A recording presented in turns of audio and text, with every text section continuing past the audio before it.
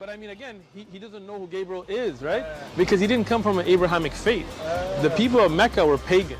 That we believe without understanding. Take this Uyghur flag, you Southerns! That the standard... He doesn't know who Gabriel is, right? Because he didn't come from an Abrahamic faith. The people of Mecca were pagan. That we believe without understanding. Take this Uyghur flag, you Southerns! That the standard narrative has holes in it. Quran is mentioned. If this book was from other than God, they would have found in it many contradictions. If a book is without contradictions, that has no bearing on whether it comes from God or not. I've had phone books that are inerrant, but I certainly don't think God gave them. Anything else is by default. Therefore, I really do think Jesus was crucified and that he really was dead and buried. He thought that he was a son of God in the sense that he was specially chosen by God. I think Jesus really did think he was going to be the Messiah, the future king of Israel. I mean, that is, after all, why they crucified him. All right, hello everyone, and peace of Christ to all of you. Please invite your friends. And as you see, But I mean, today, we have a very important topic, which is extremely dangerous, actually.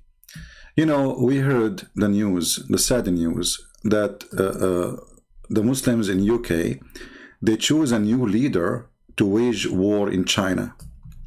And that is a third TiT war. Now, the Chinese, they heard the news, by the way, and they took it seriously. If you look at that girl there, she is from the Chinese army. And she was saying, I mean, this Abdul is so stupid cute. I mean, look at him. So supposedly there is a group of Muslims in China, they are oppressed. I mean, name for me one country in the world don't oppress the Muslims, and the one who oppressed them is the Muslims.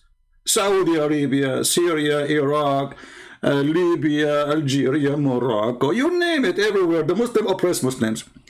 But Mimi Hijab, who is looking for a fame, he's a female fame. He will not hesitate any, or let us say, waste any opportunity to show his tits. A person is going in front of an embassy to present support to the Muslims in China. Okay, no problem. That's good. But why you take off your t-shirt? Because it is the tits war. It is time to take our war against China to the second stage. It is tits war. And now the Chinese, you know, they were ready for all kinds of wars, like nuclear wars, submarine war, tank war, missiles war. I mean, you name it.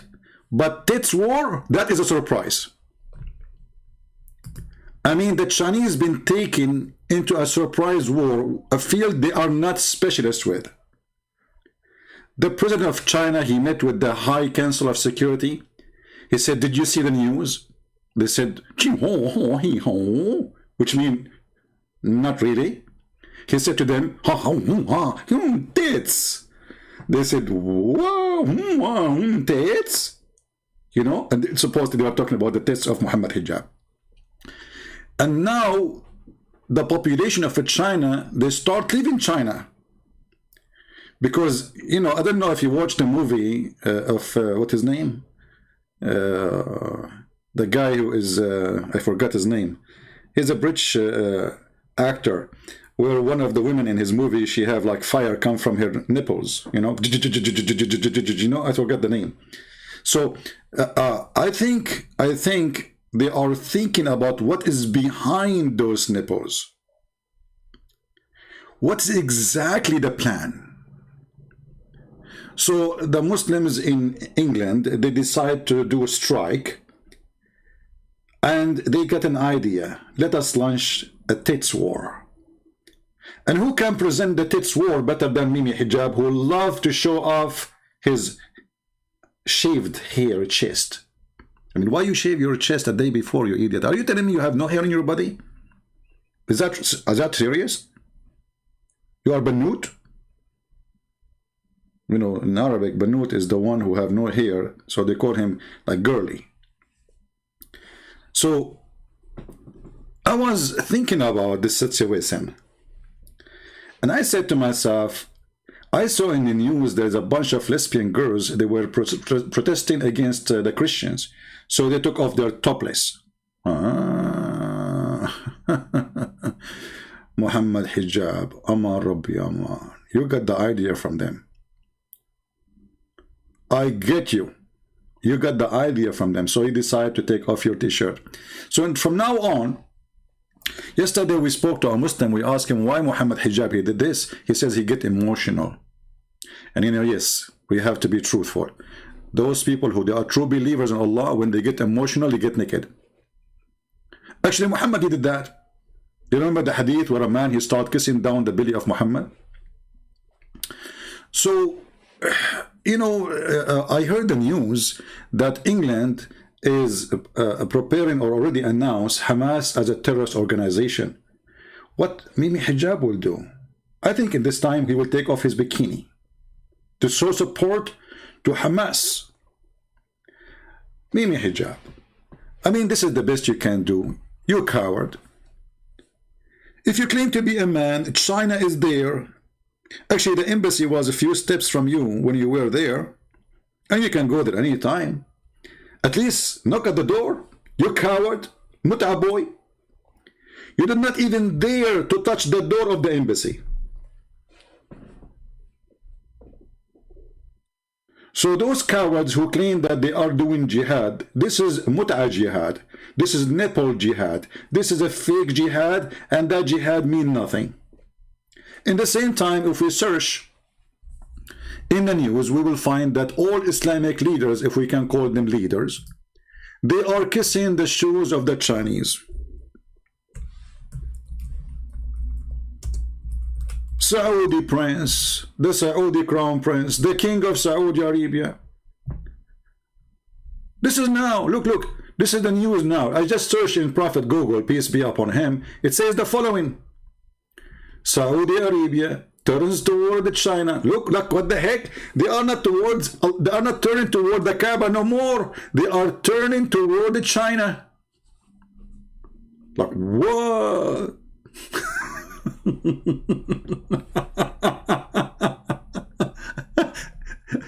Saudi Arabia. I mean, look, the Saudi, they turned toward China, and Mimi Hijab, he did the same. He turned his nipples.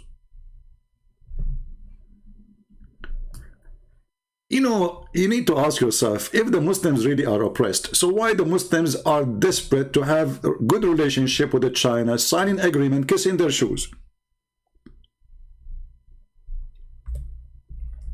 If we type the word UAE, China, let us take them one by one. Oh boy.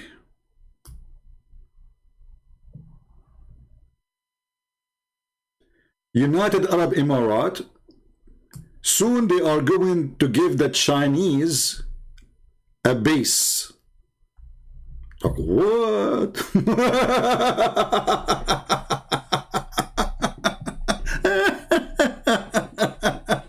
This is 2 days ago. Not 2 years, not 2 centuries, not 2 months. This is 2 days ago. And Mimi Hijab is giving them his tits. I mean, your jihad is helping. We have to admit. Yeah. We have to take into consideration that such a jihad by nipples is way more powerful than all those who they are trying to get close to China from the Muslims. I know that you worship YouTube. I know that you are getting rich from YouTube. I know that you like to show off, and you are a coward. And the proof, you did nothing.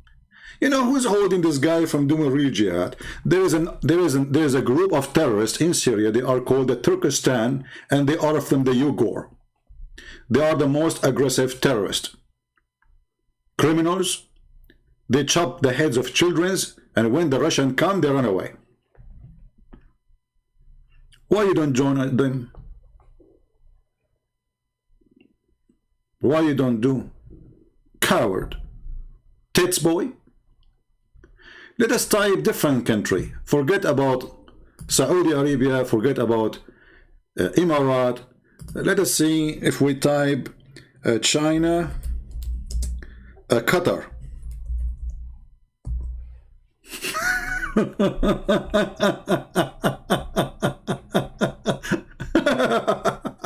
I mean, the news is horrible.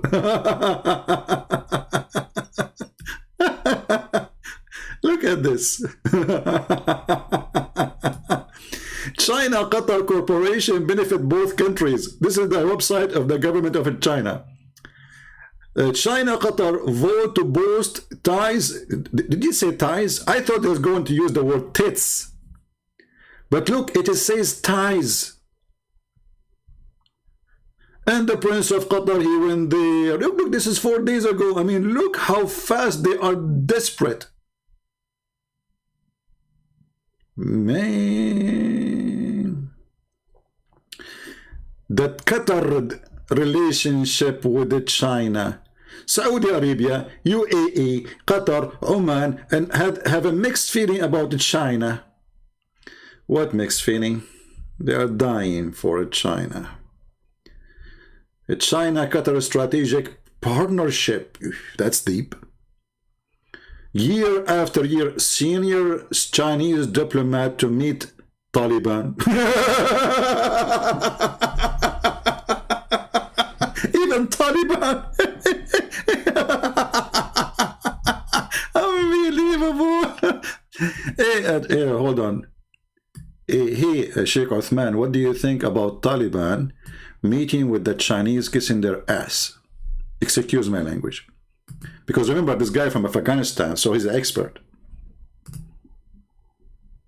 Taliban, even the top mujahideen in the world, they are kissing the bum of the Chinese. I mean, does it say they're Taliban? Or I'm making things up? Taliban. Let us type the word Taliban so that we can get a special deal. Man.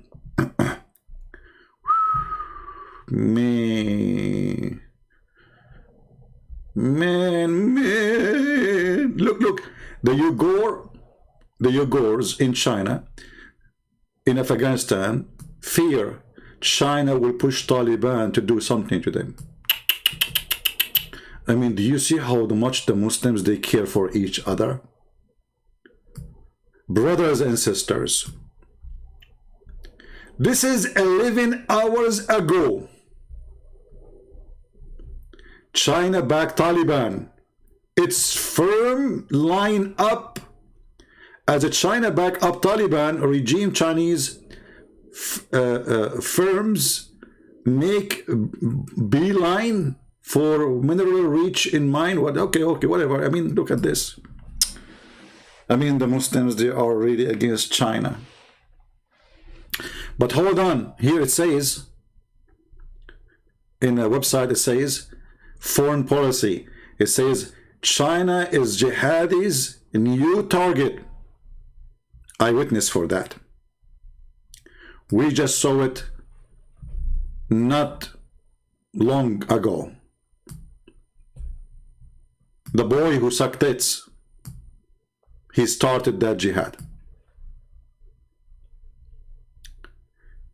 Can you imagine how many terrorists will be motivated by the speech of Mimi Hijab?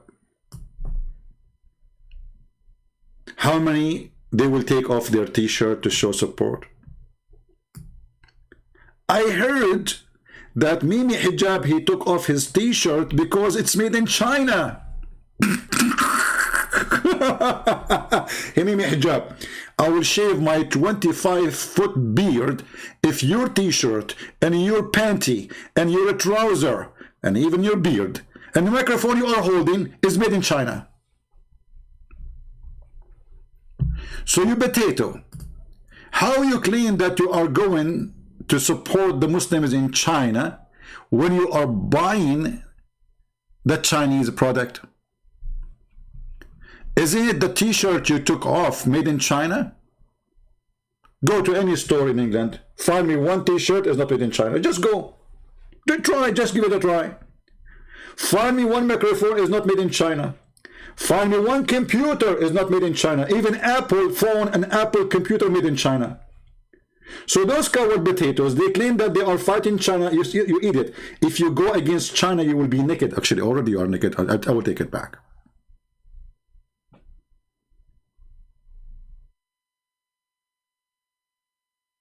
Do you see the stupidity?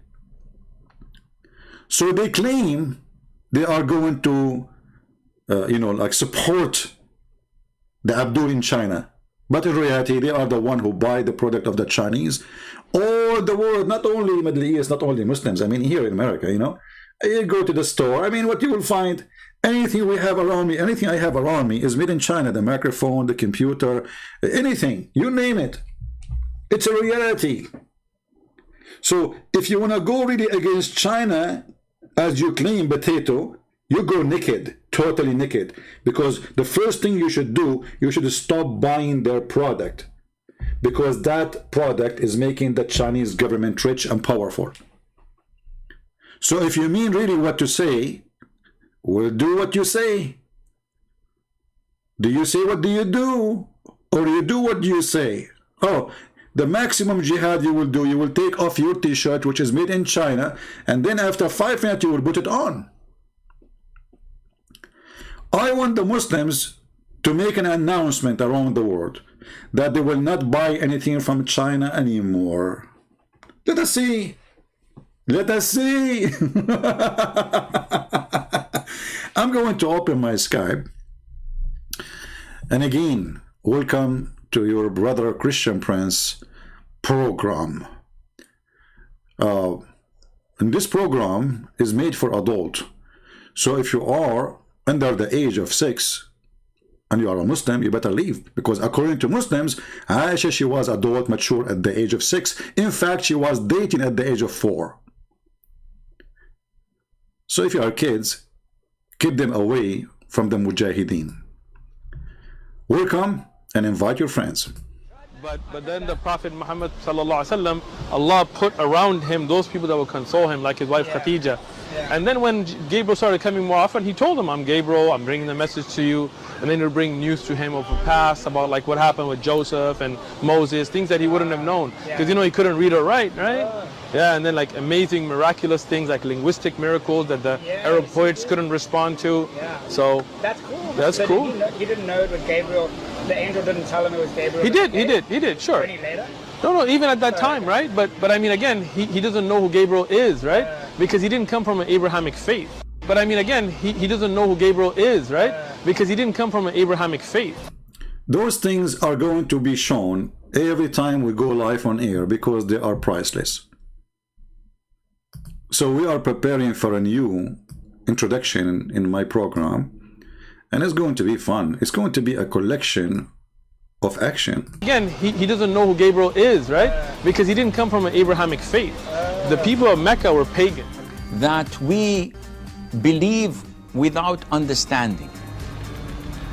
Take this wig a flag, you son of... That the standard narrative has holes in it. Quran is mentioned. If this book was from other than God, they would have found in it many contradictions. If a book is without contradictions, that has no bearing on whether it comes from God or not. I've had phone books that are inerrant, but I certainly don't think God gave them. Anything else is by default. Therefore, I really do think Jesus was crucified and that he really was dead and buried. He thought that he was a son of God in the sense that he was specially chosen by God. I think Jesus really did think he was going to be the Messiah, the future king of Israel. I mean, that is, after all, why they crucified him. All right.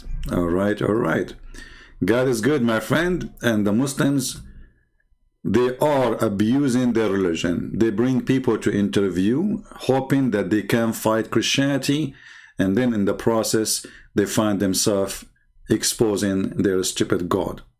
As simple as that. It's very funny to listen to a dummy. And the dummy claimed to be wise.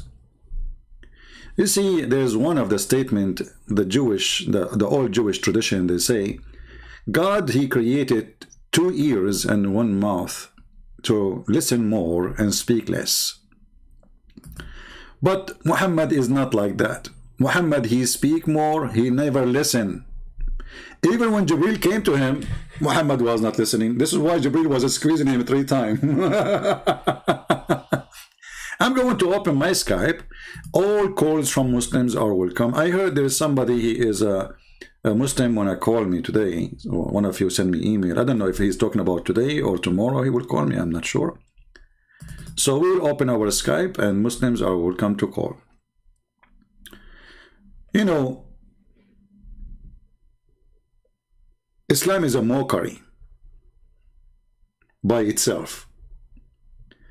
But what makes it more silly, that the Muslims are working hard to do mockery to their own religion. One of the mockery of Muslims, they say that we have books full of lies. If you show them something, they will say to you, this is da'if. They are making mockery of their books. They are making mockery of their God. They don't want to accept what their God said and what their prophet said. It's a mockery cult. As an example, when we show them that Umar al-Khattab, he go out watching the wives of Muhammad doing poo-poo. You ask yourself, this hadith is written by who? Reported by who? If you ask me, honestly, I believe that this hadith is written by Muslims who they are trying to make a mockery. But look like, for the Muslims, this is not a shame. So what? The companion of the Prophet, the best companion who became a caliphate, he was staring at the bum of the wife of the Prophet when they are doing poo-poo. And not only that, he was harassing them. Saying to Sauda, as an example here, when she was doing poo-poo, we recognize you. You see, the first one who came with the face recognition, I think it was the Israeli. But there is something we do not know until you read the Islamic books. There is something called ass recognition. And that was exist by Islam. All right. Let us see, we have somebody, he is saying he's a Muslim. We will see if he is.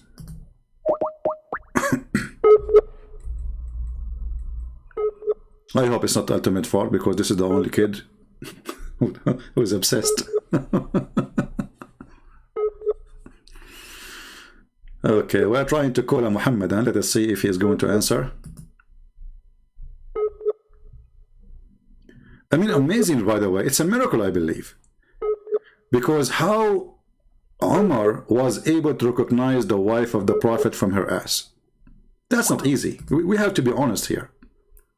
So when those kuffar, they claim that the software of recognition or face recognition established, this is something they are trying to copycat the accomplishment of Islam long time ago, because Muslims, they don't want to do face recognition because women, they have to cover their face. So Umar al-Khattab, he decided to start softwares called ass recognition, and this is why he was able to recognize the wife of the Prophet. Let us call this guy and see. Hello? Yes. But recently... Mute YouTube, please. Yeah, and then you're gonna run. Here we go. Stupid idiot. I know that this is the obsessed guy.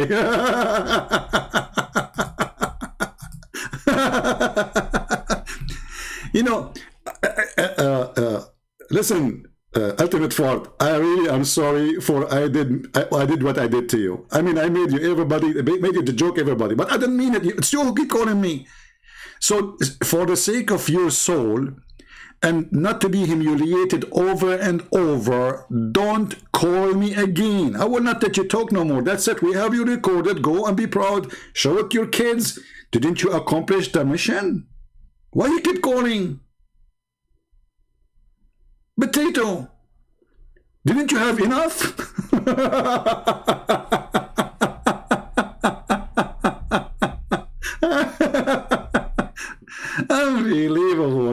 That's really good.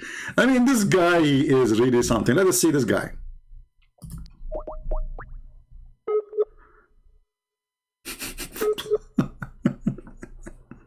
That's it. He want to take revenge.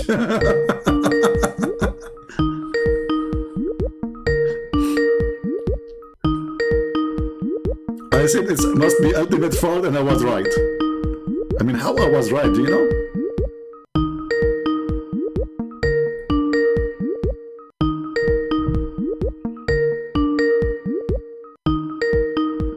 He's not answering, this guy.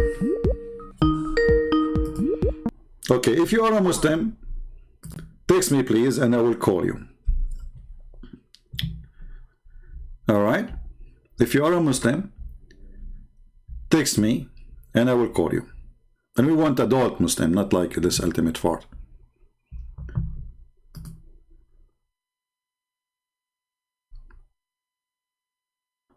Islam, there is no question. Islam is a mockery cult. It's a mockery of their God. It's a mockery of their prophet. I mean, when a guy like this guy, he claimed to be a sheikh.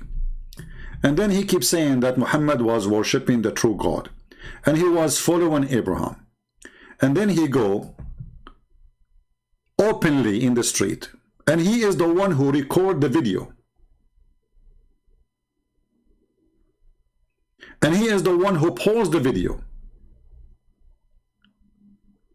And then in his video, he says clearly that Muhammad, for 40 years, at least, was nothing but a pagan person. He never heard about the true God. He never heard about Gabriel. Who can do better mockery of Muhammad more than those Abdul? You see, because when I say that, the Muslim, they will say to me, you are a liar. But when the Muslim, they say that, what they can say, are they going to say you are a liar? Angel didn't tell him it was Gabriel. He did, sure. No, even at that time, right? But I mean, again, he doesn't know who Gabriel is, right? Because he didn't come from an Abrahamic faith. But I mean, again, he doesn't know who Gabriel is, right? I think the one who did editing for this video, you need to fix it and make his voice higher. You can fix that, just to trim that part and increase the voice, because his voice is hard to be heard. Because he didn't come from an Abrahamic faith. But I mean, again, he doesn't know who Gabriel is, right? Because he didn't come from an Abrahamic faith. The people of Mecca were pagans. Obviously, the name of our religion is...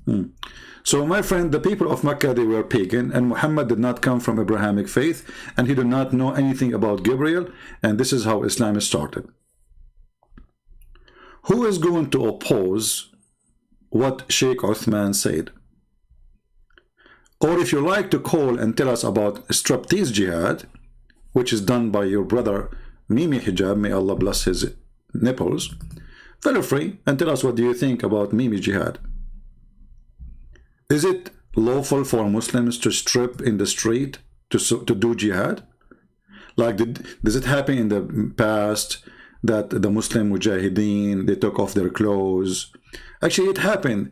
There's a story about Umar ibn al-As was fighting with Umar ibn al-Khattab, and then sorry, not Umar, hold on, I forgot the story, with Ali, I think, Ali, yeah, sorry, yeah, and then Umar ibn al-As, when Ali almost going to kill him, Umar ibn al-As, he turned up his bum, his ass, and he show off his anus. So I think Mimi Hijab is copying the plan from Umar ibn al-As. Imagine the first ruler of Egypt, he was a guy who showed his anus to protect himself. The one who is hired to rule Egypt from the Muslims. He showed his anus in order to stop the attacker from killing him. It worked. According to this story, Ali, he turned his face and he did not kill him. So I'm thinking that maybe Mimi Hijab is inspired by such a story. So the first step, he take off his nipples, you know, showing. I mean, where is this girl coming from in the picture? I mean, look at her, she is scared, man. I mean, do you see the impact of the threat of Mimi Hijab. Look at this girl. She's taking selfie with Mimi Hijab. I mean, because they never saw such a thing before. A country like China is under the threat of a striptease boy. Time to take it seriously, China. I think you are under nipples attack. Sooner or later, fire will come from those nipples. You know what? I thought about it. Maybe Mimi Hijab is giving like a password to do jihad to stop milking themselves and give China milk. I mean, because I'm trying to find what the connection between taking off the t-shirt. You see, like, I like to read books about like intelligence and etc. But I never came to such a plan. This plan is confusing me. I mean, what is the plan exactly? Okay, we take off the t-shirt. And then the t-shirt is made in China. We flip the t-shirt, and then it says there's a sticker says made in China. I thought Mimi Hijab, he will say, we will stop buying clothes from China, but he put it back. It turned to be no. The microphone in his hand is made in China. The chair he sit on is made in China. The table he sit in China. Everything is made in China.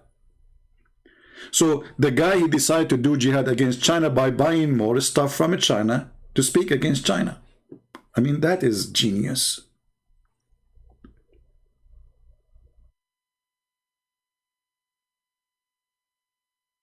If this is the plan, I have to admit that nobody can beat you with such a thing.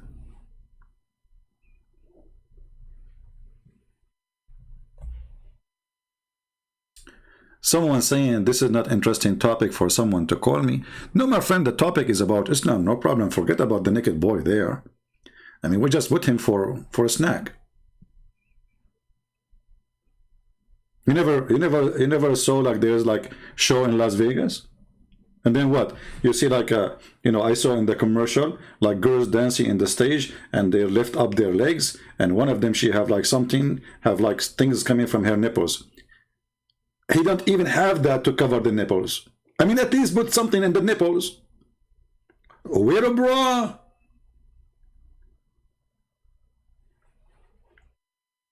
By the way, how many Muslim women they get tempted by seeing Mimi Hijab naked now? Especially this guy, he have an amazing body features to the point you see no muscles. I mean, the guy, look at you, look like a balloon. This guy, he go watch his videos in the corner, in a speaker corner. He take off his t-shirt. He wears shirt showing almost everything. He is desperate just to show. The show boy. You know, the father of Muhammad was a gigolo. And if you read my book, you will see it. That the sister of Waraq ibn Nawfal, obviously she is a whore, she offered the father of Muhammad 100 camel to do boom boom to her.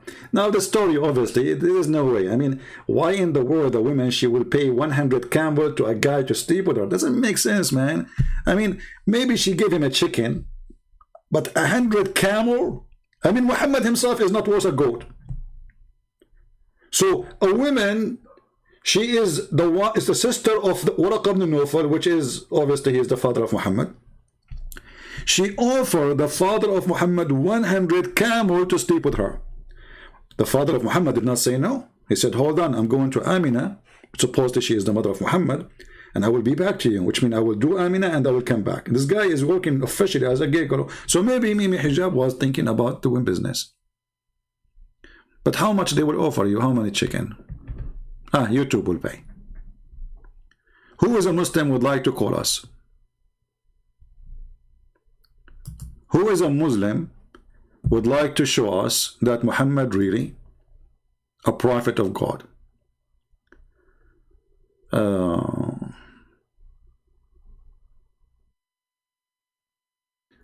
Waiting, where are you? Who are you? This guy idiot.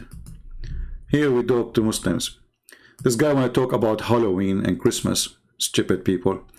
See, Halloween is a pagan, practice. Christmas is not, because it's what it's meant. It was not what it used to be.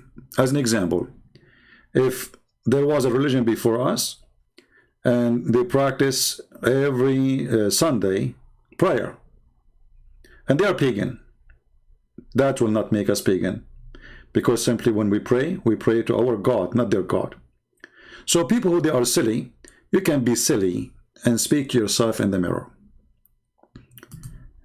This is why I like the Chinese when they say it, he left as a donkey, never come back as a horse. If you want to speak against Christianity, it's not that Christmas will make Christianity bad. You are just a stupid fool. Actually, Christmas is the best time because the name of Christ on it. And that brings joy for billions of people around the world, including Muslims. In Christmas, people, they share charity, they visit each other, they take care of each other, they invite each other. Children get happy, everybody is happy. God is love, and he loves to see his people happy. And Christmas for us is every day. Every day is the day of the Lord, the Bible said. So the stupid ones, who they are desperate, try to find anything. Do we have any Muslim would like to say anything to us? Any Muslim would like to share with us something truthful about Muhammad, additional to TiT's for sure. You know, I mean, I'm convinced with the TiT's story. You know, it is. Yeah, I mean, you have to think about it. Anyone have anything against TiT's? You see, actually, the God of Islam is the God of TiT's. Remember, if we go in the Quran and we search for TiT's, just search for TiT's, not necessarily the word TiT's in English, you know. Oh, I'm typing in English now. Unbelievable. So if we go in the Quran and we search for TiT's, but we will search for TiT's in Arabic. Kawaib. You know what is killing me about this Arabic language? That it says that they are a cube. Like a cube. Since when women breasts are cube? Because that will make the Kaaba breast too. Kawaib, Kaaba, breast. We are getting there. Look at this translation, by the way. And young, full-breasted, between two brackets, mature. The tongues of the Abdul now is coming out, brother. Brother, they are so young. And they are full-breasted, brother. Yummy, yummy, yummy, yummy. Even their God is the God of TiT's. When God, he promised us the TiT's of young girls, you ask yourself, what kind of God he is? Muhammad, me saying, is Isaiah 53 say that he is the Messiah? My friend, don't worry about Isaiah, because your God already, he confirmed that the Messiah is the Messiah. So why you are worried about the Messiah, you idiot? I mean, why Muslims are so worried about Isaiah? By the way, why you don't have the book of Isaiah in your Quran? Can you show me the teaching of Isaiah in your Quran? Dummy. Dummy with certification. Is it saying that he is the Messiah? Don't you think it's too late? Abdul, don't you think it's too late even to ask this question? Your God, Allah, he confirmed that he is the Messiah. That Jesus is the Messiah. And Abdul is worried about Isaiah. They are not worried about full-breasted, mature little girls. He's worried about Isaiah 53. That's deep. I mean, we have to confirm that Muslims are people who think deeply. He did not see all the garbage in his Quran. My friend, if Isaiah is about Jesus or not, that will not change anything. Jesus is Jesus and he is the Messiah. And even your stupid God confirmed that he is the Messiah. So eat it. There is not. What is not? What is that? I mean, look, guys, look at the sentence. Sometimes people, they say to me, your English is not good. Even Muslims make fun of my English. But sometimes I read the Muslims' answer to me. It sounds like Quran. There is not. What the heck is that? Is that your answer? There is not what?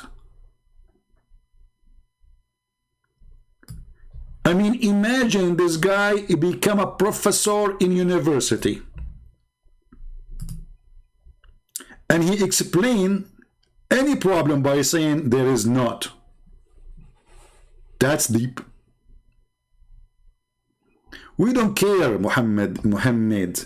Even your name is stupid, Muhammad. I never heard of a guy whose name is Muhammad. Muhammad, not Muhammad. Idiot. We don't care if you think about Isaiah 53, whatever you want. Who care? Your stupid God, he confirmed that he is the Messiah. Are you against your God now? Are you against your God? Say yes and get one trip to the nipple land. Honestly, if you say yes, I am against Allah teaching, and you call me, I will contact Nini Hijab for you, and he will grant you a one-way trip to the nipple land. What say you? Huh?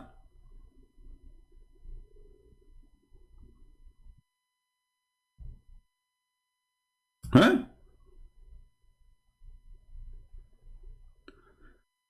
Somebody saying change your information. My friend, those are fake numbers. Don't worry. Do you think Rita will put? I don't even have a phone number. I use prepaid phones when I need to go somewhere, and that's it. So don't worry. Any Muslim dare to call me? Oh, we have somebody trying to call. My friend, you cannot call me. You have to text me first. Text me, and then I will take your call.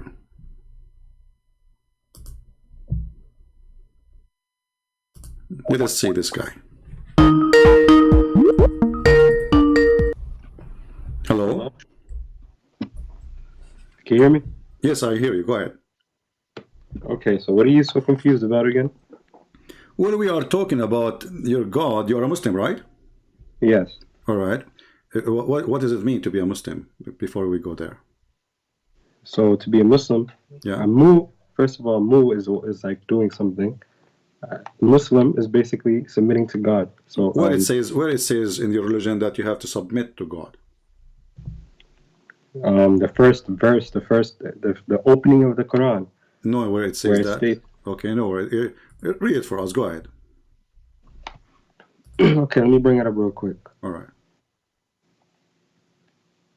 Actually, if you show it to me. So basically, that the first surah of the Quran basically explains the oneness of God. Really? And explains that no other worship is worthy except for that one God. But you said to me you can find the word submitting to God there, but it's not there then, huh? What does submit mean? I don't know. You are the one who chose. It means submitting is worship, is a form of worship, correct? No, because simply there is people who worship, but they don't submit because if I submit to something, that's me worshiping something, right? Because I'm idolizing it. Okay, let me ask you: do Allah submit to somebody else? No, it's God, and God does not submit to nothing. All right. So if Allah wanna forgive you, do He ask another God to forgive you? No. No. Are you sure? Does He ask another God to forgive me? Yes. Or He forgive you by Himself? He forgives me by Himself. Okay, open for me chapter 48, verse number 2. Chapter 48. Okay.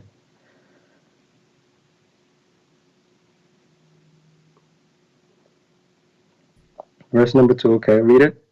Go ahead, read it. You read it. My English is bad, as you know. Okay, it says that Allah may forgive thee of thy sin, that which is past, and that which is to come, and may perfect His favor unto thee, and may guide thee on the right path.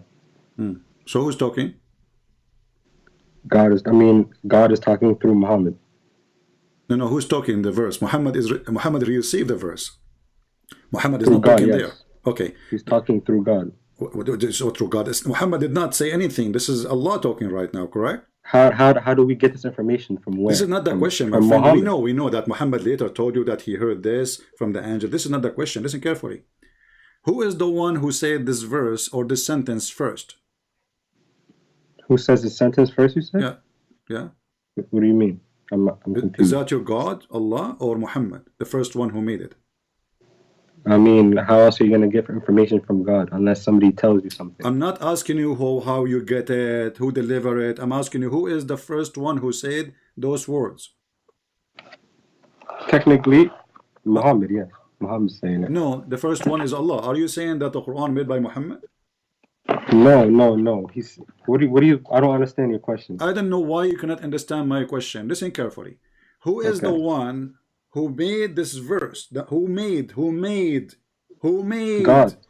God. What is the name of your God?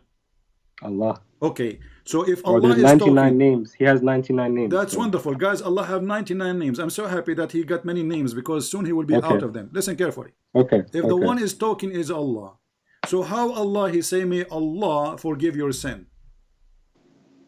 He's speaking in first person. Like that's I mean. What first person, my friend?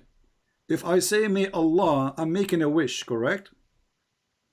Yeah, he's saying if Allah, he says that Allah may forgive thee if they sin. He's telling you that if you sin, Allah will forgive you. He's not saying that. He's saying may Allah. He is not saying Allah will forgive you. Yeah, he says Allah, inshallah, if he does, if God wills, inshallah, he will forgive you. Okay, hold on. Yeah. Did you say that inshallah? Did you say that Allah, he said inshallah? No, inshallah means if God willing. If he feels like you just said that. Okay, let's go back to zero. That's when what God Allah, willing when means. when Allah he says that Allah may forgive your sin.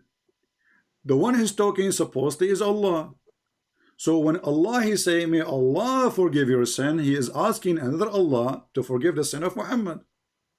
Because if he is the one who's talking, he should say, I forgive your sin. It's not a wish because he is the one in charge. When we make a wish and we add a name before it, we say that Allah may forgive your sin. Obviously, I'm making a prayer. So I'm confused on what are you trying to say? What's your point? The word is so simple. You're confused, and this. I'm not confused. You're playing confused. He's talking in third. He's talking in first person first of all. Okay. And he's telling people. First person? Who is the first person? Muhammad. Muhammad is talking now.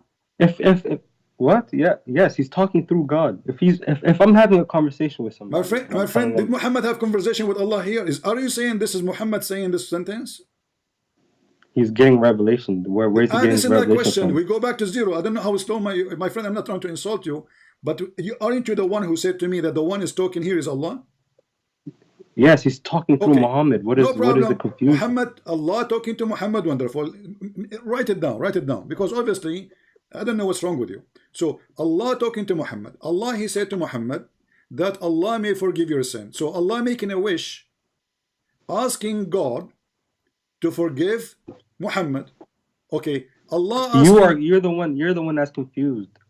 Listen, me? this is what revelation means. A surprising and previously known fact, especially one that is made known in a dramatic way. A divine and supernatural disclosure to humans of something related to human existence or the world. Are you reading Google definition of God now? This is not a question. No. I'm reading Revelation. When Allah he say that may Allah, is Allah sure that he will be forgiven or he is making a wish? It's up to him. What mean up to him? It's not, because he's saying me. He's telling the people. If I ask you a question, right? If I ask you, say if you were a prophet, right, and asked you, what would God say about our sins? Is he gonna forgive us? Your answer would be yes. Allah will forgive you for your sins. These revelations is not like made in one day. Okay, hold on. You just said, I am a human. If God asked me or somebody asked me, is God going to forgive your sin? I will confirm, say yes. So how come your God, he is God, he's not a human. So I am the human, I will say yes, he forgive me, and yet your God Allah saying that may Allah forgive your sin. So the one is talking there is not sure that Muhammad said. He's not talking to, were you trying to say he's talking to himself or something? He's talking to who? There's nobody can hear him. Muhammad cannot hear him. So how is he getting this information then? Where's Muhammad getting this information According to your religion, Allah he wrote this in the Samsung tablet. He did not write anything. The Quran got revealed within 20 years of Prophet Muhammad's life. My friend, are you sure you are a Muslim or you are from China? Aftermarket Muslims. Are you saying to me that you do not know that Allah he wrote in the tablet before anyone knows what is in it? Before What he sent it to tablet? Muhammad? What are you talking about? You know, this guy, he do not know what tablet we are talking about. Let us go to the Quran. Open with me the verse, my friend. Here we go. Remember, it's you who say it's funny. Show me the chapter. It is you who said it's funny, right? It's you who is making mockery of the Quran. Who's making mockery? You said you are being funny when I said to you. I said you are being funny. Yeah, I said to me, what tablet are you making mockery? Here we go. This is the chapter I'm 85. I'm trying to find information. I'm not saying I have all the answers. This is another thing. Chapter 85. All Muslims don't. Chapter 85. Chapter 85, verse number 22. Okay. Read it. Chapter 85, verse what? 22.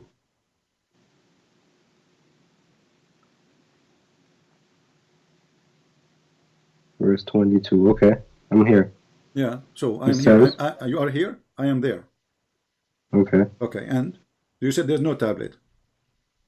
Hold up, let me see. Hold up. I missed it. Let me see. Hold on. It says, nay, but those who what do you mean? I don't see where it says I don't see where it says tablet. Am I on the wrong verse or something? You don't see it? 85. Chapter 85, verse number 22. Are you using iPad or Samsung tablet? Because I think the translation will change depending on the tablet you are using. It says it says on a guarded tablet. So there's a tablet. So Allah was talking to himself. But it says a glorious Quran on a guarded tablet. Okay, so Allah did not send the Quran to Muhammad right away. Allah, he wrote it in the tablet. And you are the one who made fun of the tablet. He did not say right in. You're understanding the Quran the wrong way, sir. My That's friend, not what it means. Okay, which interpretation book you like me to show you? Interpretation might be done by Muslims, so we can read together. As long as I understand wrong. So what are you trying to understand right now? That I'm not trying to understand. I'm trying to find out. This is what you're trying to say. You're basically saying that God is talking to himself, basically. Yes, you are the one who said that, not me. Remember, when I said to you that Allah, he wrote it for himself first, you said, are you saying Allah talking to himself? I said, yeah, because at that time nobody can read it. Actually, even the angel Jibreel, he can read only what Allah allow him, and Allah, he put the tablet between the two Just like eyes. Allah, how he allows us to read, of course. My friend, he allows you to hold on. Give you wisdom. Allah, he put the tablet between the two eyebrows of the angel Israfil, and the distance between his two eyebrows is 500 years travel. So when you are saying Allah is talking to himself, absolutely he is talking to himself. He's not talking to himself. You just don't understand the basis of the Quran. So he's talking to who? When he said how did Jesus reveal to the people? What was he saying? When Allah he wrote I'm just relating the topic. When Allah he wrote in his tablet, who was there listening? What tablet? It's not like a tablet was coming down from the sky and just dropped on the floor. That's not how No, it's not in the floor. It's not in the floor. It is a tablet he kept in the sky. Obviously, you have no idea what you are following. You do not know what is your religion. Listen, I did not read the Quran from front to back. Okay, so first of all, that's not even important though. The question you're trying to say. This is important because we are trying to find out if Allah is God or not. Remember, we said if Allah is God, then how Allah the God, he asked other God, may forgive Muhammad's sin. You're confused, bro. You don't understand what the Quran is talking about. It's basically saying Allah is wishing. He's speaking through Muhammad in first person. Okay, he's telling him to tell the people he's telling him what to say to the people. So that's what he's doing. What is the business of the people? He's saying, may Allah forgive your sin. This is obviously, it's a wish. Have nothing to do with the people. This is between you and God. So if you are Muhammad, Allah speaking to you, correct? So yes. Allah forgive my sin or not, this is my business and between me and God. He said, may Allah forgive my sin. So what's wrong with that? Because, so how Allah says, may Allah forgive your sin? Allah's not saying it. Allah is Muhammad saying it. I ask you, listen, this guy, did you drink something before you call me? Listen. If Aren't I'm you the talking one? to you, I asked you. Let's go back to zero. if I'm talking to you Let us go God, back to wait, zero. Let me finish. Did I ask you who is the one who's talking? You said Allah. Let me just make one statement. If I'm talking to you through God, right, and we're having and I'm getting these revelations, and I'm trying to tell the people what God is saying, am I gonna say I? Am I gonna say me? No, because I'm not the person saying it.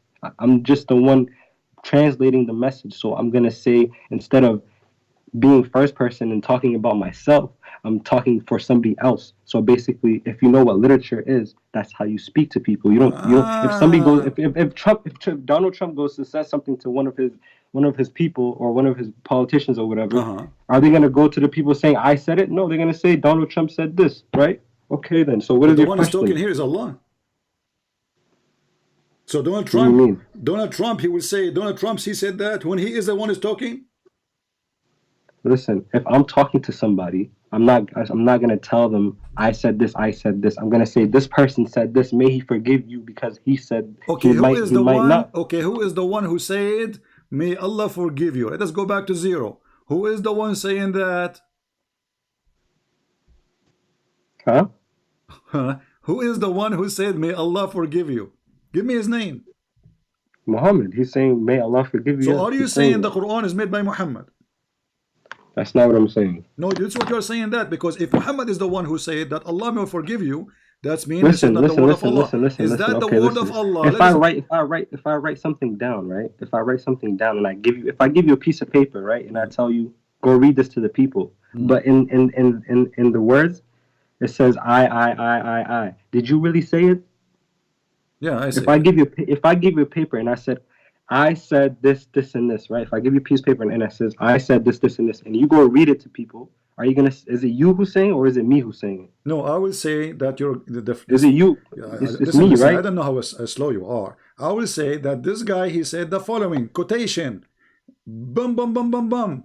Here, Allah is the one who's talking. He is not saying that somebody told me to say to you. So he is saying that I gave you victory. Read the verse.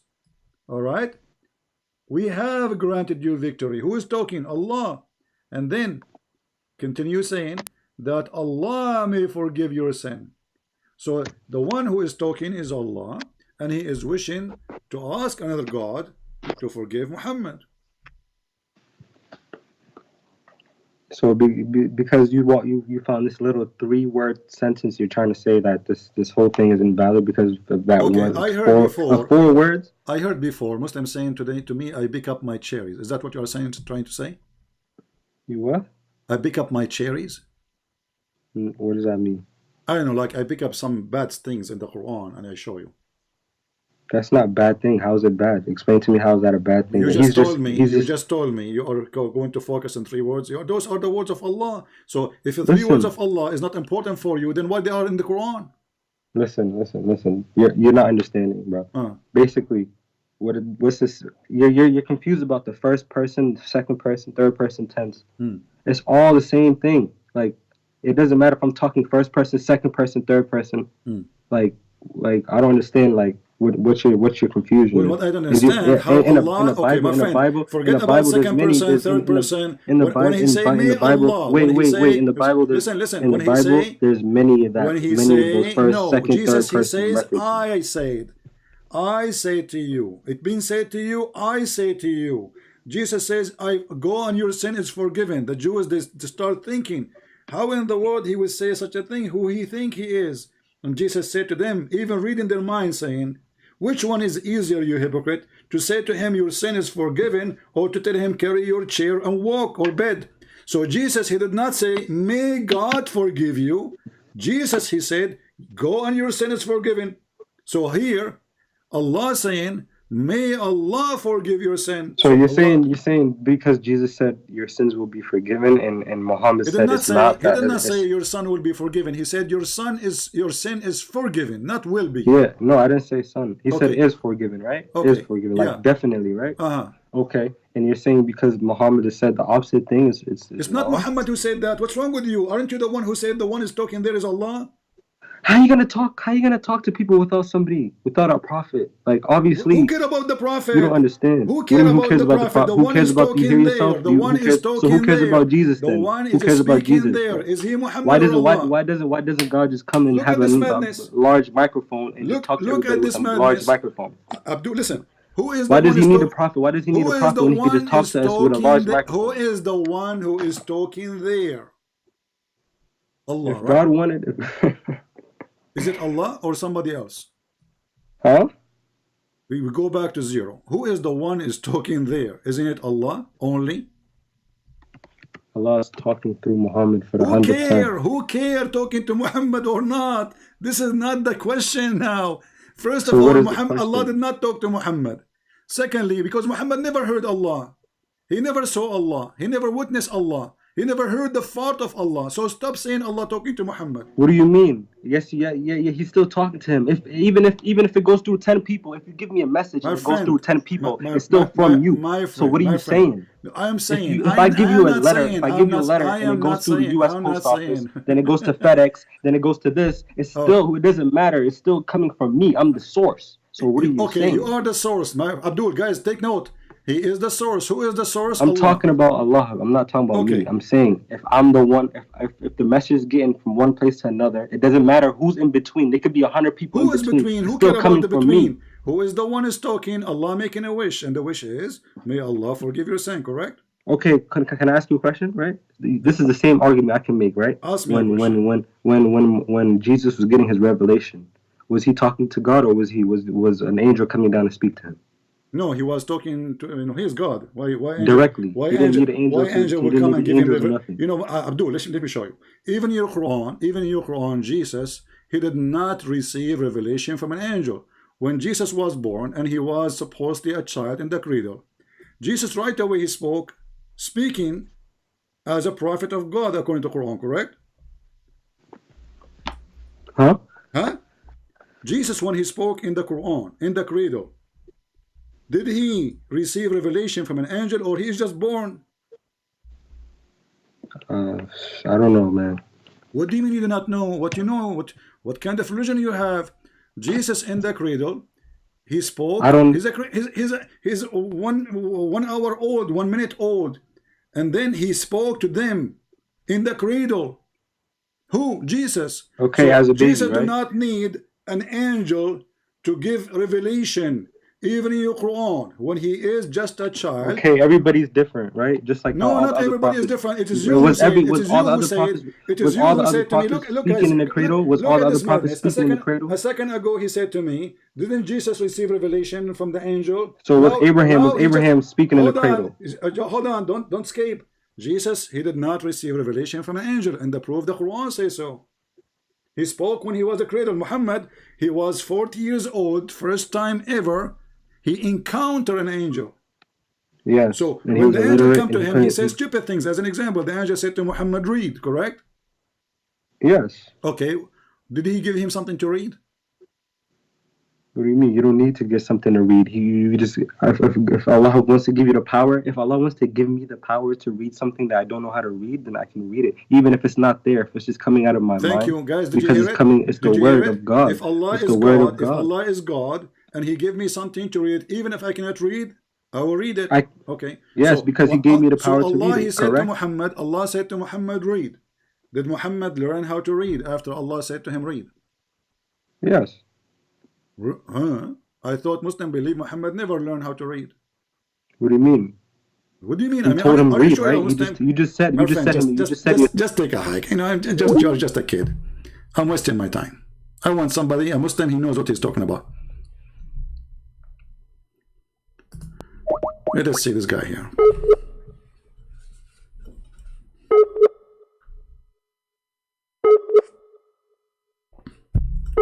This guy, he have his own religion.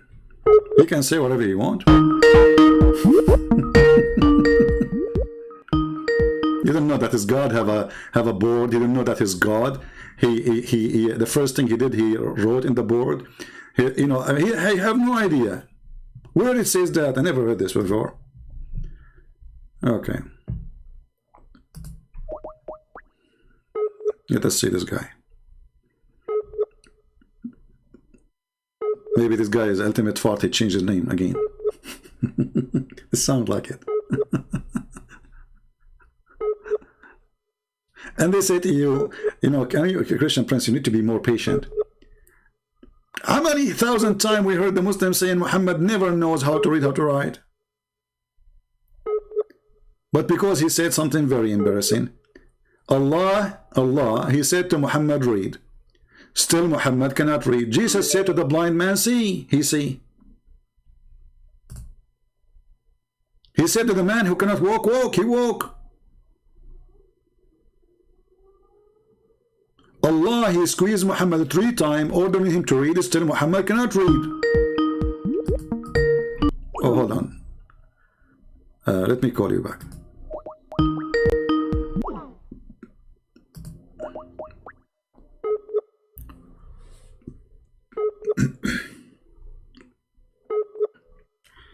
Don't call me El Maliki, because if you call me in the same time and I call you in the same time, it will not work.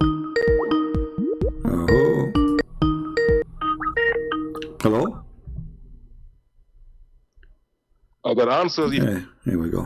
Son of Muta. Hello? I got one more question for you before you go. You got a question for me? You did not answer. You know, did your prophet learn how to read? Yes or no? Huh? Did your prophet learn how to read? Yes or no? Can I just ask you one question? No, I want you to confirm. Did you search Google? What? Did your prophet ever learn how to write, how to read? I want an answer. No, he was illiterate. So why Allah, he ordered Muhammad to read, still Muhammad can't read? If you can't read today and I want you to read tomorrow and I'm God, I can make that happen. So what are you saying? No, he can make it happen right now. And you just said Muhammad never learned how to read. So Muhammad, he became a prophet at the age of 40. He died after he became 60. So Allah, he have more than 23 years to make him learn how to read. Did he make it happen?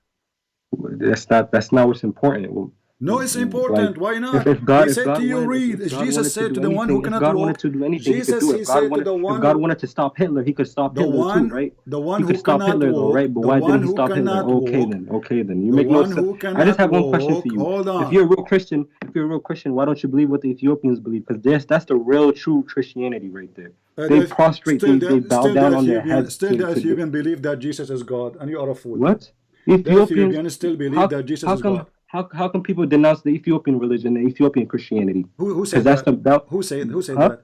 What do you mean who says that? Mormons go there.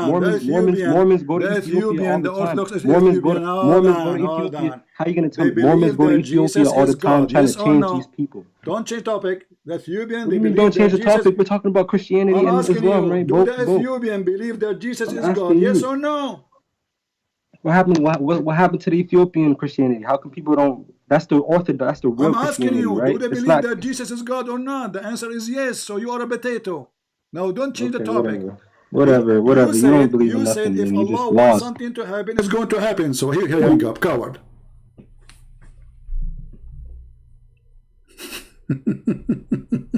Potato.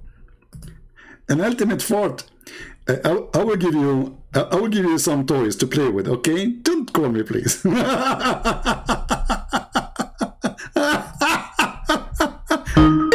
mean, this guy is ultimate fort. He cannot that it. Ultimate fort. He will keep changing names and he will keep calling. He will keep calling because he wanna return his honor, which is in the disposal machine from long time ago. You cannot fix it, ultimate fort. It's recorded. It's over. We made you shish kebab long time ago. You are overused and abused. Oh boy. This is a great example of the stupidity of this religion. None of them knows what he worship. None of them knows what he's talking about. Ultimate fort, he believed the Arab are stupid people. But your prophet is an Arab. He believed that the hadith is made by donkeys. I agree. That was your prophet, because this is the hadith of your prophet. He believed that all the interpretation of the Quran is made by a human, therefore we should not listen to it. But he is willing to make his own interpretation. Look like he is not a human. I agree, you're a donkey. We cannot take interpretation of a human. We have to take donkeys. The logic of ultimate fort.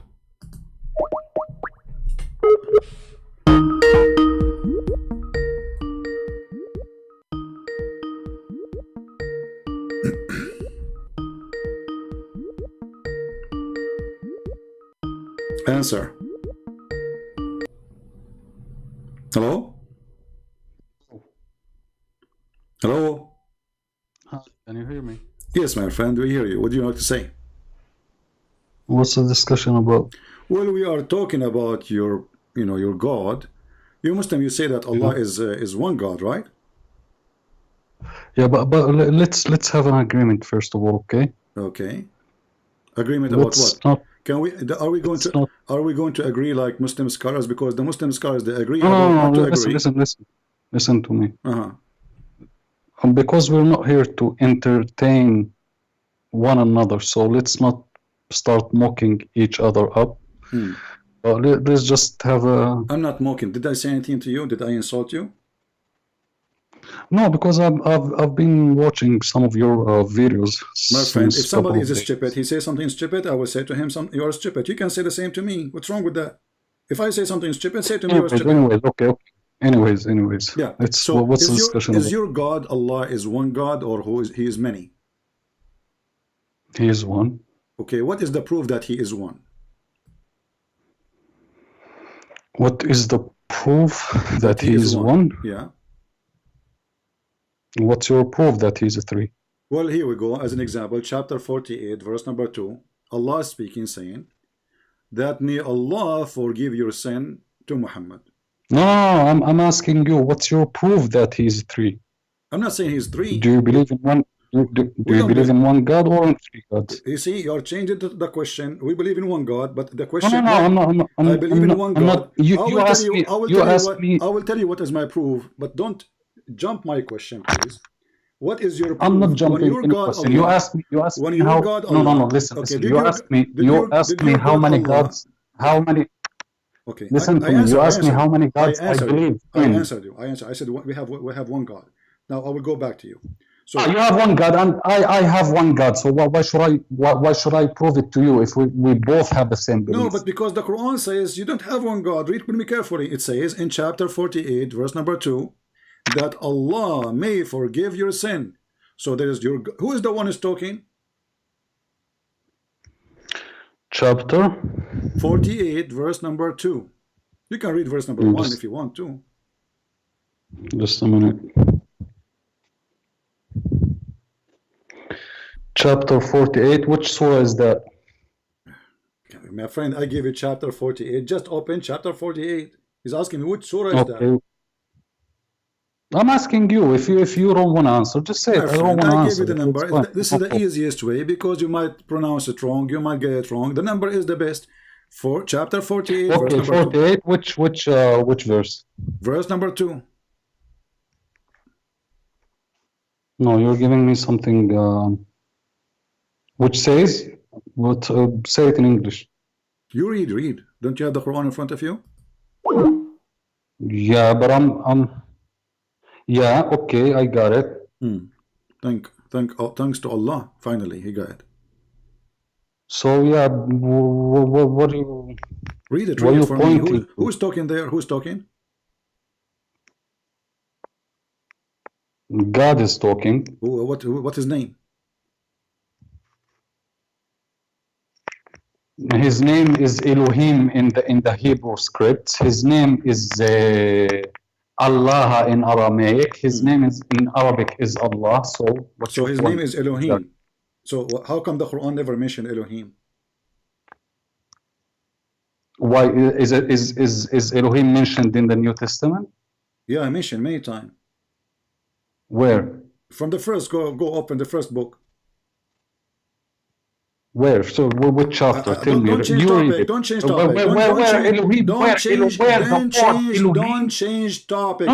I'm not changing. I'm asking you where the word Elohim is mentioned in the New Testament. It is all over in the Bible. You can go right now. Search in Google. No. I'm asking specifically about the New Testament. Don't change the topic. Don't change the topic. I'm not talking about the Torah. I'm not talking about the Torah. You said to me, where Elohim mentioned in the Bible, right? I said to you all over. No. I did not say Bible. I say the New Testament. I was specific about it.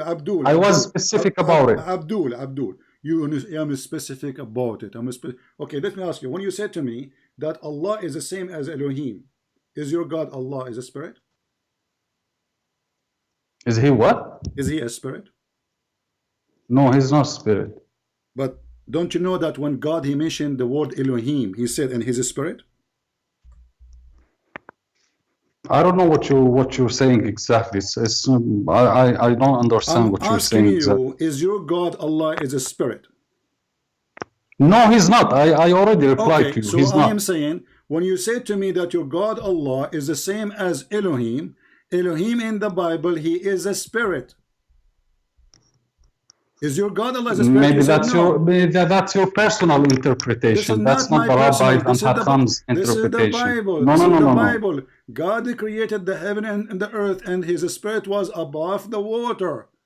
So when I ask you, he's a spirit. Yes. He's a spirit. Okay, he did not say God is a spirit. Okay, no, he's a spirit. He's a spirit. He's not created. He is God, and his spirit. Do you have a spirit? Do you have a spirit? My spirit is not. You see, okay, I have a spirit, so that makes us two. No. Do you have a spirit? Yes, I have. Are you spirit? No.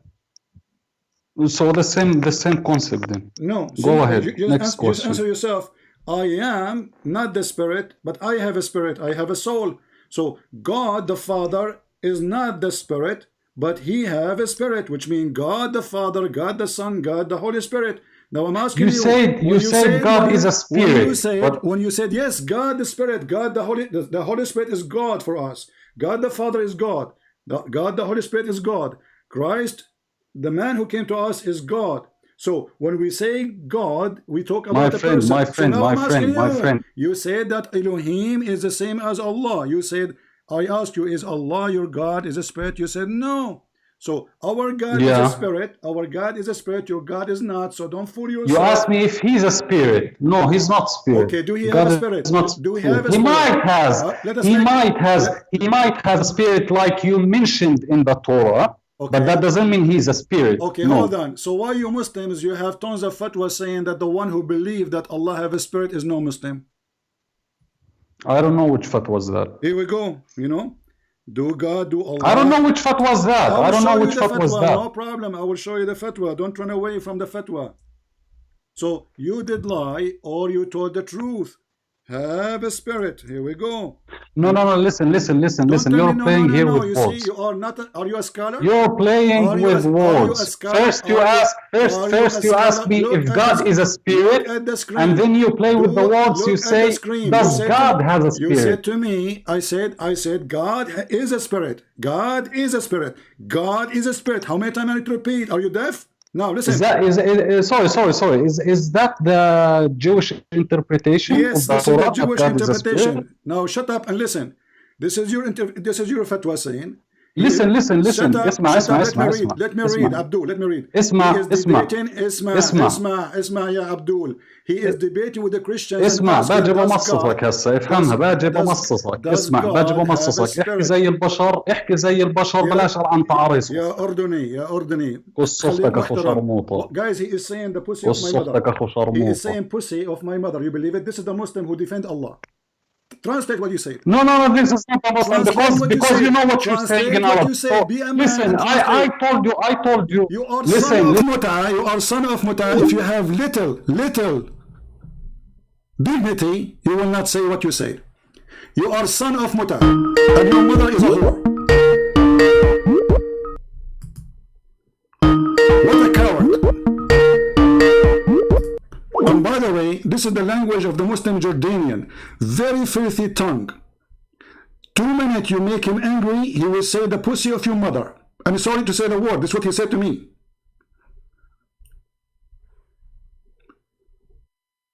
This is how filthy this cult is.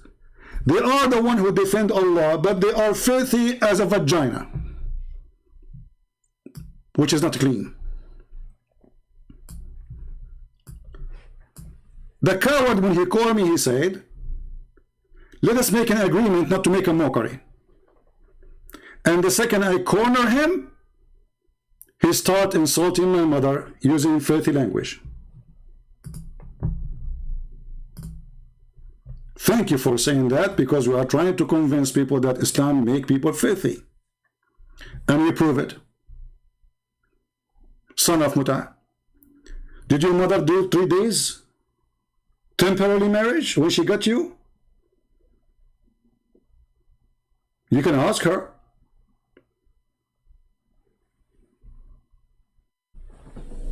In Jordan, the government of Jordan, they forbid any taxi driver from having a cassette tape in their or CD in the taxi. Do you know why?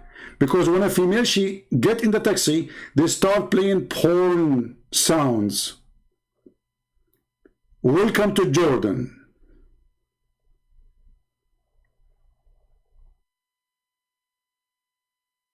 This is how polite Islam make the Jordanian.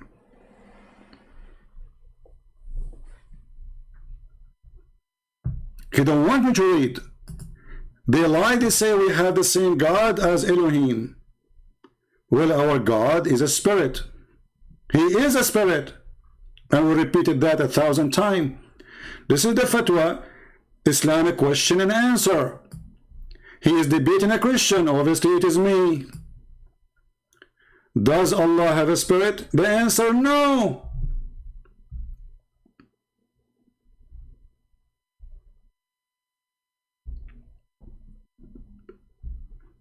All this reference saying so. Spirit is not one of the attributes of Allah. It is not. So when a coward like you get upset because we got you busted, because we showed a fatwa proving that you are not a believer, or you are a liar trying to fabricate a new religion that your God have a spirit, and you will notice that there's no Christian will try to insult his God, says Allah or the God of the Muslims is the same as Elohim, because that is insult to our God. But those who have no dignity, like a whore, when she tried to attach herself to somebody have an honor, this is what happened with Islam. They are desperate to attach their God to our God, for they are the counterfeit God. Read carefully. The spirit or a soul is not one of the attributes of Allah. Rather, it is one of the things have been created by Allah. We asked the coward. This is why he didn't want to read. He went so crazy. But thank you for speaking filthy language, son of Muta. Thank you. You proved my point.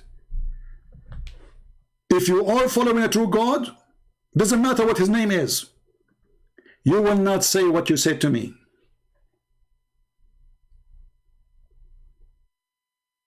I did not say the F word to your mother.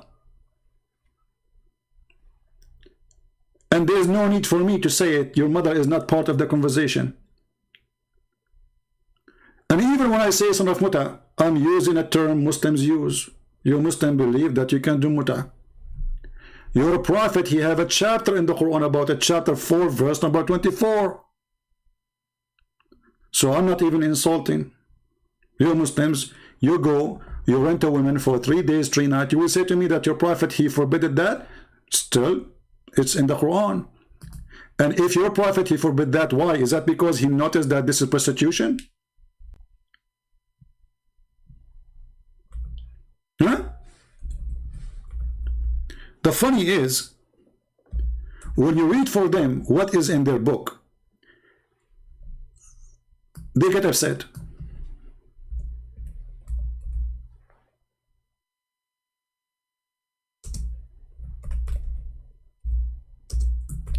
And they are willing desperately to fabricate anything.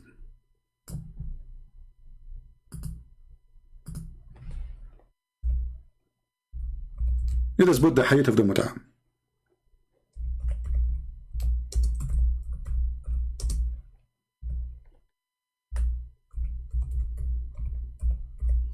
So everybody will see, we are not making things up, and this is Sunni.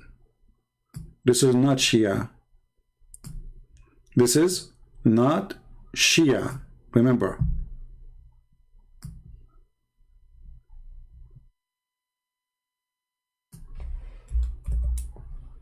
because they might say, oh, the Shia practice that. And the funny, when you ask the Muslims, how many Muslims there is in the world, they count the Shia. The second you say the Shia believe in this, they say, oh, the Shia are not Muslims. But is Muhammad a Shia? Was he? And we have tons of hadith about Muslim practicing the caliphate after the death of Muhammad, practicing the Mut'ah. This is why the Muslim Shia, they laugh at the Muslim Sunni when they deny that Mut'ah is part of their cult.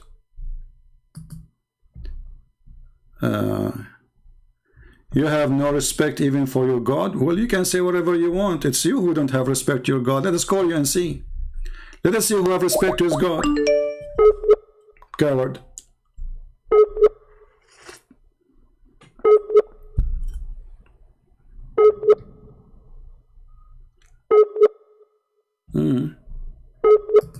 Look like your God is not helping your internet too.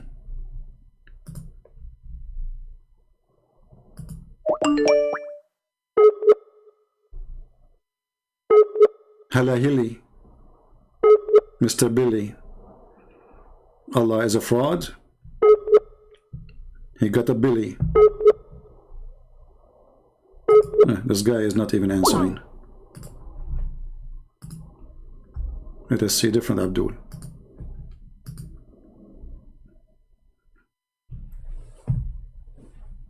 Allah is one God. By the way, who cares if Allah is one God or not? I mean, if he's one, he is 10. He is what he is, but still at the end of the day, he is a stupid God. Did you ask yourself what kind of God he allow a man and a woman to have sex for 3 days, 3 nights for fun? And even he called it mut'ah, which means sexual boom boom. There's no marriage. He didn't even use the word marriage. He said mut'ah.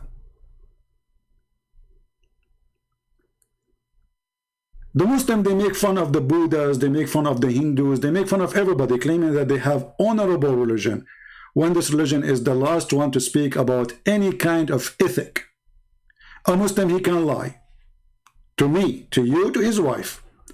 The Muslim wife, she can lie to her husband, to you, to me, to her friends. This is Islam. And we can prove it right now.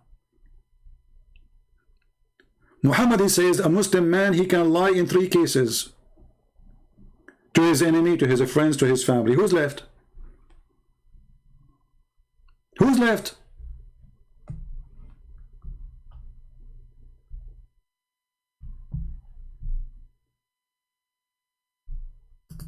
Garbage in, garbage out.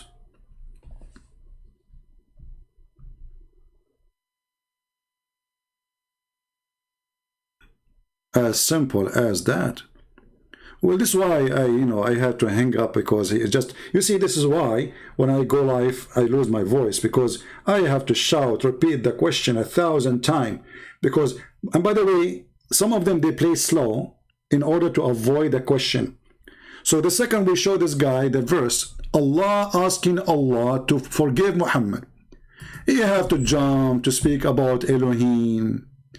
Is your God is a spirit. Elohim is the same as Allah. The word Elohim, you stupid idiot, means gods. The word Elohim, just how stupid you are.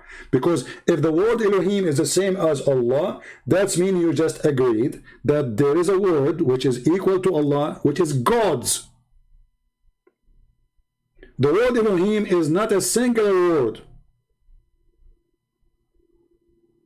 You are a certified donkey, like your prophet. So the second you say that Elohim is the same as Allah, you just admitted that you Muslims don't agree with the oneness of Allah as one person. He must be 3 or maybe more, because Elohim is a word meaning gods. Gods. So when you say to me, is that the interpretation of the Jews in the Old Testament, you stupid? Yes. Go right now, open any Jewish interpretation for the word Elohim. Don't open a Christian website. You are a certified idiot.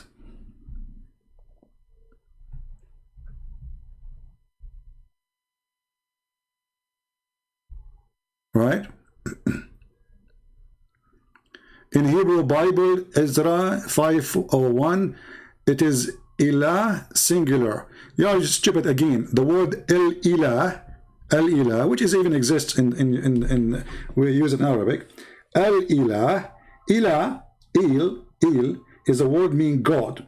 Il alone is a word meaning God. Ha is a sound of holiness. It's not even part of the word. So this is why you see, if we go right now and we read the Quran, we look for the angel names, or even Ishmael, Mikael, Gabriel, Israel. We will find that all of them, they end with il.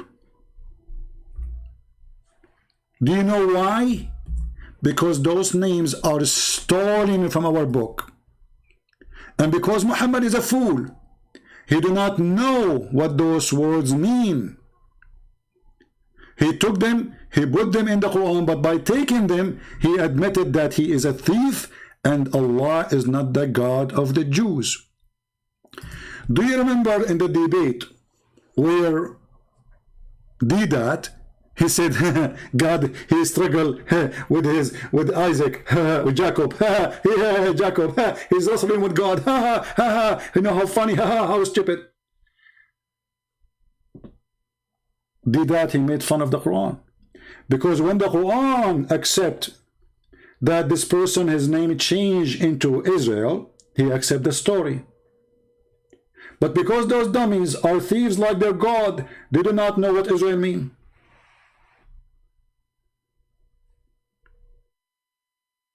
If we ask the Muslims, who is Israel?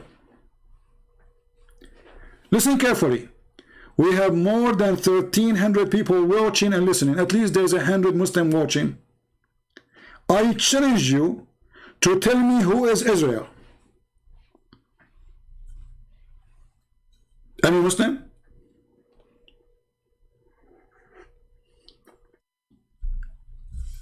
Who is a Muhammadan is willing to tell me who is Israel? What he was exist? What his father name? Any Muhammadan?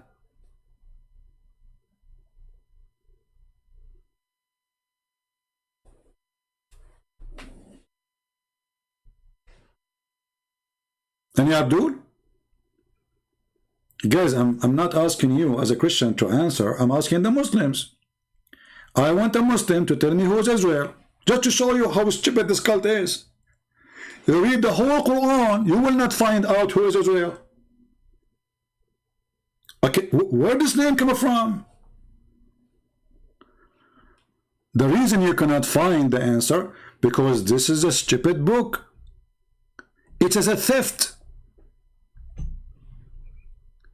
It is somebody went to the office of a rabbi and start copying a story because the rabbi might come soon. So he grabbed a paper, it says Israel. Who is Israel? We do not know.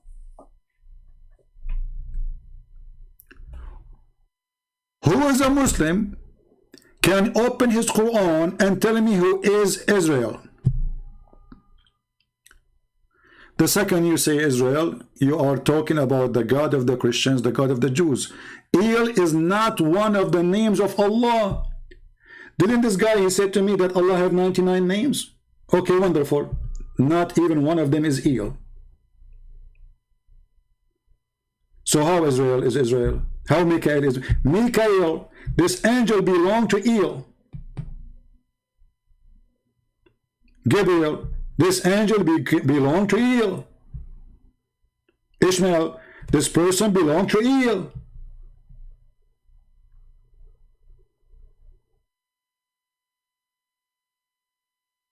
Muhammad is a thief. Look what this Abdul he said. Just to show you, a Muslim, he found a solution for the answer, for the question, for the challenge. He said, let me put it in the screen just to show you that when I say stupidity is amazing and the Muslims are blessed with the stupidity of Allah, I mean it. Look at this. Oh, this is Mimi Hijab with his tits. Not now, Mimi. Go.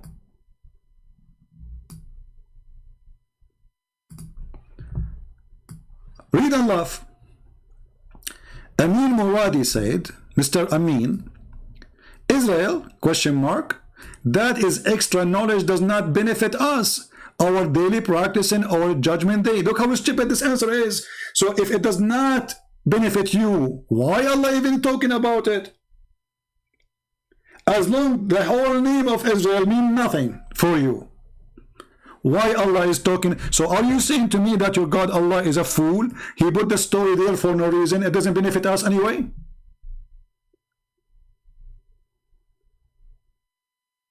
This is what you just said. This story does not benefit us. So why you stupid God wasting our time and sending the Jibreel, the angel with gas? Do you know how the price of the gas? 1,000 years to go, 1,000 years to come back. For what? For a verse doesn't make any difference. Do you see the stupidity?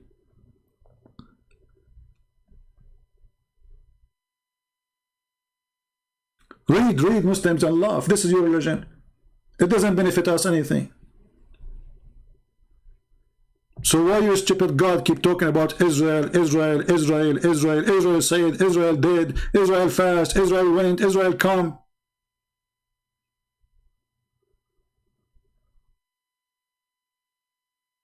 As long as it doesn't benefit you. But look what happened.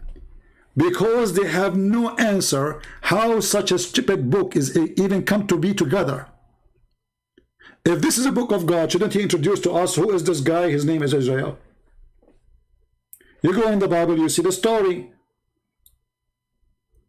that this person, Jacob, he was given a name by God. Now we understand that Jacob is Israel. And when Mimi did that, he made fun of the story that Jacob is wrestling. He just made fun of the Quran. Because when the Quran adopted the name Israel, this is what the word means. The one who struggled with God.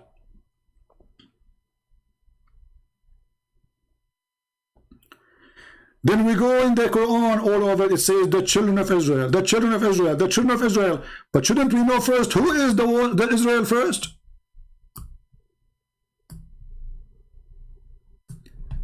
How far the stupidity of this cult can go? Like now we are reading a book, suddenly the word Santa Claus appear and say the children of Santa Claus. Okay, who is Santa Claus?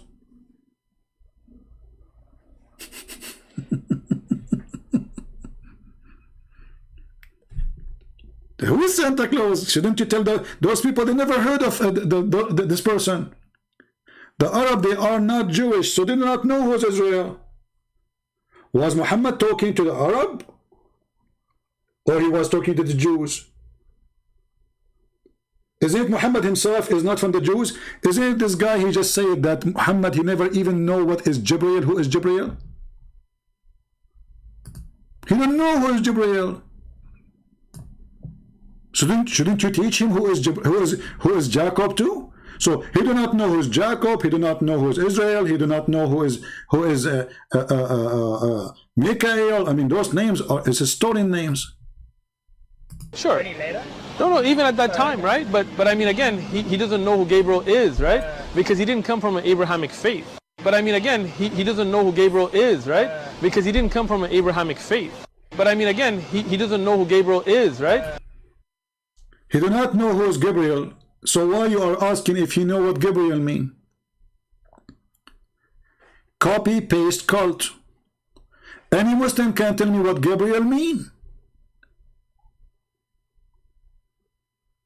They don't know.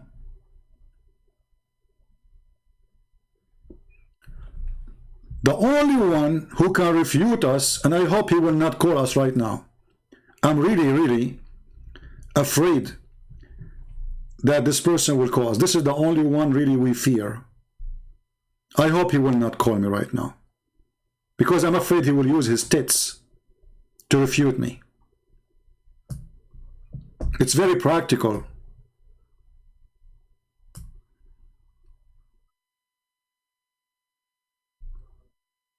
In order to make a point, they deny and they lie.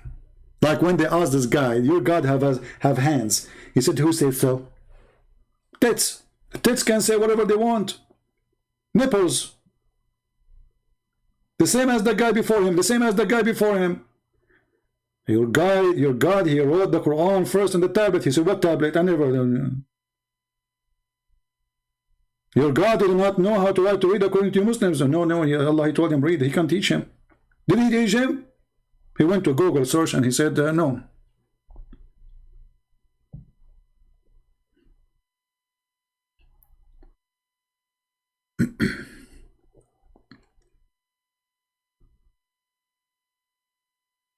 By the way, you guys are taking the point of Mimi Hijab wrong. He is not doing striptease. He was just taking off a t-shirt made in China. But I'm not sure what about the trouser and about the panty he's wearing and the shoes and the microphone in his hand. Everything is made in China. And I don't know why he put it back. What a kid. What a stupid kid. But remember one thing. When we allow Muslims to call us, and I say only Muslims, it's just to give you an example about the hypocrisy of this cult. Those people, they want to defend their God. They claim that their religion teach ethic. The second you put them in the corner, he said the F word to my mother, using the vagina word in Arabic.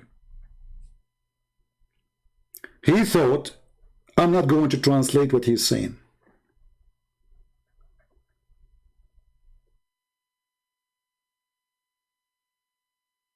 This is how filthy this cult. And he is the one who called me in the beginning. He says, let us make an agreement not to make a mockery. I said, the maximum I say, you're stupid if you say stupid. And you can say the same to me.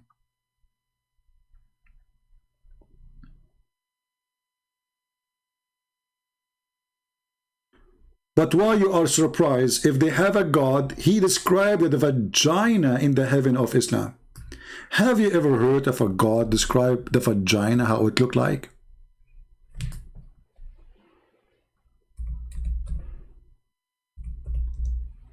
Read and laugh.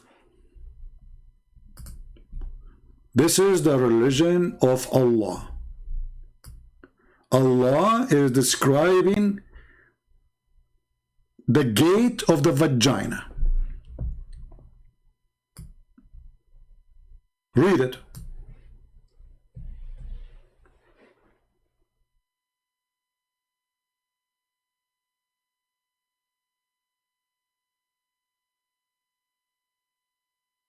Do we have any Muslim have a comment? How many times we heard the dad speaking about the Song of Songs? The Song of Songs. This is the word of God? You stupid idiot. It's a song of song. If it's God talking, then it's going to be God's song. But obviously you do not know even who is talking there.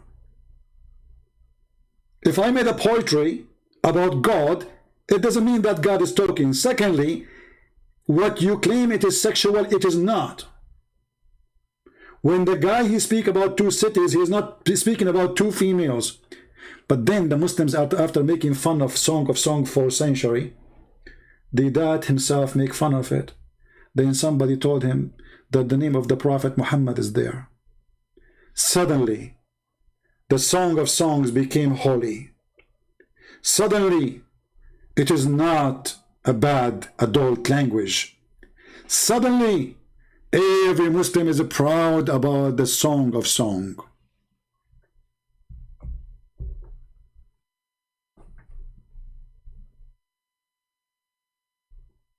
You see the hypocrisy? Yesterday it was a porn. A week after it is holy. Just because an idiot he told him that Muhammadim is there.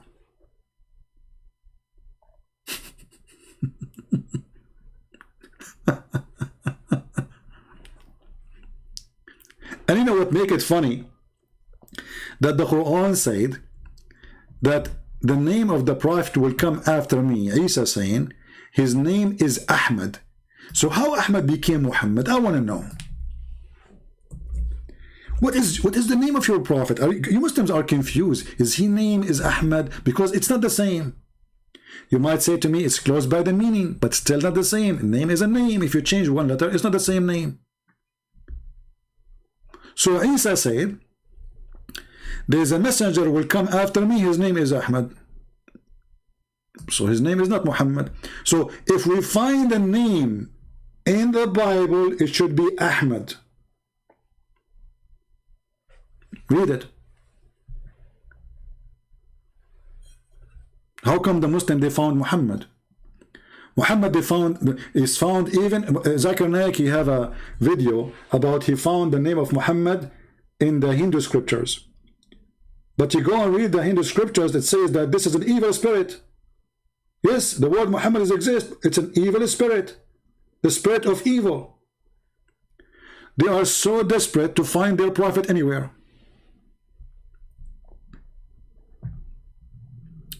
There's a hadith in the Prophet, my friend, we know. Muhammad, he called himself. I know that he called himself Ahmad. But obviously this is not a name, because, you know, if your mother, she called you Susu, your name is Susu. You don't change your name every 2 seconds. But because it is a title, so the real name of Muhammad is Qatham. Qatham. When he was born, his uncle gave him a name. Or his grandfather. Why? Because there is he have a son. He passed away just before Muhammad was born. And what the Arab they do, the first baby come, after the first one died from the family, they name the new baby by the same name of the person who passed away. This is the real name of Muhammad. Muhammad means the praised one, and this is obviously clear evidence that Muhammad is a filthy person who is trying to be God, because the word Muhammad means praised one. So if Muhammad is the praised one, who is Allah? Do you understand? Muhammad is trying to hijack the names of Jesus.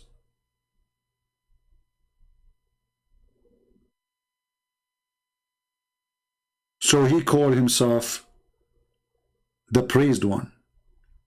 So when the Muslims, they say, we believe in one God, and they follow a man, his name is the praised one, obviously they are cult following a cult leader. There's a guy in the Philippines, one of you, he asked me to make a video about him. He's a cult leader, he's a scammer. He's a child molester like Muhammad. Let me find his page, hold on.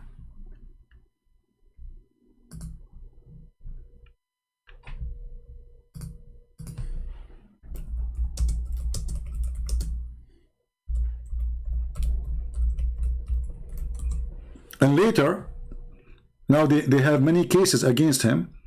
He's raping women. He's doing sex trafficking. He's a scammer. He's a fraud. He have all kinds of crimes. But this guy, he called himself the Son of God.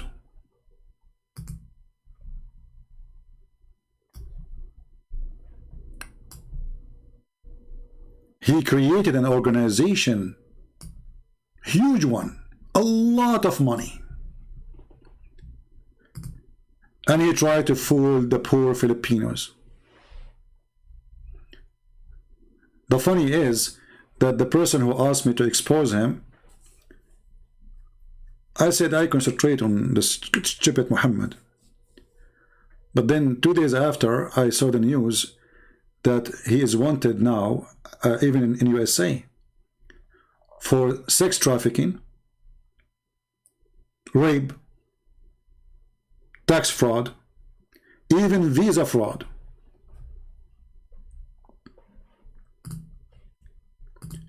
It's a great example of all cult leaders. All of them, they want from you 2 things, your money and your women. This is just another Muhammad.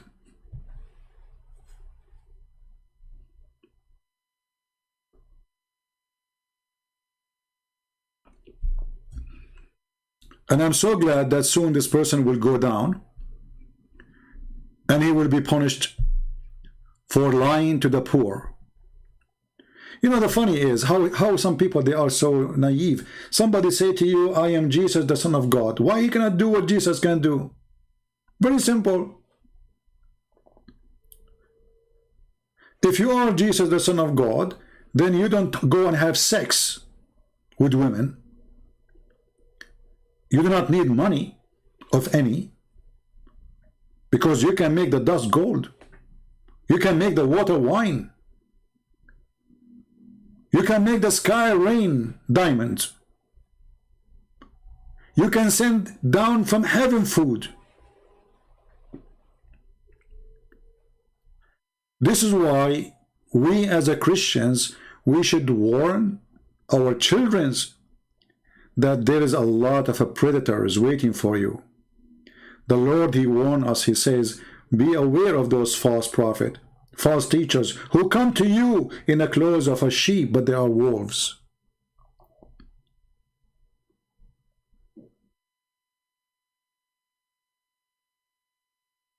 And this is Muhammad.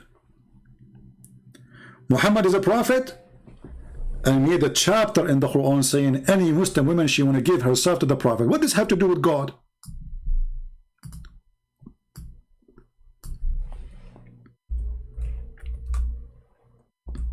Any Muslim can tell me what this have to do with God?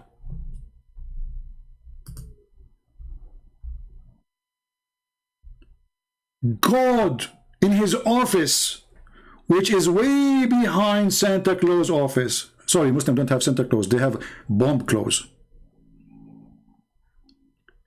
He go to the office and he decide to write long verse about how many women Muhammad he can excuse my language, literally. And the genius Allah discovered that after Muhammad became almost 55, 60 years old, he decided to tell him, by the way, it's lawful for you to have sex with your wives. Look how deep it is. Don't you think Allah is too late? The guy is effing all those years, and now you are telling him it's made lawful for you to have sex with your wives? So Muhammad was doing it before what? Not lawful?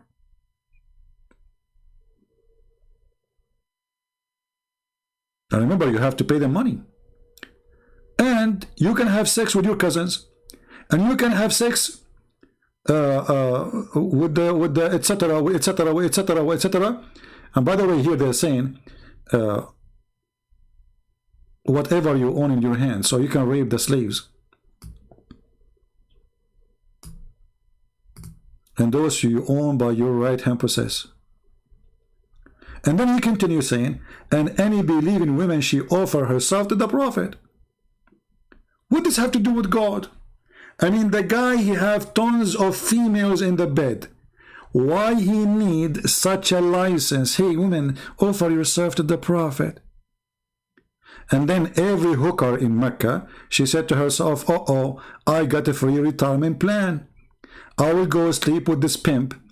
And then I became the girlfriend of Muhammad.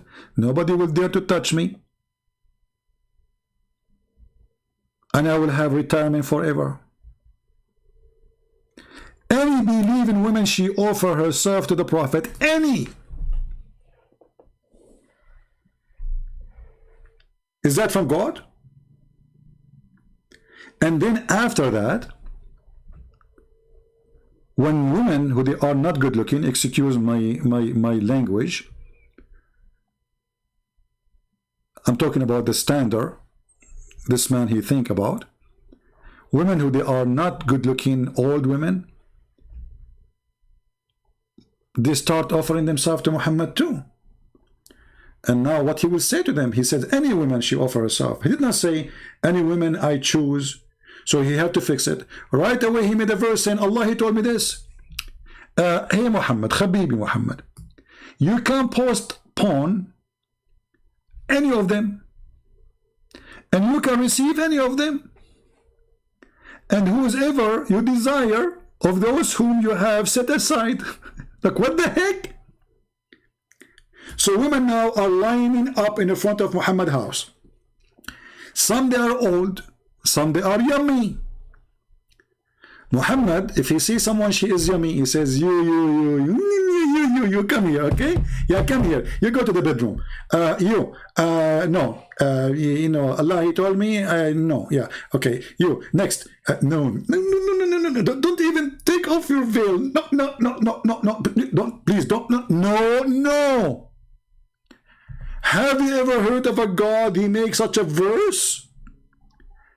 So he made a verse saying, you can F any woman she offer herself, and then after that he start getting women who they are really old. Nobody want to marry them. Looking for retirement plan. So Muhammad, he made a verse saying, Allah told me I can postpone whoever I wish. I can put aside whatever I wish. And I can do boom boom to whoever I wish. Because my God is a wish God. And then Aisha, she noticed that Muhammad is a fraud. She said to him, Inni ara rabbuka yusari'u ila hawaka ya Muhammad. I see that your God, he ran into your temptation, Muhammad. your penis. The penis God. Read carefully what Aisha said. I felt jealous. I felt jealous. Come on. This is after the guy he died. So she wanna explain why she said that. I felt jealous of women who offer themselves to Allah Messenger and said, then when Allah the Exalted, the Glorious revealed this, you may differ any one of them you wish, and take to yourself any you wish. And if you desire any to you, have set aside no sin. Aisha, she said, read carefully. It seems to me that your Lord hastened to satisfy your penis. They're trying to make it nice. They say desire. Hawak, you're lost. Hawak, your wind. You're lost. It seemed to me that your God, he hastened to satisfy your penis. This is God.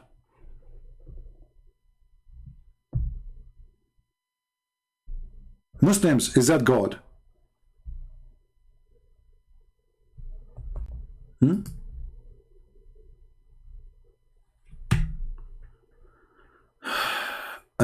Armin Maradi saying, your light Qasam is his kunya because of his born son Qasam.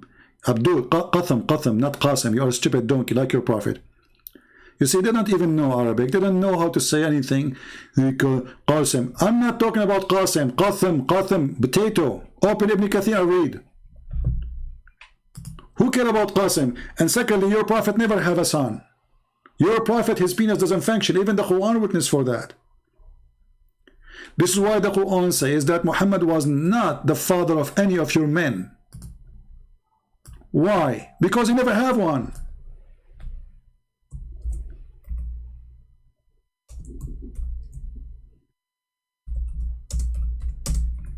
So all those who claim that they are descendant from Muhammad, they are a fraud.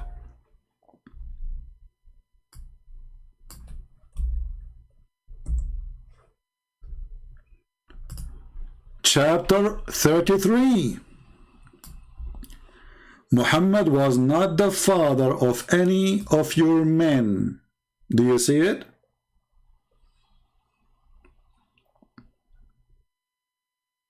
Do you see it? So when the Muslims, they say Muhammad have children, it's a lie. Think about it. Muhammad, he married many women, and he slept with many women. So where is the children's? The Muslims, they say they die. How many? They say there is 2. Or they don't know there's 3. But this is absolutely false. This is why Muhammad, he adopted a son. His name is Zayd. Why? Because he cannot have children. This is why Muhammad, he announced that Ana min Zayd wa Zaydun minni. Zayd is from me, I am from Zayd. He's my son. He carry my name. And later, the filthy Muhammad, when he liked the wife of this man, he forbid adoption. So suddenly Zayd is not his son. Just because he liked to F his wife. So he adopted the son, and he announced him to be his son. And then when he liked the wife, he decided that this guy is not his son no more.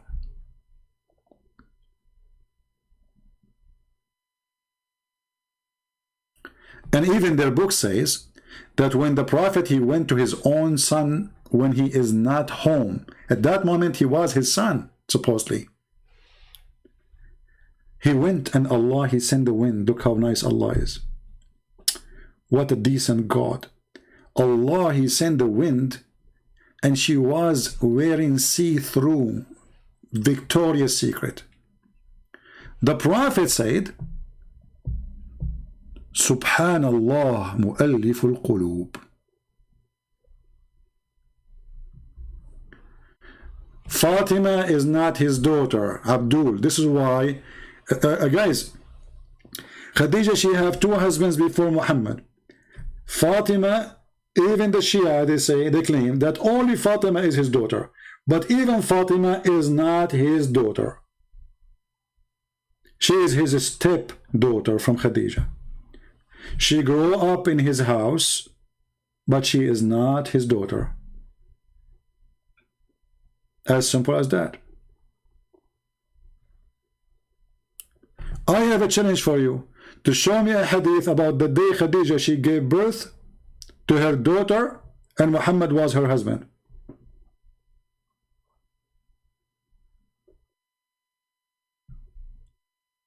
This is why the daughters of Muhammad, they are close to the age of Muhammad himself, of Khadija.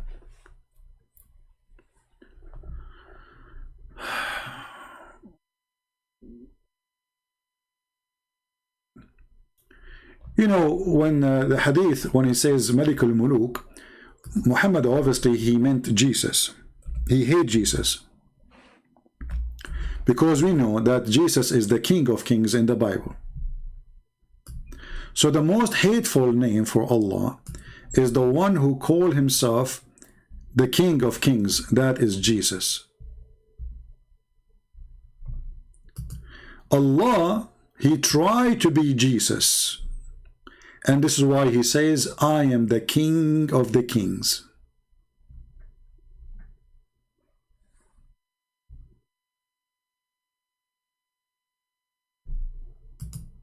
I am the kings. We're the kings. You see the translation, he says, I am the Lord. It doesn't say that. He says, Ana al-Malik. Not I am the Lord. False translation. I apologize today.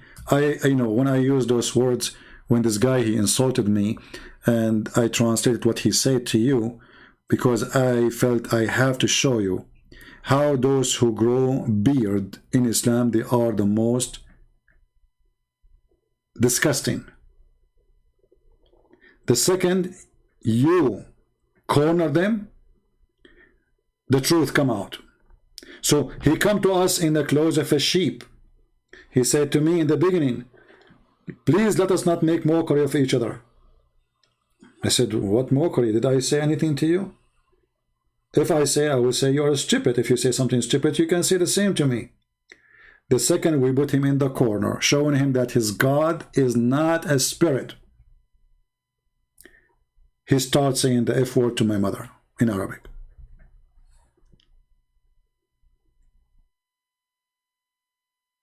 What the Lord said? From their fruits you shall know them.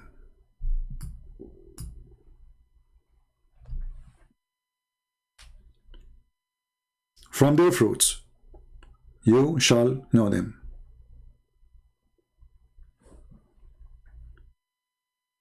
Now Muslims, they say that Muhammad, he have a children. Who's a Muslim can call me and tell me why then why Allah kills the children? Let us discuss this. Okay, guys, Muhammad, he have a children.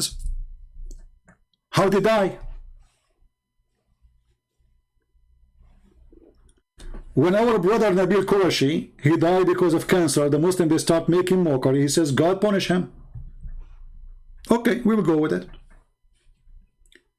Did Allah punish Muhammad and kill his children? Any Muslim have an answer?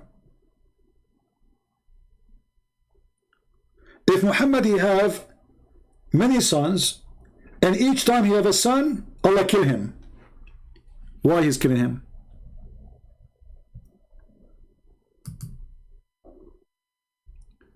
Stop making lies by yourself. There is no dispute among Sunni and Shia that he had his own daughter Fatima. You know, you Muslim Sunni, you claim that all the daughters are daughters of Muhammad. Shia, they say only Fatima, so you are stupid again. However, if Fatima is the daughter of Muhammad, how Muhammad he do such a thing to her? Is it true that somebody left the skirt of Fatima to check her private part? What Muhammad did about it? Do you want to call me?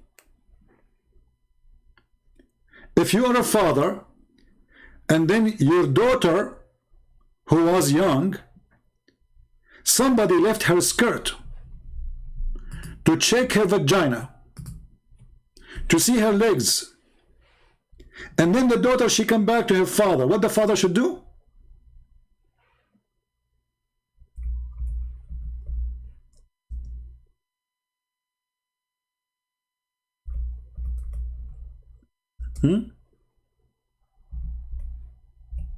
The Muslim, they say to you, oh, he was examining.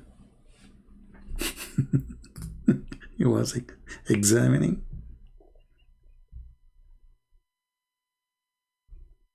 Examining? Who is examining? Examining what exactly?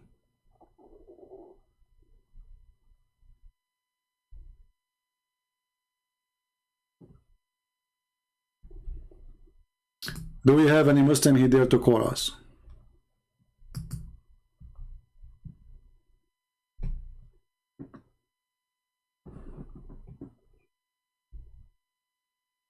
Any Muhammadan?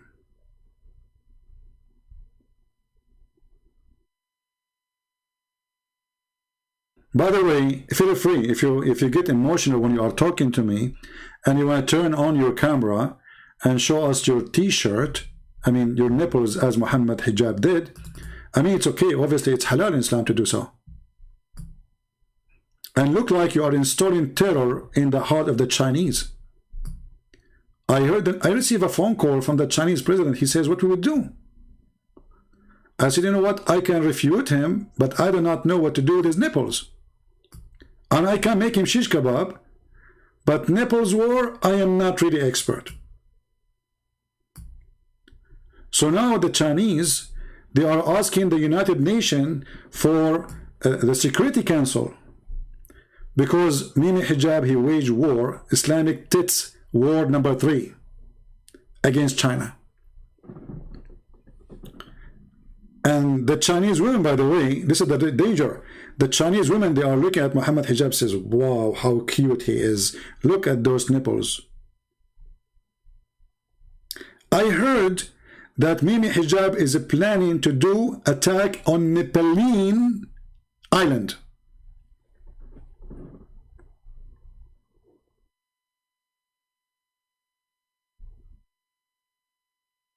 If you don't believe me, take a look. And look, the Chinese men behind says, no, no, please. They are scared. Those Chinese army, they are terrified. I mean, look at this. They said, like, what the heck? No, please, man. And the funny, the guy is challenging the Chinese government, and the Chinese government is across the road from him. He did not even dare to touch the wall.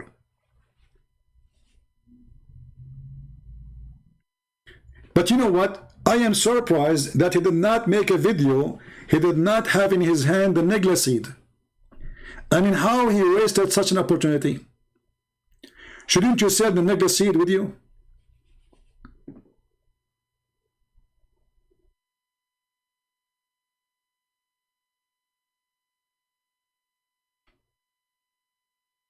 Any Muhammadan? Somebody want to do jihad by taking off his t-shirt? What? They are great mujahid, my friend. Just yesterday, The Australian government, they announced Hezbollah as a terrorist organization. A week before, the government of UK, they did the same to Hamas. What this guy he do? He take off his t-shirt talking about China. He go blind. He don't see banning Hamas. Suddenly, China is more important now.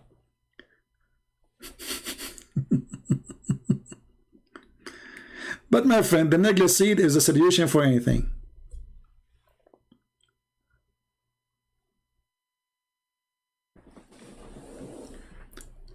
Do we have any Muslim would like to call us?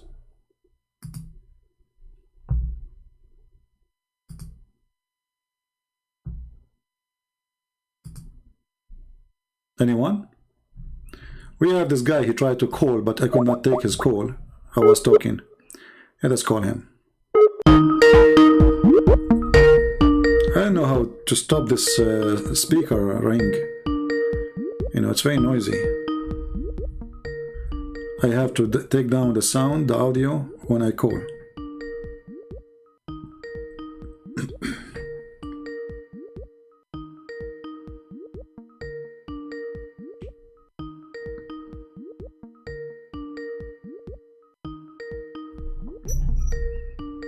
Okay, he's not answering. Let us see if he can call us.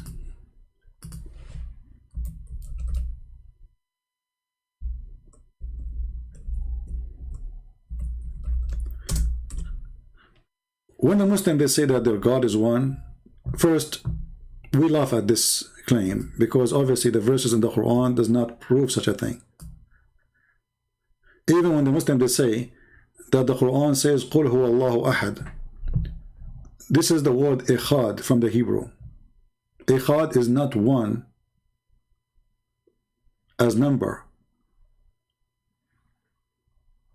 Ikhad is a unity.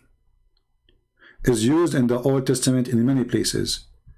This is why it says that the man, he leave his family, he married, and him and the woman, they will become ikhad.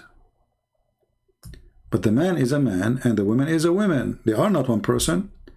But when they married, they became ikhad with who? With God. So marriage is unification by the name of God. That is ikhad. The stupid Muhammad, he took the words from the Bible, he put it in his Quran.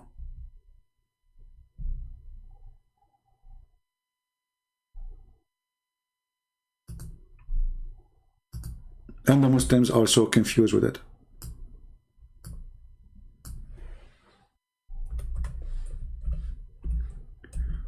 Muhammad, he copied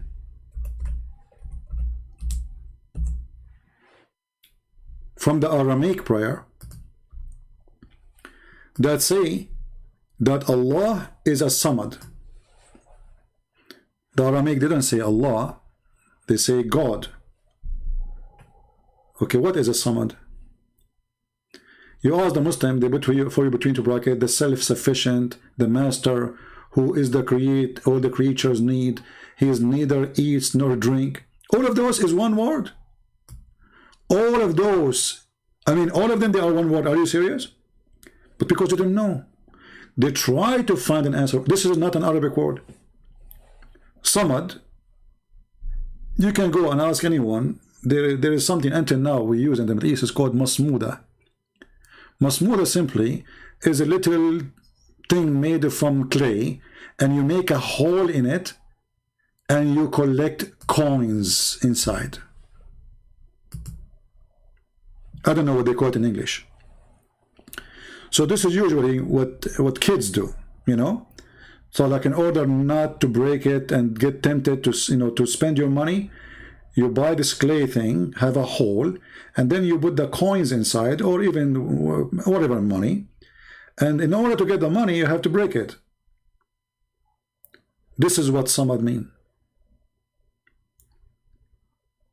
Then we find that there was an idol, his name is Samad. There was an idol around Mecca.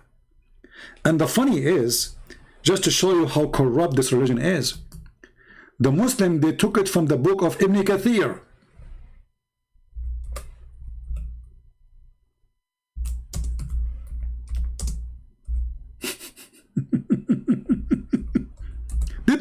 totally off.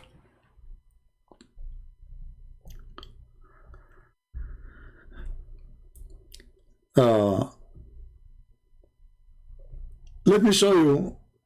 The good thing is that there's many people, they took images of the book before they delete the word. Let us see. Here we go.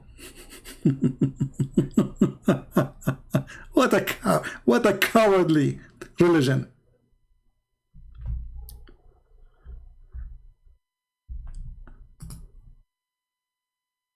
Here we go.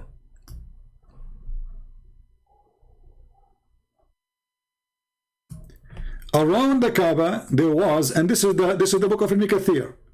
This is copy page as it is from the book. So if we zoom here, let's go down. There was an idol, his name is Sada, and the other one, his name is Samud. Samad.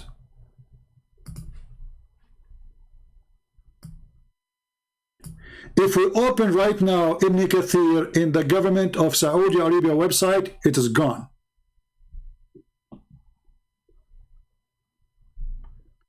It's not there. They took it off.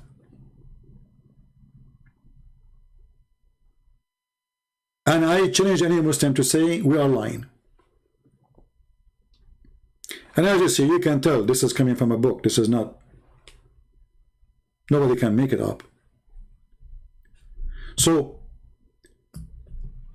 the Muslim, they start wondering, what does that mean? But if you go to Ibn Kathir, you will find Ibn Kathir, he told you, this is a name of an idol. Muhammad saying Allah himself is a Samad. He is the same pagan god.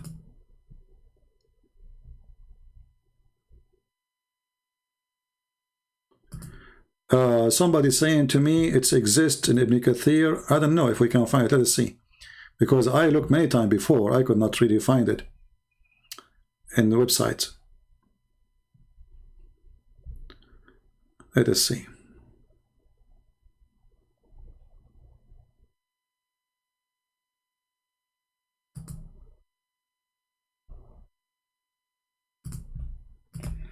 We will try to find it. Give me a second.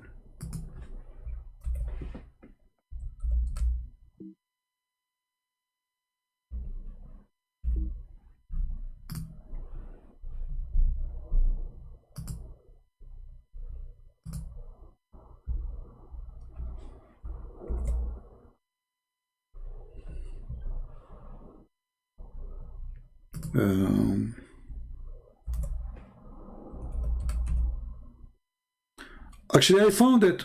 Unbelievable. Look at this. Maybe people, they start exposing them, they put it back. I found it. Hold on. Thank you for the admin who sent me the link.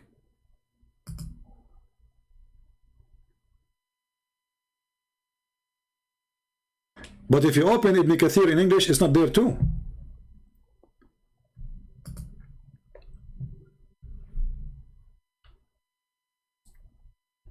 Here we go.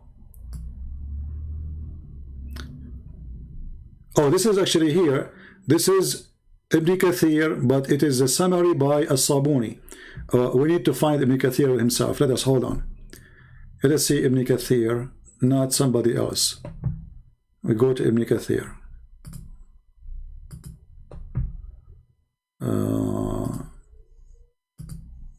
Ibn Kathir, Ibn Kathir. Okay.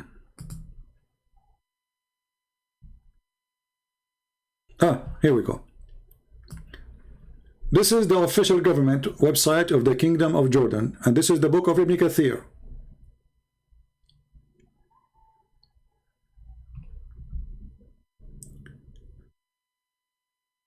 And here we go. It says there is that the people of Mecca, they used to worship many idols. One of them, his name is Sada, and the other one, his name is Samud. Let us translate to English. we need to go out of the frame, I think, to be able to translate. No, it's not translating. Hold on. Let us go from here. It's not showing translate. Oh, hold on. Because I need to use Google browser. Hold on. Give me a second.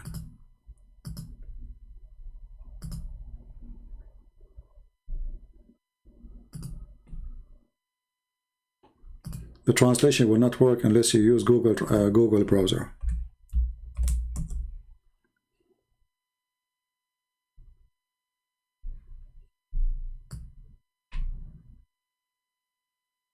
Okay, this is now Google browser. Translate.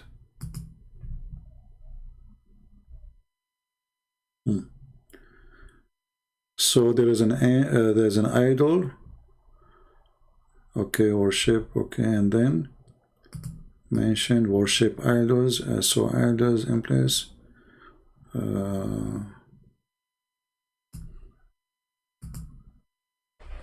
I don't see it in English. Maybe Google got it wrong. Let's see. Samud. Yeah, Google did not get it. Google translation did not do good with this thing. But what we can do, we can copy the text and take it to Google and translate. So let us do this. Give me a second. Because sometimes if you translate the whole page, it doesn't work. Google translation.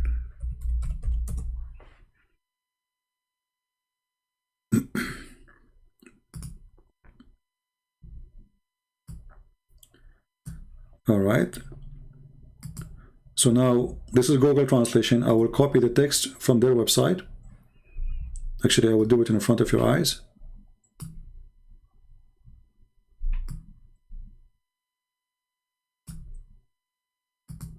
Copy. And now we take it to Google and we paste.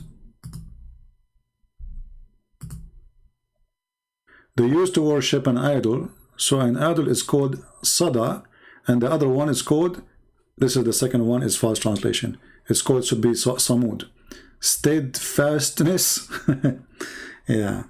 The translation came in wrong for the second word. Let us try to translate that word alone in Google. So I will copy it from there. But I mean, it's this is what it is, and anyone who speaks Arabic, even Muslims, they cannot deny it.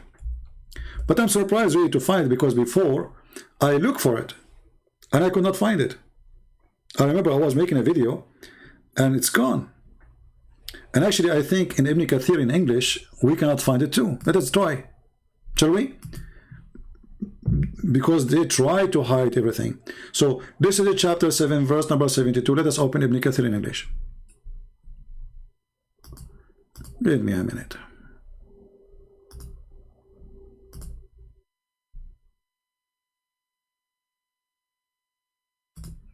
Word of Allah.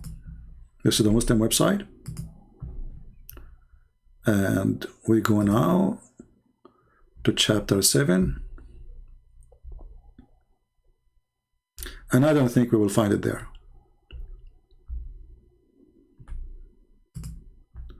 Verse number 72.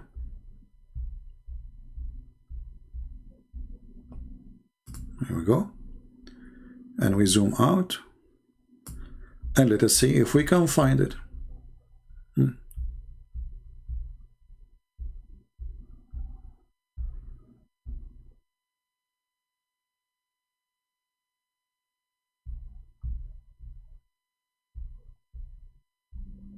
Until now, I don't see anything. It should be in the top, actually. Let us see here. We search first for the word idol. Ah, here we go. Oh, we found it, actually. Do you see it? Do you see it? I am really surprised that they have it.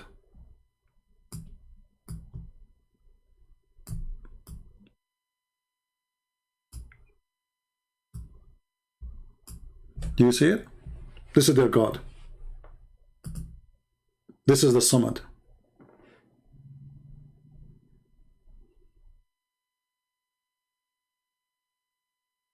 No, I'm very sure, because before, I remember I was debating somebody and I looked for it. I could not find it.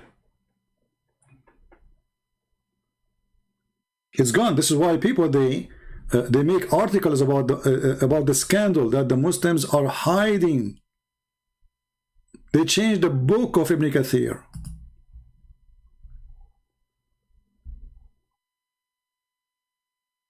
Actually, here there's an article in front of me. I just searched. This is why Muslims, this is why even atheists, they are making fun of the Muslims. How in the world you delete it? What a shame.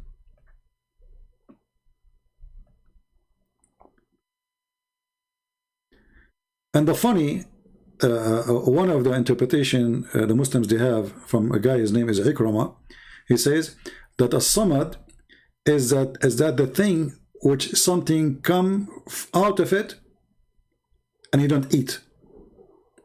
Other one says it is something he have nothing inside. He have nothing empty inside.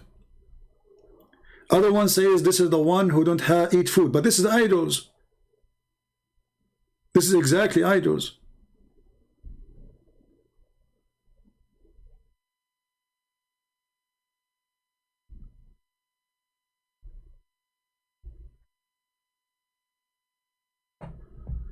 Do we have any Muslim have any comment?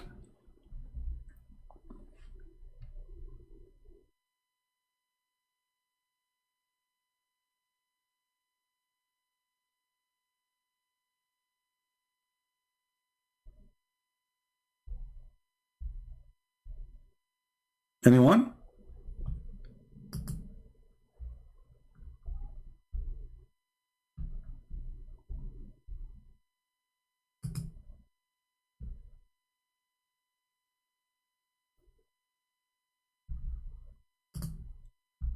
Any Abdul? Too bad, you know, I was expecting some Abdul to call me, convert me to Islam so I can get women with big boobs. I always wanted to have a God who appreciates tits. This is the best example for all gods. This is what works these days. True gods is the one who promised you tits. Not like you Christians, your God they promise you will be happy in heaven, that's it? No tits?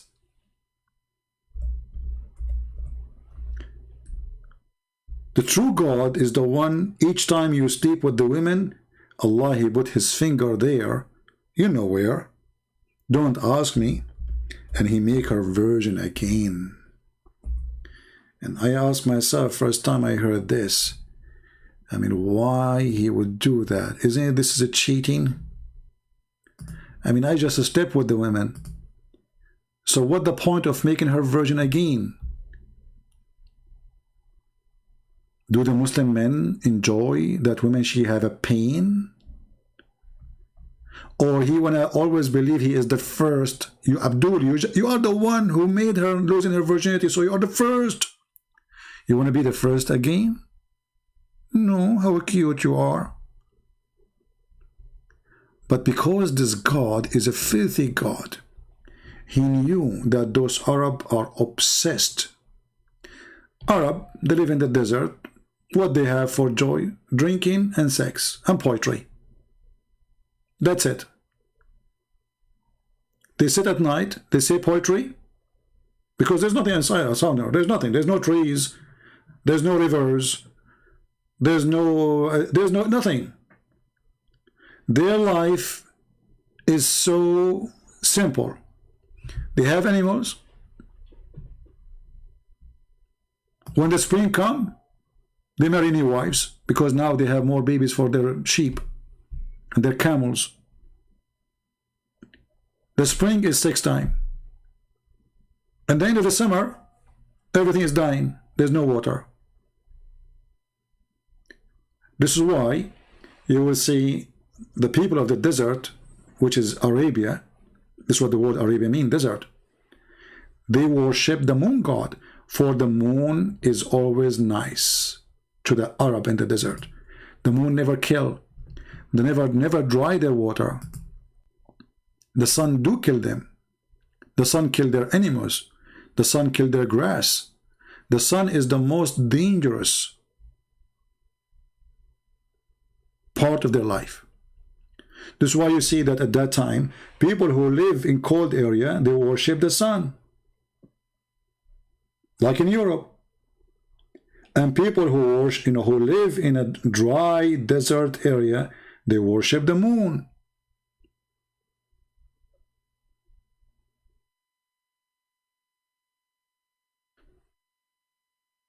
And just to tell you that Muhammad, he's a person, he tried to merge between the two gods, Allah and Akbar. Akbar is a name of a god too. According to the Quran, Akbar is a name of a star. Which one is that? Is the sun.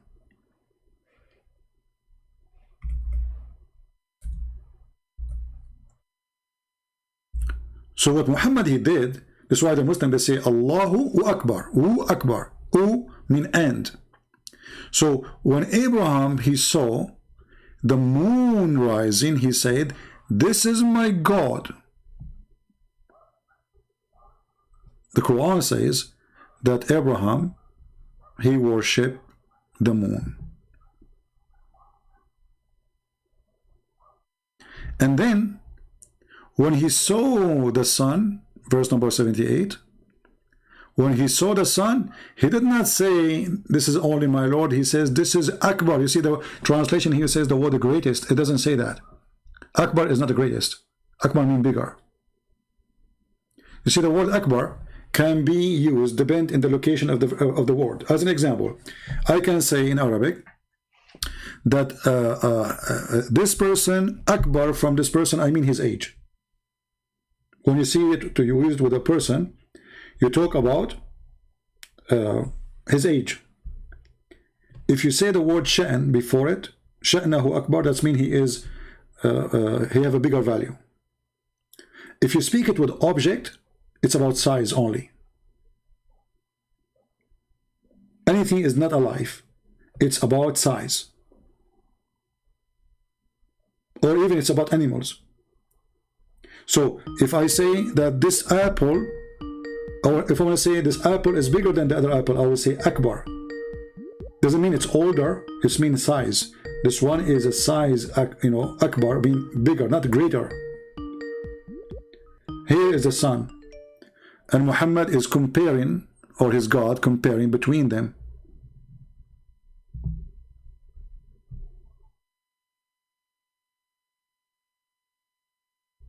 Claiming that Abraham, he worshipped the sun and he called it Akbar. This guy is calling me again. I don't know why. I mean, he do not know what he's talking about. And instead he want to call.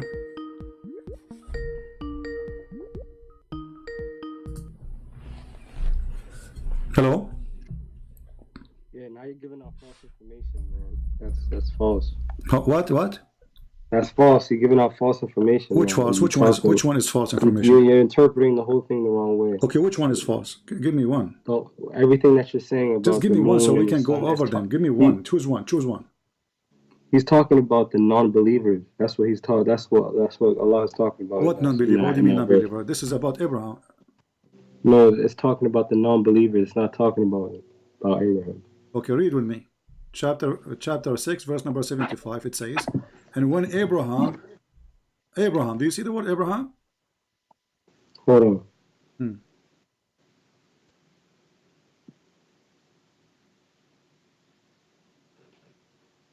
This is about Abraham.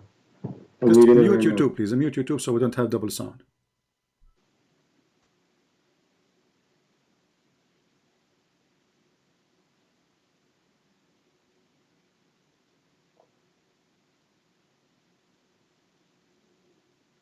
So admit that you are wrong and you do not know, and you are learning from a Christian. No. He's talking about You know, so you know when Abraham was at the time of Abraham, Islam wasn't even Islam. Islam was Hindu at that time. He wasn't a Muslim. He was a Hindu. He was a Muslim. This is another question now. Is this verse about Abraham worshipping the sun? Yes or no? Abraham before he submitted to God. He's not talking about. Okay. He's not talking about. Who Abraham, cares? So Abraham, he worshipped the sun. Yes or no? Did he worship the sun? Yeah. I don't. You tell me. What do you mean? You tell me? You call me to tell me that I am lying, and now you are telling me. You said this is not about Abraham. Everybody heard you. He wasn't a Muslim. He wasn't a Muslim at the time. Okay, he wasn't a Muslim. He was worshiping. No problem. He was worshiping what? What does it say? It says the moon, the stars, and the heavens, right? What? And then what happened after that? Okay, but did he worship the stars? Did he worship the moon? Did he worship the sun? Yes or no? What does that have to do with anything though? Like, what are you trying to say? Why you are calling me? I mean, what's wrong with this guy? He called me to show me that I'm wrong. I'm saying he's talking about the non-believers. That's not what non-believers. He is. The Quran is talking about. He is. Read. Do you know English? It says, and when the night covered him who? So you trying to tell me the Quran is saying that Abraham was a Muslim? It's not saying that he was a. My friend, at the Abraham time, is a Muslim. He turned Muslim. The Muslim Abraham is a Muslim. That's why he's worshiping the moon. When Abraham was growing up, or whatever, he's talking about when he first looked at the sun and the moon or whatever. Okay, so now you agree. Okay, so now you agree that the first time. Hold on. Let's go slowly. The first time you said, "Here, look at the moon," he worshipped the moon. Is that what you're saying?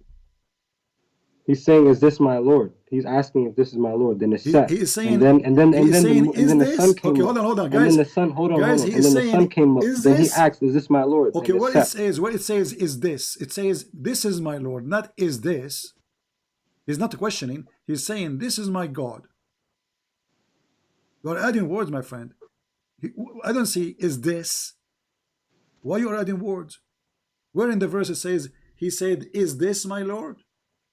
I mean, when you think of something, you can still have a question about it. You can still question it without. Is he confirming or questioning? The English is very simple. Is he questioning or confirming? Read it again. He's not confirming. I think my interpretation is he's questioning. Okay, what is your name, my friend? Is your name Ibn Kathir? What? You said my interpretation. How you got this interpretation? In the verse in front of you says that he said, "This is my Lord." He didn't say, "Is that my Lord?" So how you got the interpretation? How you got the interpretation? You can have a tone. You can have a tone of voice of questioning something. Just go, man. Let your dad call me.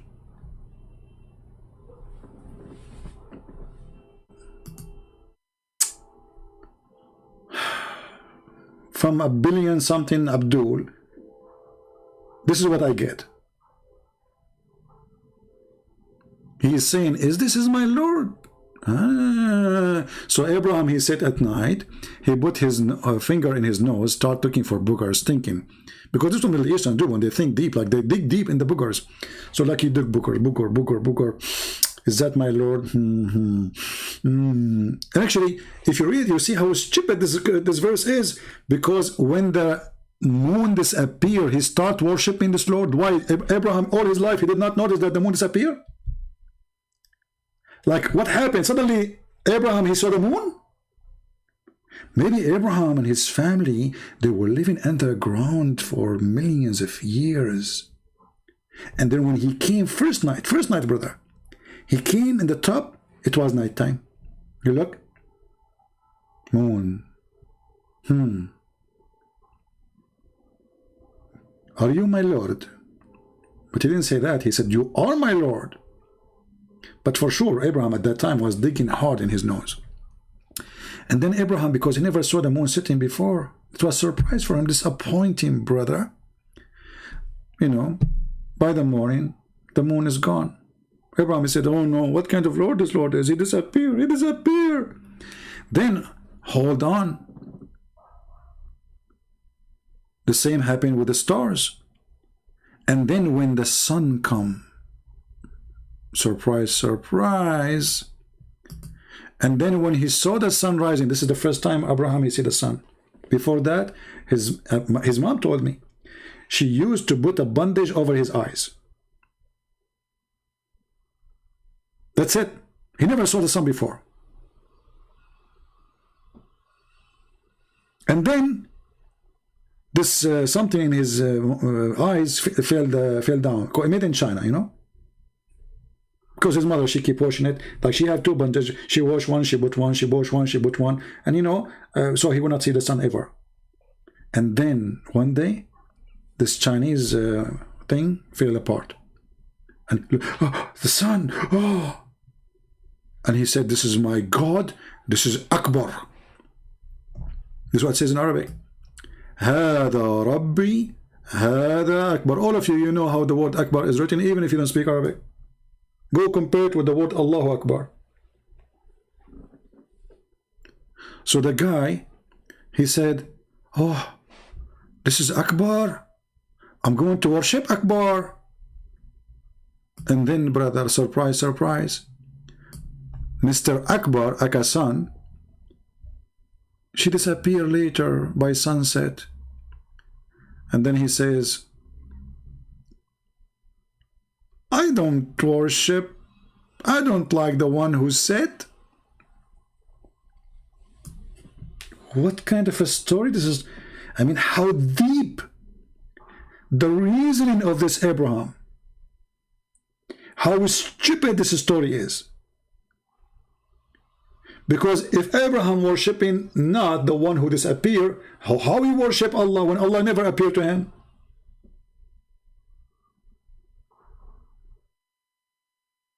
Do you see the logic? If this guy will not worship, something do not appear or disappear. Like appear and go. Allah never appear anyway. So how he knew about Allah anyway?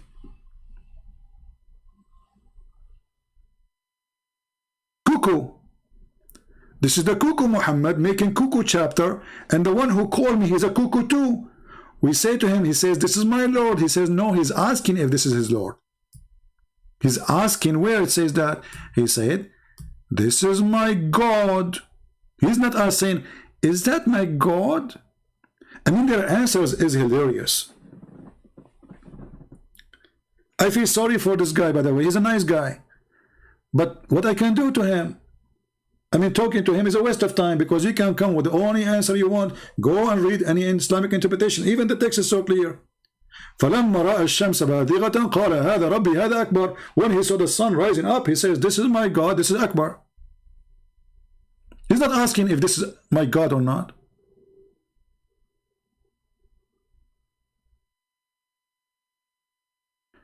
And what make it more funny, Allah, he forgive not those who do associate with him. So how Allah will forgive to Abraham? Allah forgive all sin. Allah forgive all sin, except associating somebody with him. If a Muslim says to you, oh, he repent, that's mean Allah he forgave then. Do you see the stupidity?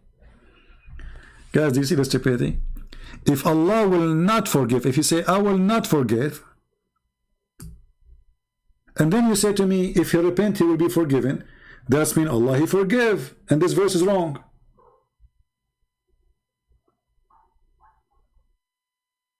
You guys, are you listening? Because all the sin, in order to be forgiven, you have to repent.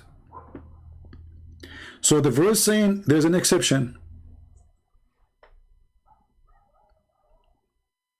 Allah forgive anything except committing shirk, which is associating someone with him. So if Abraham, he worshipped the moon, he worshipped the sun, he worshipped the stars, he worshipped three with Allah, not only one. And actually many, not only one, because the stars, all the stars, billions of stars. So when the Quran says Allah forgive not those who take partner with him, if somebody convert to Islam right now and he accept that Jesus is God when he was a Christian, based on the verse here, you will go to hell, because Allah forgive not.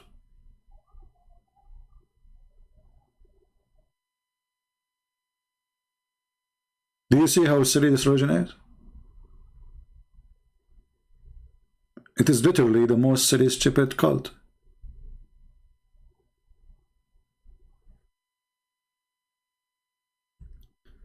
And then, if you read the verse after it, you will see how stupid Islam is. Allah says they invoke in His stead only females. Are you saying Allah is a male?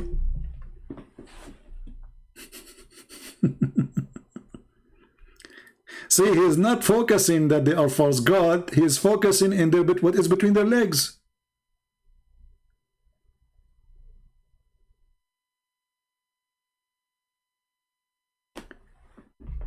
In different verse in the Quran, Allah have a complaint saying what? You take the male for you as sons and you give me the female? Have you ever heard of a religion like this before?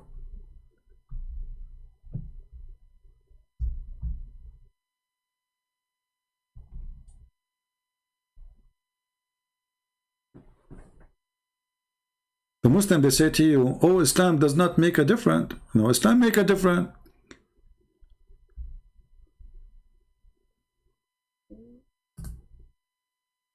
Allah complaining that, hey, Arab, you took for your own sons and you give to Allah women, daughters?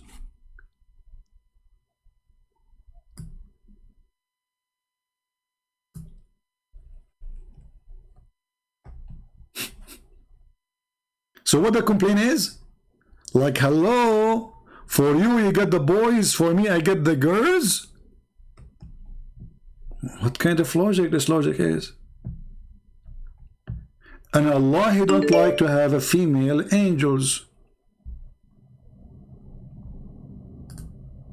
Allah did not create female angels, so are they male?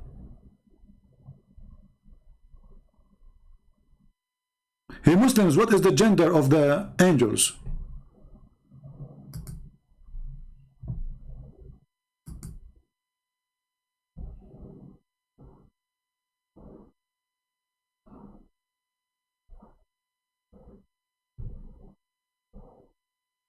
Anyone?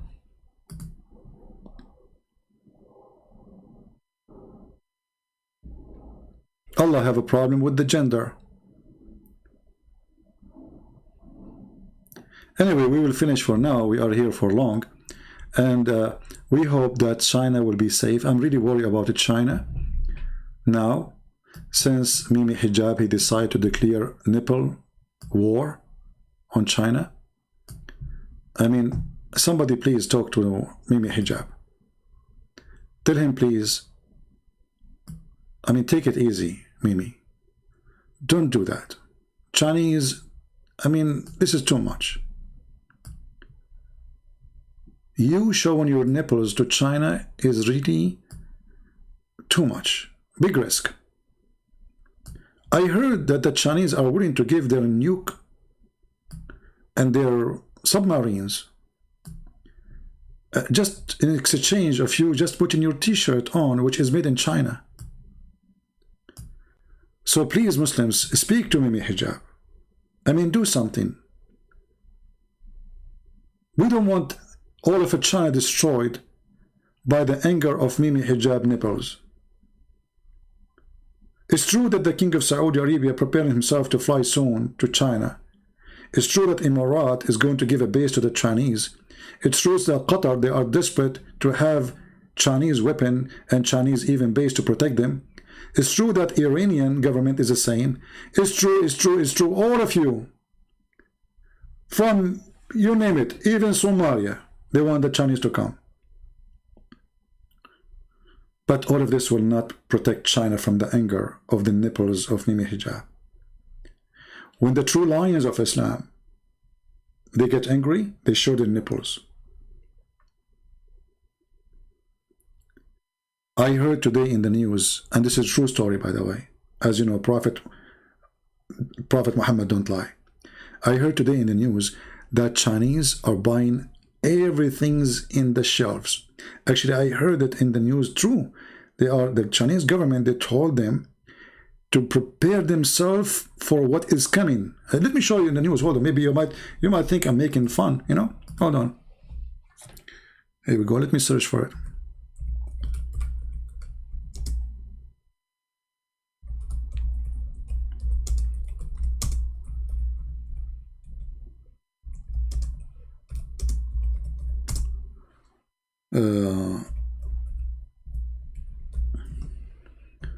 All right. Look, brothers. Brothers, I told you this is a true news. Read with me.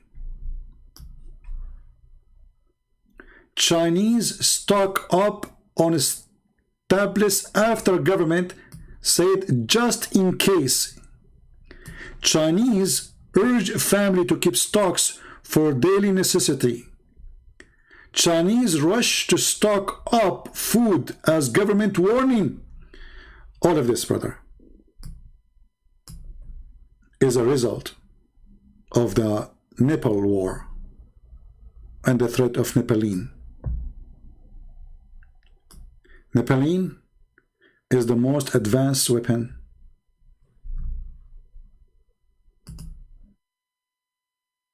it uses laser, sound, and even milk.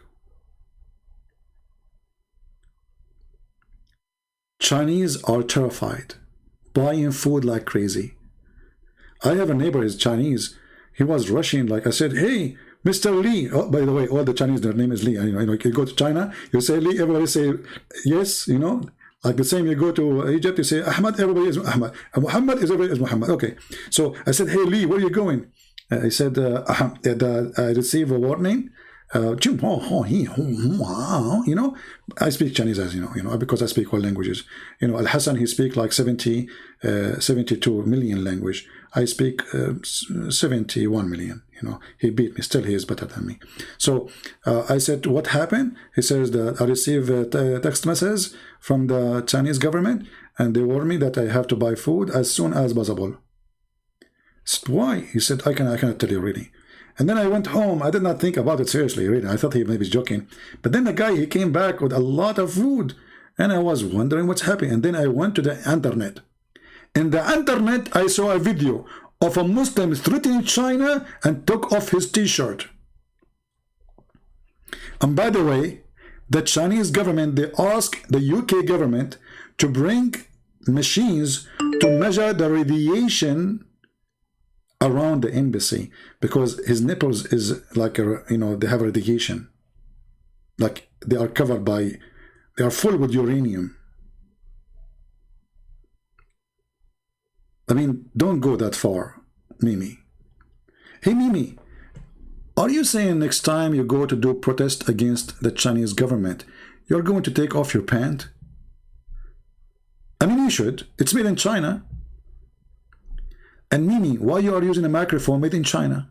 What about your phone? If you say to me, I use Apple, it's made in China. If you say to me, I'm using even Samsung is made in China. What is your phone? What is your computer? Where it's made? Your panty is made where? The shaving machine you used, you made where? Man. And what is making me upset, this girl behind Mimi Hijab, she jumped from the middle of nowhere when I take selfie with this cute kid. Because her dream is to show the Mujahideen nipples. You know, people, they go join Al-Qaeda, join ISIS, do jihad, etc. Mimi Hijab, he take off his t-shirt. What do you want more? Who can beat that? Actually, me myself, I wish that all the terrorists in the world, they do this. That's it. Actually, I heard that Hamas, they are learning from Mimi Hijab. The coming war with the Israeli, they will take off their t-shirt. And the Israeli, they are giving their soldiers are welding glasses because they don't want them to go blind when they see those tits. We have somebody saying he is an ex-Muslim. We will take him for a 2-minute or 4-minute call. Let us see.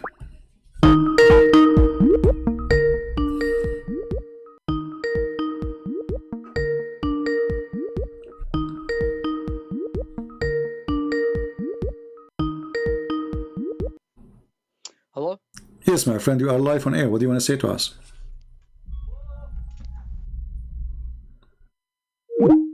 Okay, maybe he don't want to be live on air. No problem. Well, my friend, if you don't want to be live on air, I don't talk in private.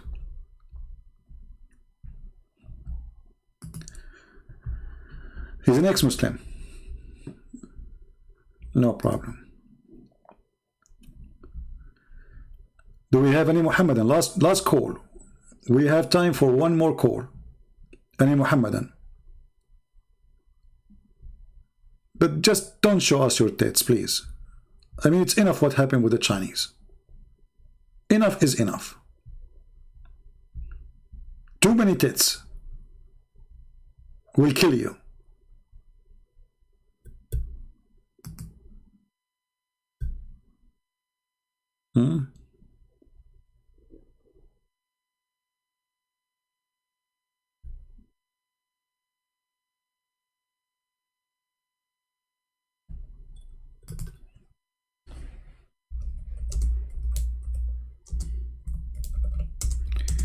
All right.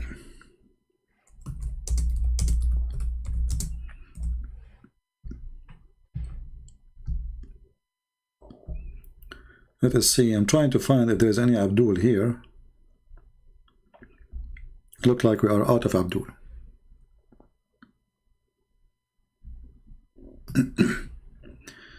Mayday, Mayday, Mayday. Last tits call.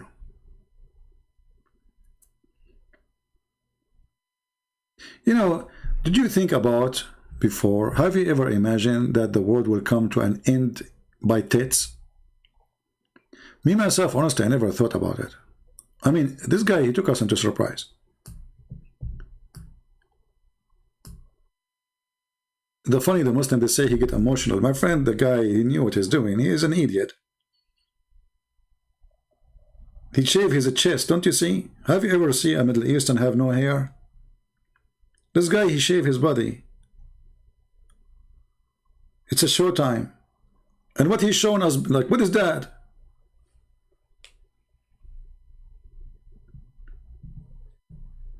I feel sorry really for the Chinese government in England. I heard that the Chinese government, they decide to move their embassy because they feel they are not secure now in England. And I heard that they have a sign next to the embassy says, no tits allowed. You know? Like, you know, like there's bridge guards. When you approach the Chinese embassy, they put their hands over your tits, you know, to see if you have them with you or you left them at home. You know? So like, there's a checkpoint. Even if we want to enter the Chinese embassy now, they don't check their bags or no, they check your tits. If you have your tits with you, you are not welcome.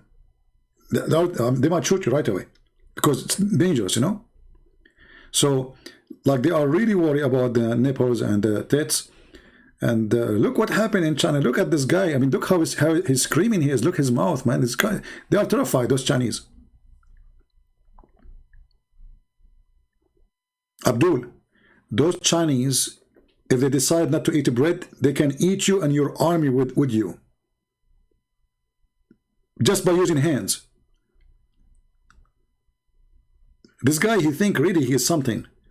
I mean, a Chinese kid, he can kick you, he can make a mockery of you.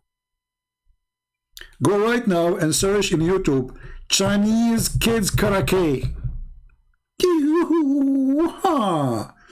Mimi Hijab, not only he will lose his tits, he will lose his pant when he see a Chinese kid coming to him. But this guy is obsessed. He think like he is a Hercules. He think, you know, he's a potato. If you really have missiles, then use them, potato. Show us what you can do with them. Taking off your t-shirt, showing us your nipples, doesn't make you anything except a striptease boy. By the way, I heard, I don't know if it's true or not, that Mimi Hijab, because he is so handsome and so good looking as missiles, he got a job in a striptease club for blind women.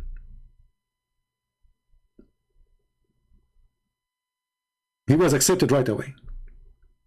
He went to a blind women club and he put his resume to do striptease, and he was accepted immediately with no questions. And those blind women, they are so grateful to have such a striptease boy on the stage.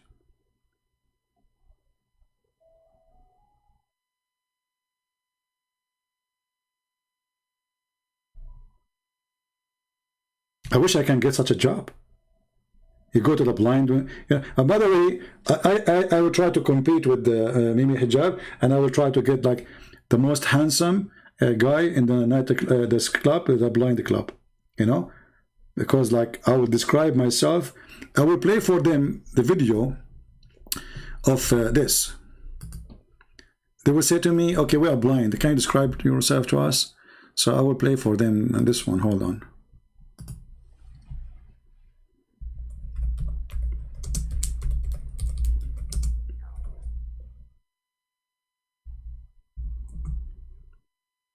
In order to make them see how amazing the situation is. Okay.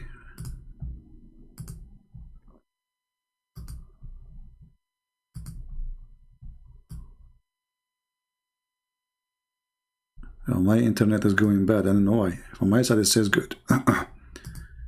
Okay, hold on. So they will ask me, describe yourself. I will say to them, well, you know, I don't want to lie to you, but listen to this.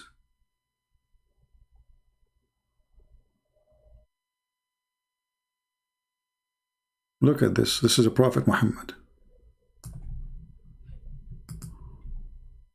Ibn Malik says, he says, I came out one night, I came out one night, it was the full moon night.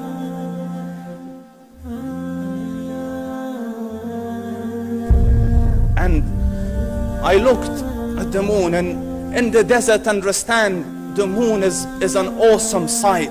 It is smooth, it is radiant, it is clear, it is gentle compared to the scorching sun at which they are used to. So the moon was the epitome of beauty. So he says, I came out at a full moon night and I looked at the moon and I saw it beautiful, handsome. The moon is beautiful, handsome? The moon is beautiful, handsome. Oh, okay. I'm learning. Beautiful, handsome. So I said, let me go see if the moon is more handsome or my prophet is more handsome. Let me see if that is more beautiful or the prophet is more beautiful. So I went and I saw him standing afar. So I looked at his face and I looked at the moon and I looked at his face and I looked at the moon and I looked at his face afar. So I looked at his face and I looked at the moon and I looked at his face and I looked at the moon and I looked at his face and I looked at the moon. So I looked at his face and I looked at the moon and I looked at his face and I looked at so I looked at his face and I looked at the moon and I looked at his face and I looked at the moon and I looked at his face and I looked at the moon. Stop! I mean, seriously, I'm getting dizzy. I mean, why this guy even need to look many times at the moon at Muhammad? Are you saying to me they are close in beauty? Are you saying to me you're insulting Prophet Muhammad, who is the most amazing pretty girl? Shouldn't he get a decision right away from the first look? Shame on you! You're insulting Prophet of Allah, who is the most handsome pretty boy. It's enough to look one time at the moon, and then you will see how beautiful the nipples of a Prophet Muhammad. I do not need to look twice. This is how a true believer he behave. Why I want to look twice at someone have the most pretty nipples?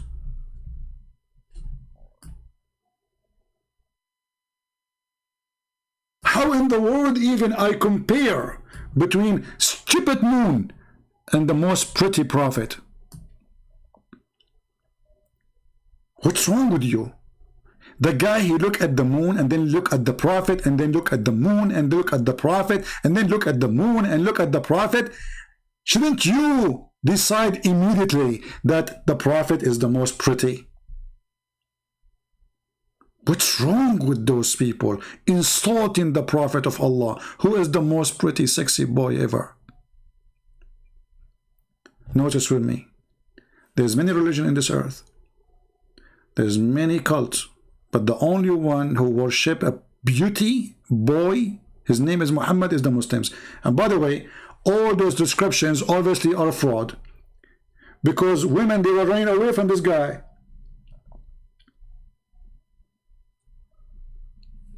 And here I need to ask the Muslims question. The Christian, they worship Jesus. We never saw one sentence in the Bible, the disciple ever describing how Jesus looked like. Why the Muslims speaking about the belly button of Muhammad? I'm not exaggerating. Belly button of Muhammad, the underarm of Muhammad, the thigh of Muhammad, the shin of Muhammad, the hand of Muhammad, the cheek of Muhammad, the eyebrows of Muhammad, the eyeliner of Muhammad, the voice of Muhammad. I mean, is he a prophet or a striptease boy in a nightclub?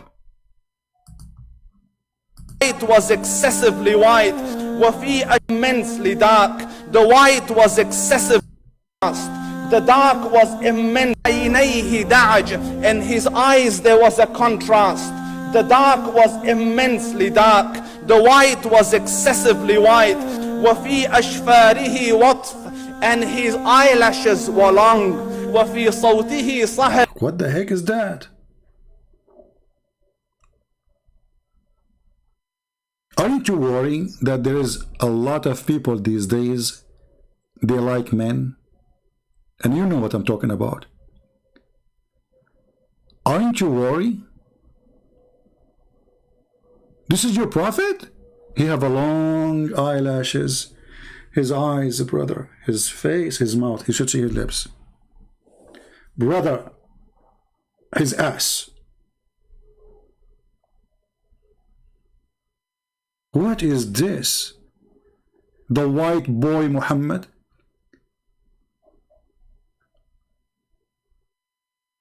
How white his underarm, how white his thigh, how white his ass, how white his cheek. And now he is comparing how white he is comparing to the moon. And now after all this, should we accept Muhammad or not to be a prophet? Abdul, let us say for the sake of argument, Muhammad is what you are saying. There's a lot of handsome men these days. Should we accept them as a prophet too? When he used to say something, they used to hearken to what he used to say, and they used to compete to fulfill the command. This is Muhammad Rasulullah. This is Muhammad. This is Muhammad Rasulullah. Anas ibn Malik says, he says, I came out one night. I came out. You know, this, when you hear this, what is that? What are you doing? Out one night, it was the full moon night.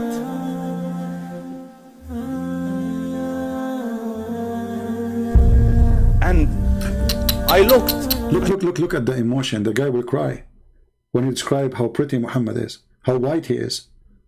Do you see the emotion? And look at the music in the background. What is this?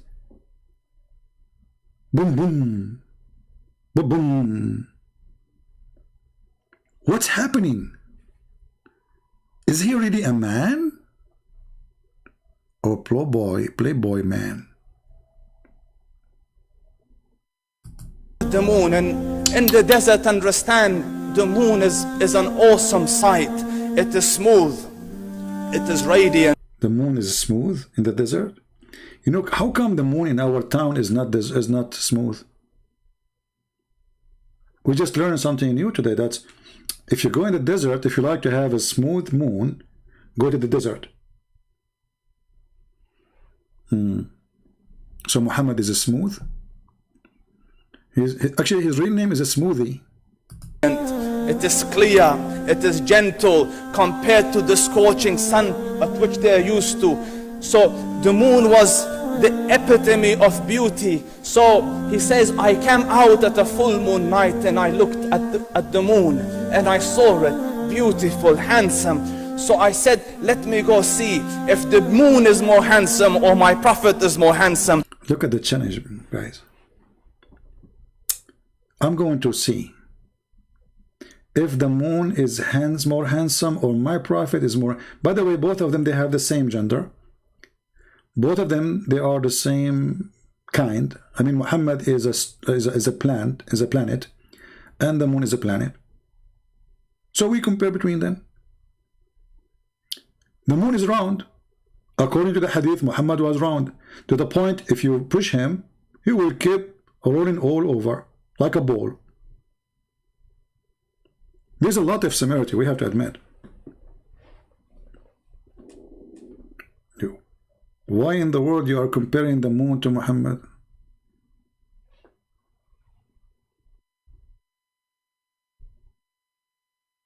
And look at his finger. He's pointing at the moon. Hey, Abdul, the moon is behind you. I think you are pointing your finger in the wrong direction. I don't know if you notice. According to the video there, the moon is not in that direction unless you have two moons. I forgot. The God of Islam believe that there is two west and two east and two west, because there is two suns. Muhammad, he could not understand why the sun in the winter set in different place and rise in different place from the summertime. So he said that Allah is the Lord of the two east and the two west.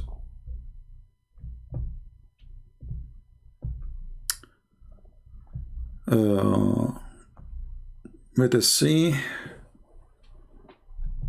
Hold on, let us see the verse.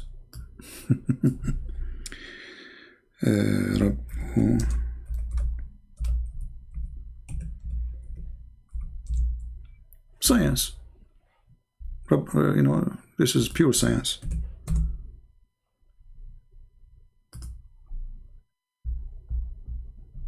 He is the Lord of the two east and the Lord of the two west.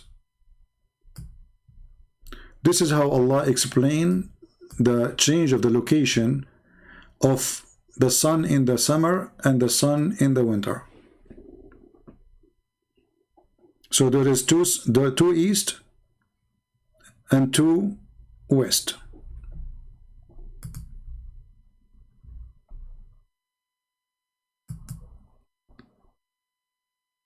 You know, what is the punishment if a guy, he says he is more pretty than Muhammad? What the Muslim would do to him? Just ask yourself.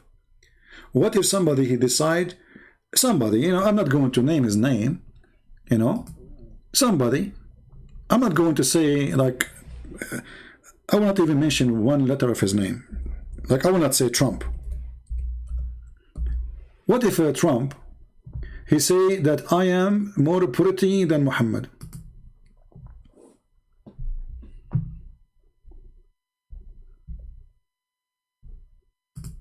Look, what is this? Donald Trump with the Chinese doing karaoke? I told you, Mimi Hijab, he scared the hell of everybody. Now the kuffar, they gather together to take a course for karaoke because they heard the threat of the nipples of Mimi Hijab. Here we go. The Chinese, is that the Chinese guy or who is this guy? I'm not sure. You know, for me, I don't know. Like, So,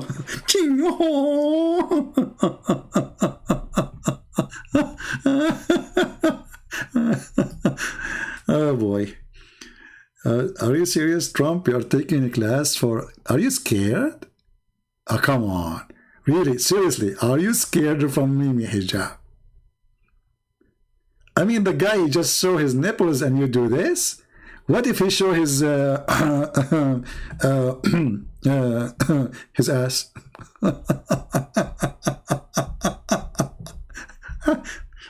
I'm so disappointed with you, Trump. I mean, look how he scared the hell of everybody. You know, too bad. Muhammad was the last prophet. So we cannot have a prophet who can predict when the coming nipples invasion will happen. I don't know if anyone of you have a connection with someone who's a prophet. Because it's good to know. So we can, like, you know, prepare. Do you think the nipples invasion will happen soon? Next month? Next year? I don't know. We are just trying. But honestly, I am so disappointed of Trump. He is being so scared of the nipples of Islam.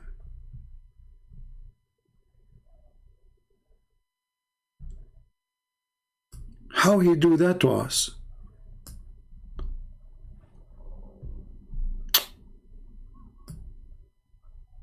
The guy, he just show his nipples, Trump, he start taking karate class. Are you saying to me you cannot face the nipples? And what, you are going to the Chinese to teach you? The enemy of Allah?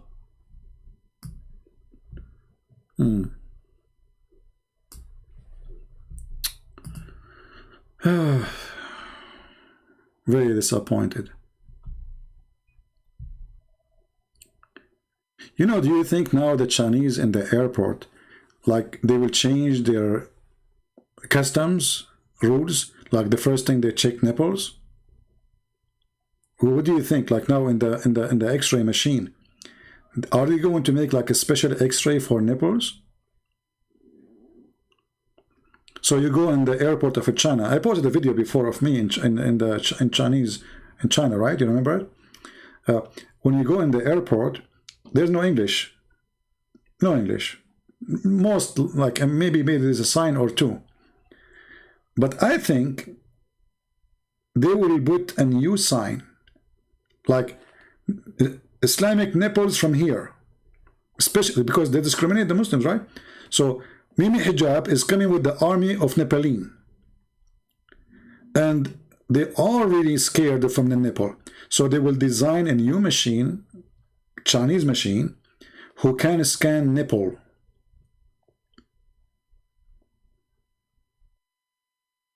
So I hope that will not delay our trip. I'm really worried about that. You know, when I go in the airport, this is before, now it's not working no more. Before, when I go in the airport, like once I remember I was late. So I'm going to lose my airplane. And there's a long line of people to check the security. I mean, for sure I will lose my airplane. So I did this. I took my phone and I started saying, okay, Alhamdulillah, Alhamdulillah, yes, brother, Alhamdulillah, MashaAllah, MashaAllah. The guy, the security guy, he came to me and he put a circle around my ticket and he says, go there. And right away they will pick up somebody, he is blonde, redhead, to make it like we are not picking up an Arab or something, you know. So I was finally, because I will wait like at least for 2 hours to pass this long line. So special check, I went behind the machine, they check me, love again, okay, take off your shoes, okay, take the belt off, you know. They did not take everything because they did not ask me to show my nipples, to be honest with you. I was relieved for that, because this is where our strength as Middle Eastern, all our power is in the nipples. I'm telling you. Actually, I know a cousin of mine, his name is Mimi Hijab. He was able to melt 6-foot concrete just by pointing his nipple at them. There was like workers who work in a coal mine. So you know, under the ground, and then the whole cave collapsed on them, and the concrete collapsed on them. They cannot take them. It's going to take a long time. But my cousin Mimi Hijab, he took off his t-shirt. He pointed his nipples in the concrete. Bzzz. Everybody converted to Islam when they saw that, because this can happen only if you believe in Allah. If you believe in Jesus, your nipples have no power. I'm telling you.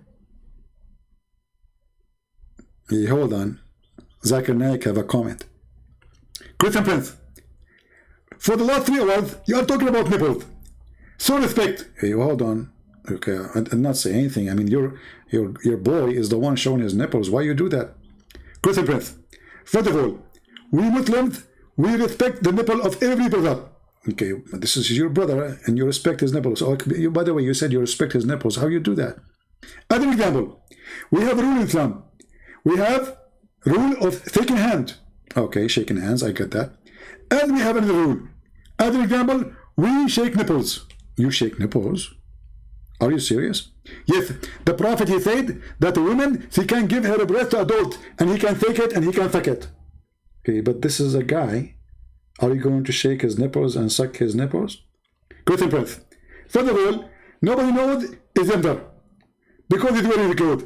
So it's possible that he's a male or a female. Yeah, I got your point actually. You got a point there. He might be male or female, we don't know. How we will know, you think? Very simple. Look at his face. He has a beard. Yeah, well, he have a beard. That means he is a male, correct? Exactly. But at the same time, if you look at his face, he has no hair. Okay. So he's a female. What the heck? So is he male or female now? I think he's a male, female at the same time. Is both? Hello? Hey, Zakir, don't leave me here, man. We want to go. Where you go? I mean, look what Zakir Naik did. We look at the face, there's a beard. We look at the chest, there's no hair. The beard says he's a male. The chest says he's a female.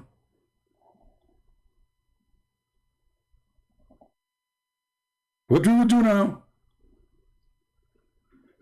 How in the world I'm going to keep this video online now? I think I should take it down. Especially when this Muslim, he's used the filthy word. So what do you think, guys? Should I leave it or take it down? What do you think? I mean, we come here every day online. Hey, by the way, don't forget, if you go and click at the information in the info of this video, we have our books, the 2 new books, published in Chinese and Russian. And first time ever, a book of mine published in Chinese. And it's for free, as a gift from me. Same as the Russian one. So, even if you are not a Chinese or a Russian, download the video, post it again in G Drive, and post it everywhere. Don't depend on the link, because this link might disappear, right? So download the book and share it with everywhere, even if you have 0 Chinese friends or Russian friends. We want the books to be all over the internet, and this is why I'm giving them for free. I give my books for free, not because I'm rich. I'm not. But because the target is way more important from a person, let us say, trying to accomplish some material dream, like buying a new car or etc. Saving life of millions, changing life of millions is way more important. And I believe you agree with me. And this is why I say, please share the books with whoever you can, because people need to know about it. It's not enough for us to translate the book and post the link. If not everybody help, how people will know about it, right? And it costs you nothing. I mean, we are the one who made the book. We are the one people who they help in the translation, etc. So all what we're asking you for, just post a link, share the book with your friends, right? And even if you do not speak Chinese, this is not an excuse, because you never know.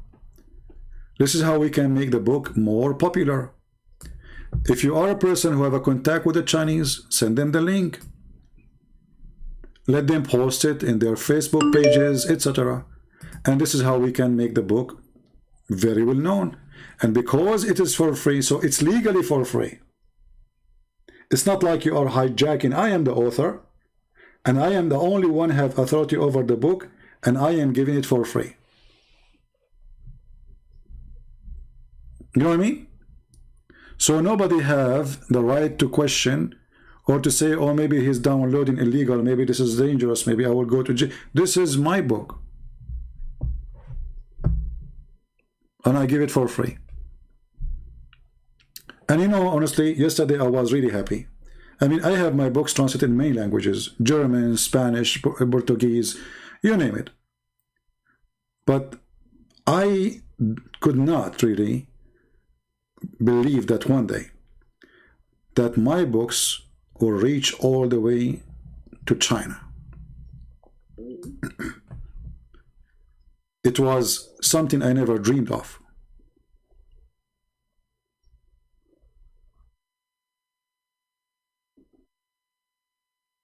Honestly, you know, when I started, first people make fun of your English. You are not born in USA. You are not a British citizen who was born in the country, speak a perfect English. And then how in the world you are going to accomplish such a thing? And look today, we have our books translated. And I say ours because the people who helped me in the translation, they are part of this book now. Indonesian, we made a revolution in Indonesia. Christian there, they have no answers. Poor Christians, they are left alone. They don't know what to say to the Muslims. Today, every single Christian in Indonesia, he can refute any Muslim so easy. He can get him busted, not only refute him. Malaysian language, Indonesian language. I mean, so we gave a great animation, peaceful animation, to be used against the devil attack. And the more we translate, the more we will have people who can stand up against the cult of Muhammad and laugh at it.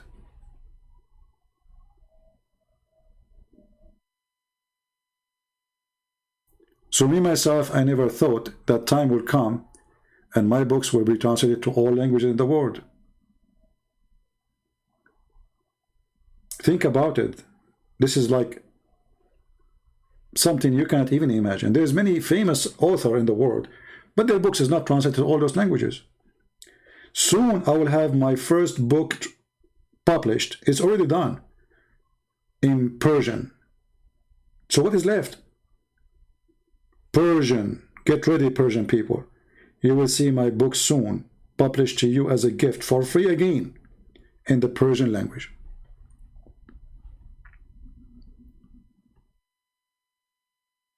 So I'm very grateful for the help of those who did the translation, and we will give it for free, and we will keep it for free. But trust me, nothing in this earth is for free. Somebody have to pay for something. So always we appreciate people who support us, even though we have a very little few people who really care to support. If you go to Patreon, you will see a big numbers of people there, but very, very, very few of them, they really support.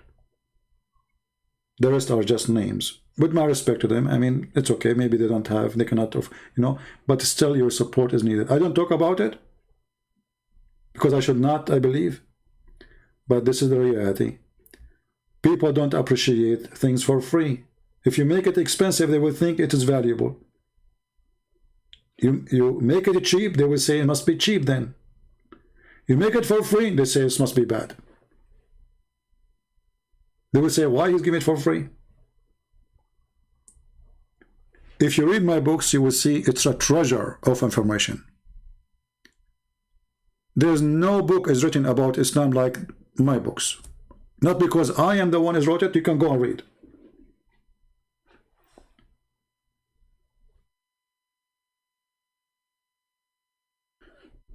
But people, because when they give them for free, they think things for free must be bad.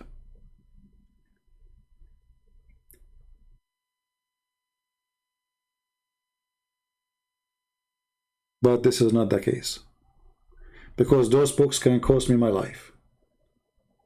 It's not for free. It's very costly.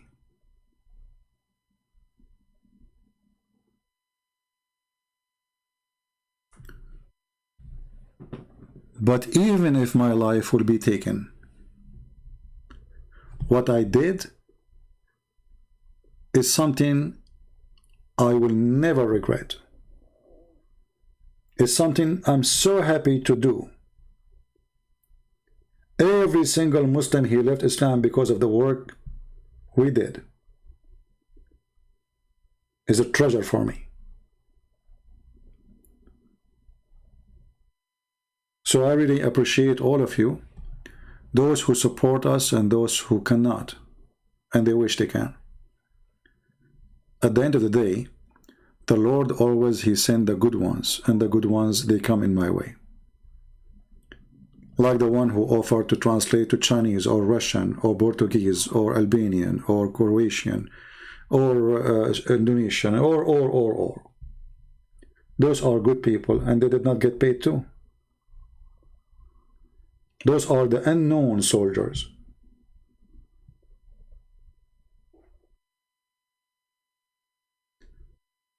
So I'm happy to have them.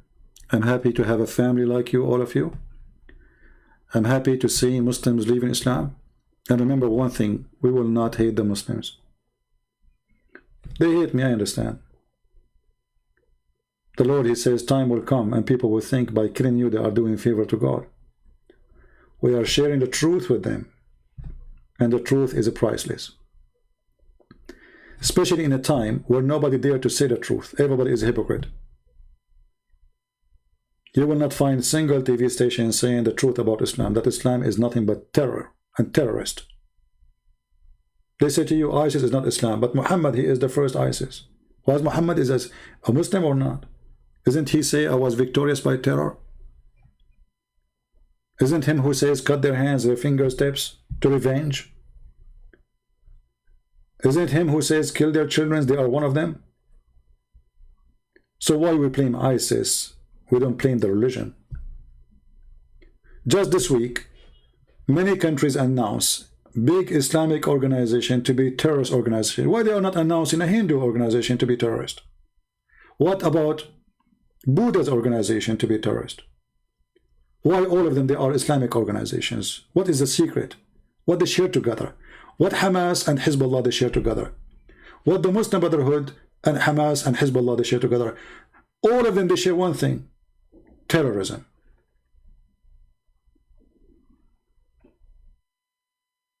They have one guru, the guru of hate, Muhammad. That is the truth.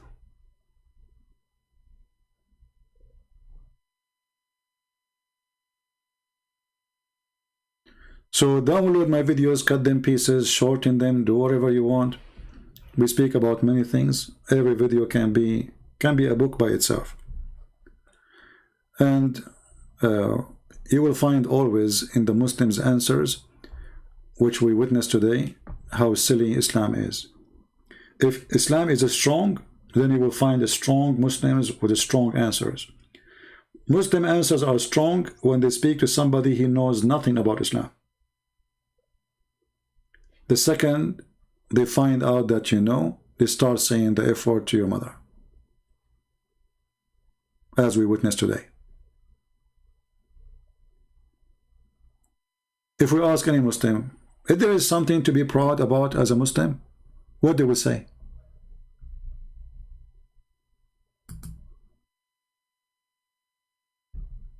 What they can say?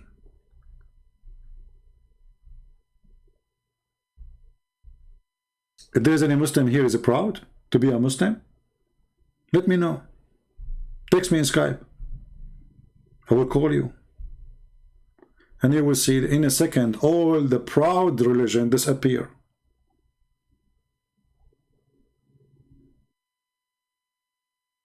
The most corrupt, the most unethical, the most unhealthy. I mean, this guy Muhammad, even garlic is his enemy.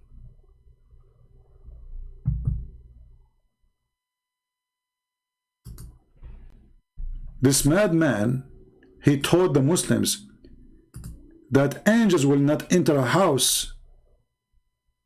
People of this house eat garlic. And not only that, he add more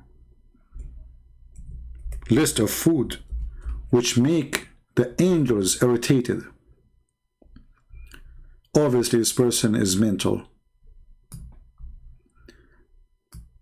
Garlic, as an example, is one of the most useful plants for health. It's a gift, actually, from God to have garlic.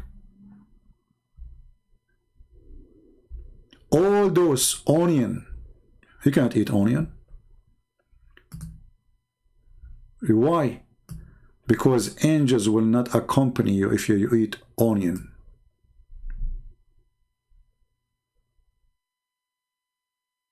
Who in the world can believe in such a silly, stupid man? Why angels will not accompany me if I eat garlic or onion?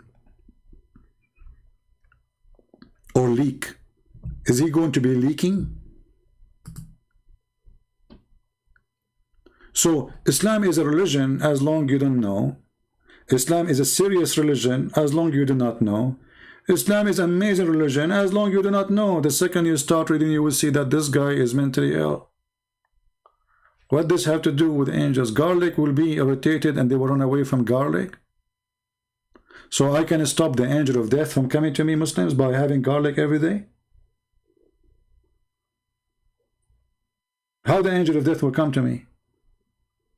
Don't you Muslims believe in the angel of death, which Allah will slaughter in the last day?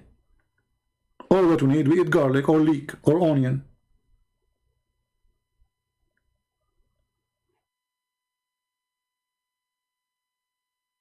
Muhammad, obviously, he's suffering from mental illness. When Moses, the angel of death, he come to him. Moses, he hit him in his head, in his eye.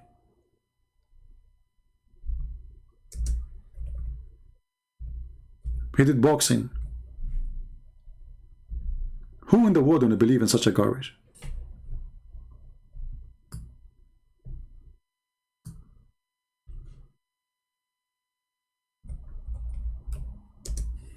Let us find the hadith, hold on. Because they might say it's not true.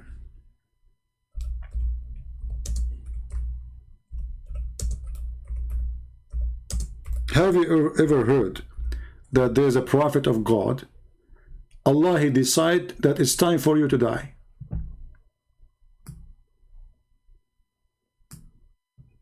Moses don't like to die. So what he did? He hit him a box on his head, and he hurt his eye, and he made his eye come out.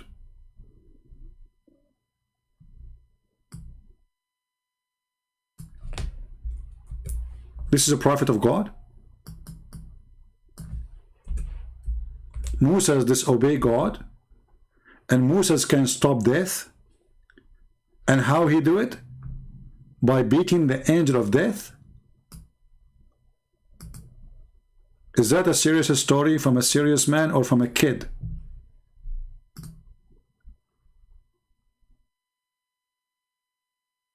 I am suspecting, based on this story, that Moses was a Chinese. He played karate. There's no way that a Jewish guy, he can do that. I mean, think about it. He did beat an angel. He make his eye come out like boing, like a rasur.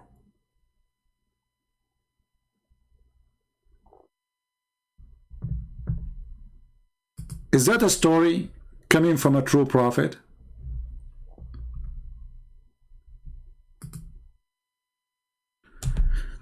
There's a person saying, I'm Muslim, I have this agreement. We will take his call. I hope he's serious, not just a kid.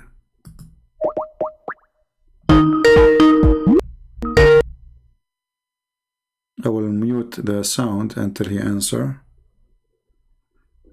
Oh. He did not answer. Call decline. So he don't agree with me and call decline. Oh, he said 2 minutes. So we will call him in 2 minutes, no problem. So when you read this story, and if you are a Muslim watching, ask yourself, is it really can be true? The angel of death was sent to Moses, and when he went to him, Moses slapped him severely. I did that before, but it was not the angel of death, to be honest with you. It was the angel of union. So God, he decided to end the life of Moses. He called his angel, the angel of death. He said, hey, go and take the life of this Abdul. The angel of death, he go to Moses. He knock at the door. Moses opened the door. Hey, Habibi Moses, I am the angel of death. I'm going to take your life. Moses, he don't take that friendly.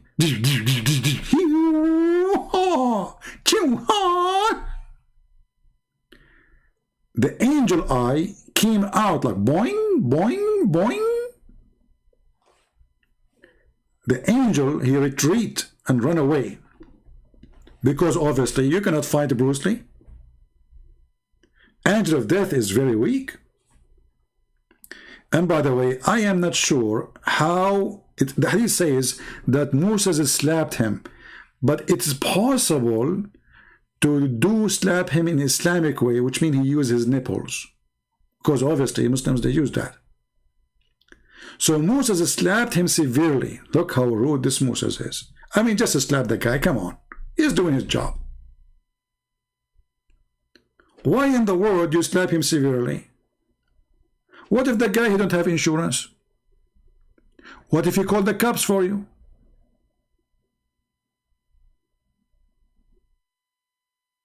Put yourself in his shoes.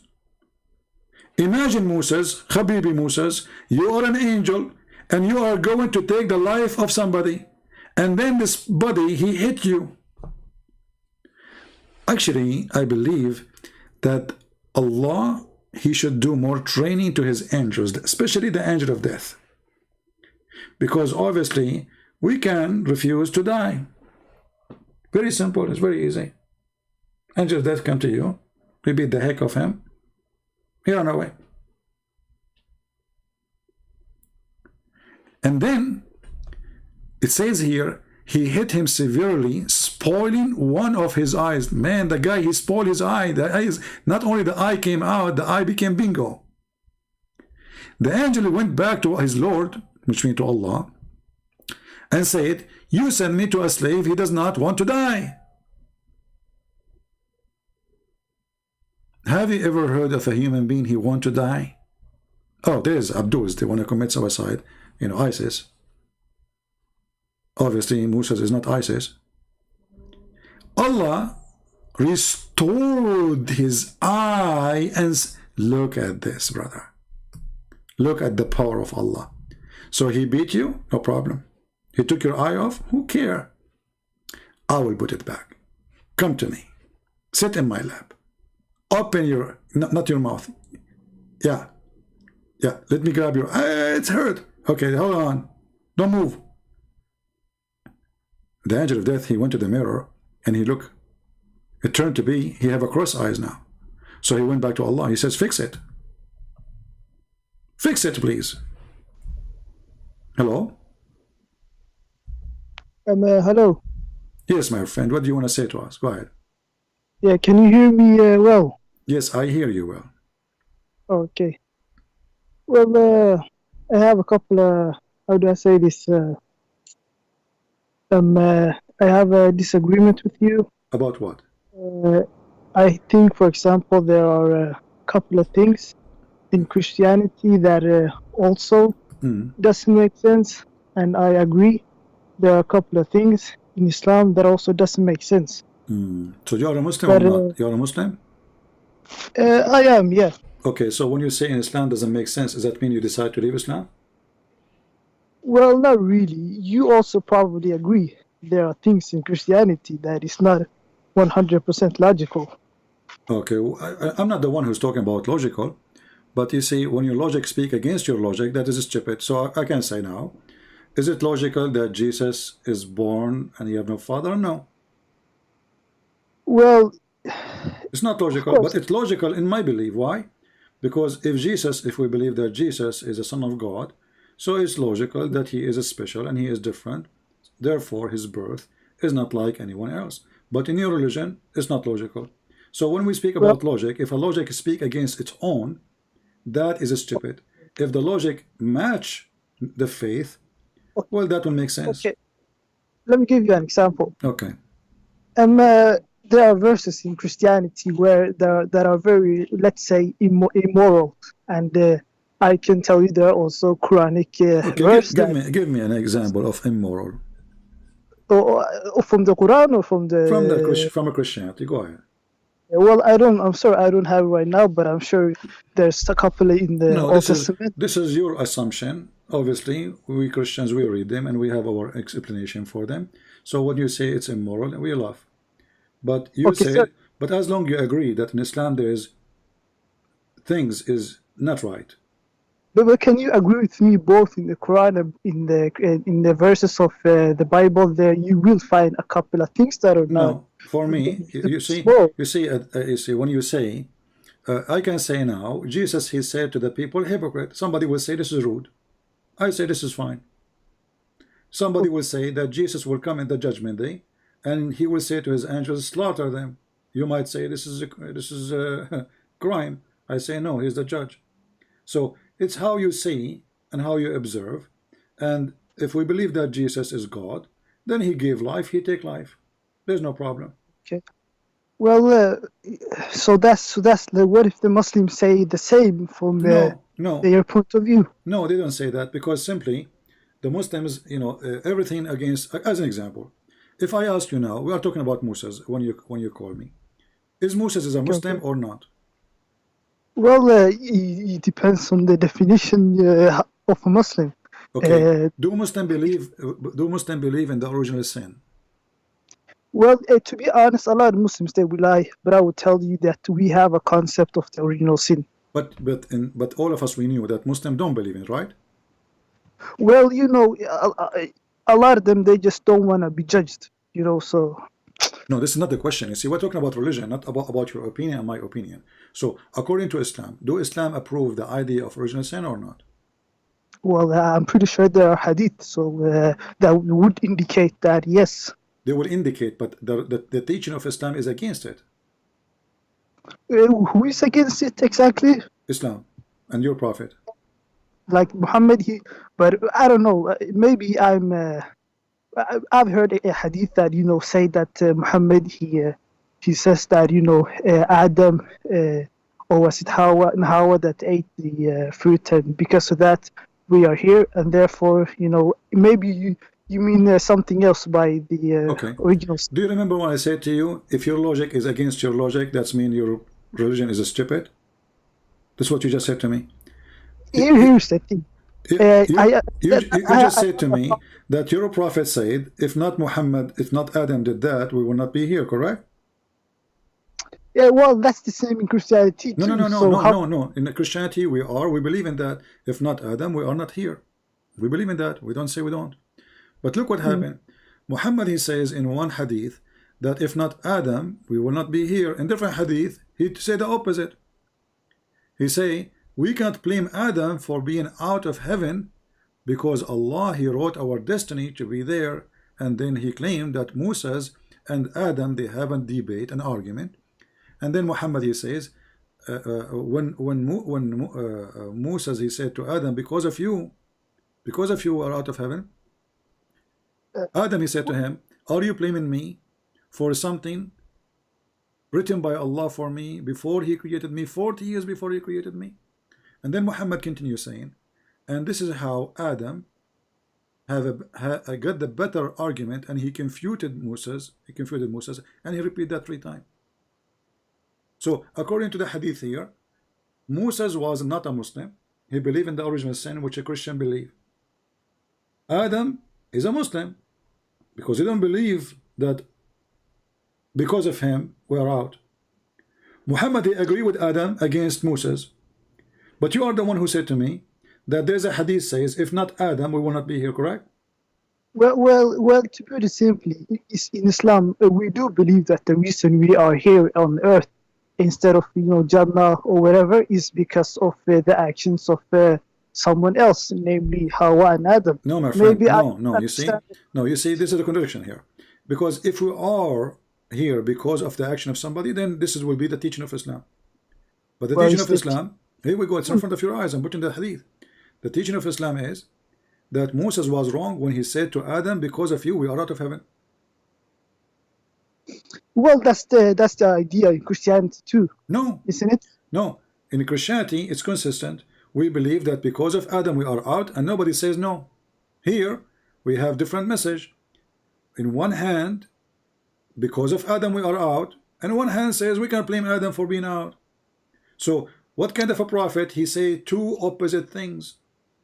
Well, okay, that's very interesting. No, my friend, this is not interesting. This is interesting in stupidity. Because if I say to you, there is no ice in Arizona, and then I say 2 words after, there's ice in Arizona. So either there's ice or there's no ice. Here we talk about belief. So there's no way to misunderstand. Either because of Adam we commit sin and we are out, or not because of him. So which one? Okay, I will give you there's an inconsistency there in the belief, Okay. I will give you that. So, but let me go to back to what I was saying. Firstly, I need to, for this to go to this, I need you to agree that both in the Quran and the Bible, and maybe probably in Torah too, you find a couple of things that by today's standards we would say is immoral. My friend, can you agree? You see, this is not our topic now. You see, and if today in the today is not moral, you can say whatever you want, but this is not about moral and immoral. We are talking about the basic belief. A belief speak against each. We are not talking about somebody came 10,000 years after Muhammad. This is the same Muhammad.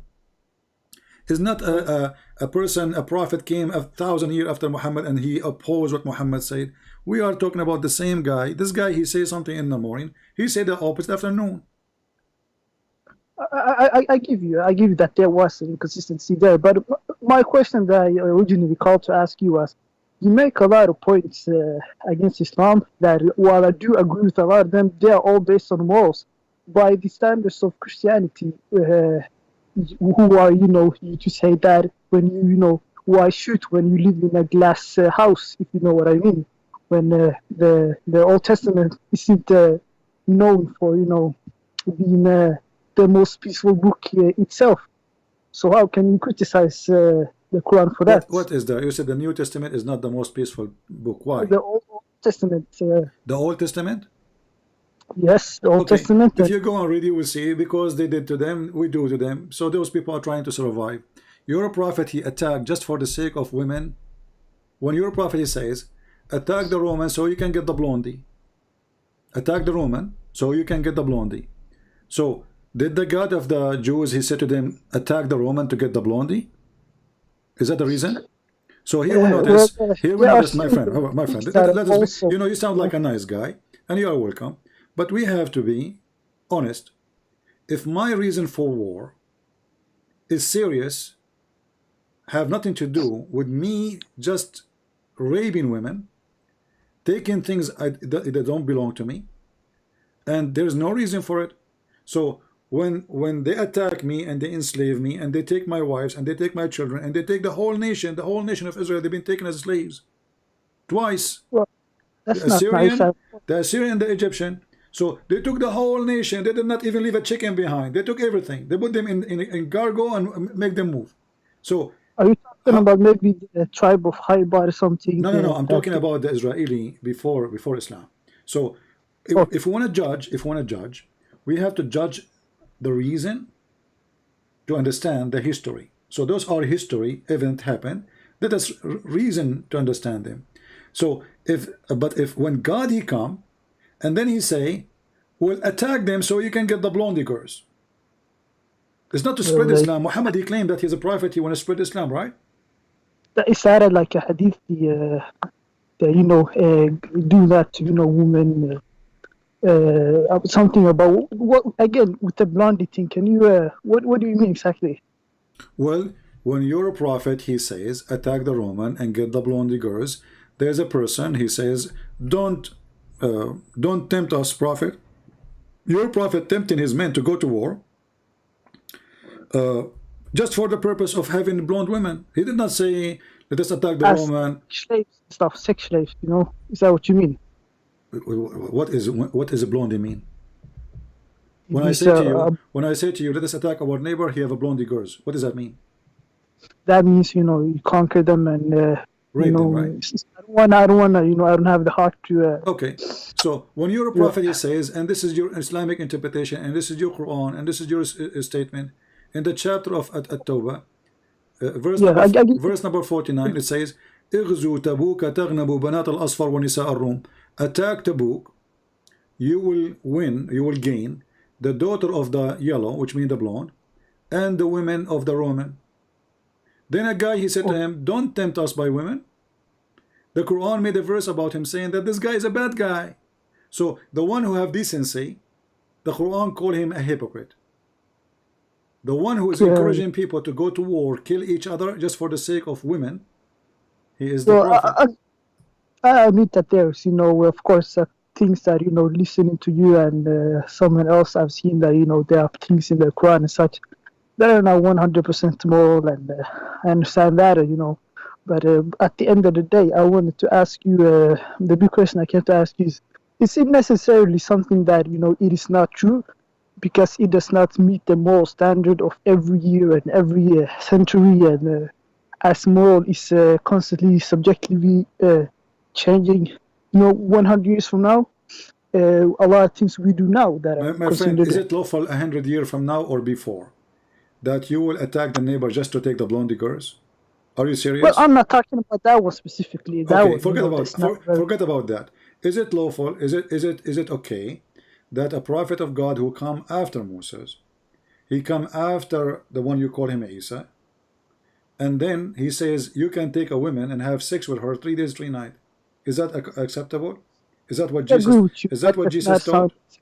I agree with you. However, if you look at all the prophets were not exactly pacifist. If you heard about David and Solomon, they had a bit too few. They were not exactly the most. My friend, you see, I said to you, you should not use a logic against your own logic. If you go in the Bible, you will see that God, he punished David. Even he took his son from him, the son from a relationship. David, he took a woman. She was married to a man of his soldiers. He sent the guy to war simply to make him die so he can take the wife. He took the wife. He have a child from her. God, he took his son. God make him lose. God condemn him. God punish him. And this person, he cried to God asking for forgiveness. So you see the difference here. When we say the Bible, there's a story about a person. He's a very well known. His name is David. He do something bad. The God of the Bible, he's consistent. He said to him, shame on you. What you took from others, I will take from you. What you build will be destroyed. You took the wife of somebody else will take your wife. If we go in the Quran, we find the opposite. The God of Islam praising David for doing his crime.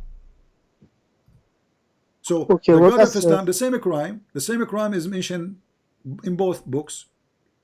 The difference is the criminal in the Quran is a good guy. The criminal in the Bible is condemned. Well, I never said that. You know, while I think that all three are Abrahamic religion, I never say that it's Islam and Christianity is the same. And you know, that's an example of one of the differences that you will find. No, you see, I want to be consistent. Is it all right if David he commit a crime? Is it all right because he is a big deal guy? It's okay for him to commit a crime in Islam or not? If a prophet did something bad, I'm not gonna tell you, and even God condemned him. I'm not gonna tell you that what he did was not wrong at all. Well, my book says that David he was a very bad person. He committed a crime. He was not decent. He was not following God. He is not obeying God, and we have no shame to say it because he is who did that. So what if he's David? He's David. Well, David he commits sin. Why we have to cover up for somebody? It's clear. It says he did commit sin. Just because he is a big name, big guy, he's mentioned in your book. He's a prophet, so we don't dare to say he was a bad person. My Bible says he was a person. Your Quran said the opposite. So you see the difference?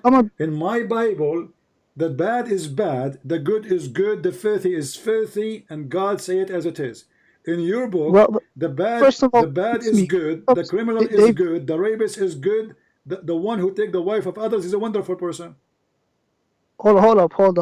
First of all, when it comes to David, I don't know exactly how Christians view him. Is he viewed as someone that's like someone that you're supposed to look up to? You know, my friend, we don't care. First of all, we don't look up to a prophet. Secondly, David for us. I mean, people, they call him a prophet. You can call him a prophet if you want, but I don't see the prophecies of David. However, David was a king. Even if he was a prophet, that will not make him the best example for me. When he do wrong, he's wrong. When he do good, I will follow the good of him. So the Bible teaching us that there's nobody is good. My friend, hold on. There's no one is good save God. There's no one is good save God. This is what the Bible teach. So we don't follow a prophet as an example. We follow the good of God as an example. So this is why we have one master, one Lord. His name is Jesus. He is our best example. The rest is not. Because I am sin. I commit sin. You commit sin. Peter commits sin. John commits sin. Luke commits sin. Everybody commits sin. Every single human commits sin. So if we say that we will make the best example of us, a person who is a human being like me who commits sin, that is a foolish of me. Muhammad was a very bad person. Not only he is an average sinner man, he was the worst. I mean, name for me one thing. Hold on, no, Chris, let me give you something. Let me say something quick. You said that David was still a prophet and someone important in Christianity, even though he had his flaws. You named a lot of other prophets that had their flaws, but still were prophets. I don't understand what you are saying. You are speaking an accent I heard from you. Speak again about David. What you say? Yeah, sorry. When it comes to David, you said that even though he has his flaws, he's still a prophet. Same goes for other. I did not even say he's a prophet. You are the one saying he's a prophet. Fine. Okay. There were other examples. You Muslims, you have a weird religion. Anyone is famous, you name him prophet. Zulqarnain is a prophet. Okay, my bad. Saleh is a prophet. Idris is a prophet. Who are they? We do not know. I don't know Christianity 100%, so you can correct me. Okay, let's say Noah. Is Noah a prophet in Christianity? Yes or no? Well, we can say he is. He received message from God. Yeah. Yeah, and there are accounts in the Bible where he did something that is not very nice. Okay. But still, he's a prophet. Why can't you say the same about Muhammad, even though he had his flaws? Can he still not be a prophet? I just told you. Doesn't matter who is the person. If he do wrong, he did wrong. The Bible says that. The Bible condemned the behavior of anyone who do bad. Doesn't matter if it's Noah. Doesn't matter if it's Adam. Doesn't matter if anyone. No limit, no protection for anyone do bad. In your Quran, show me where Noah he did bad. Go ahead.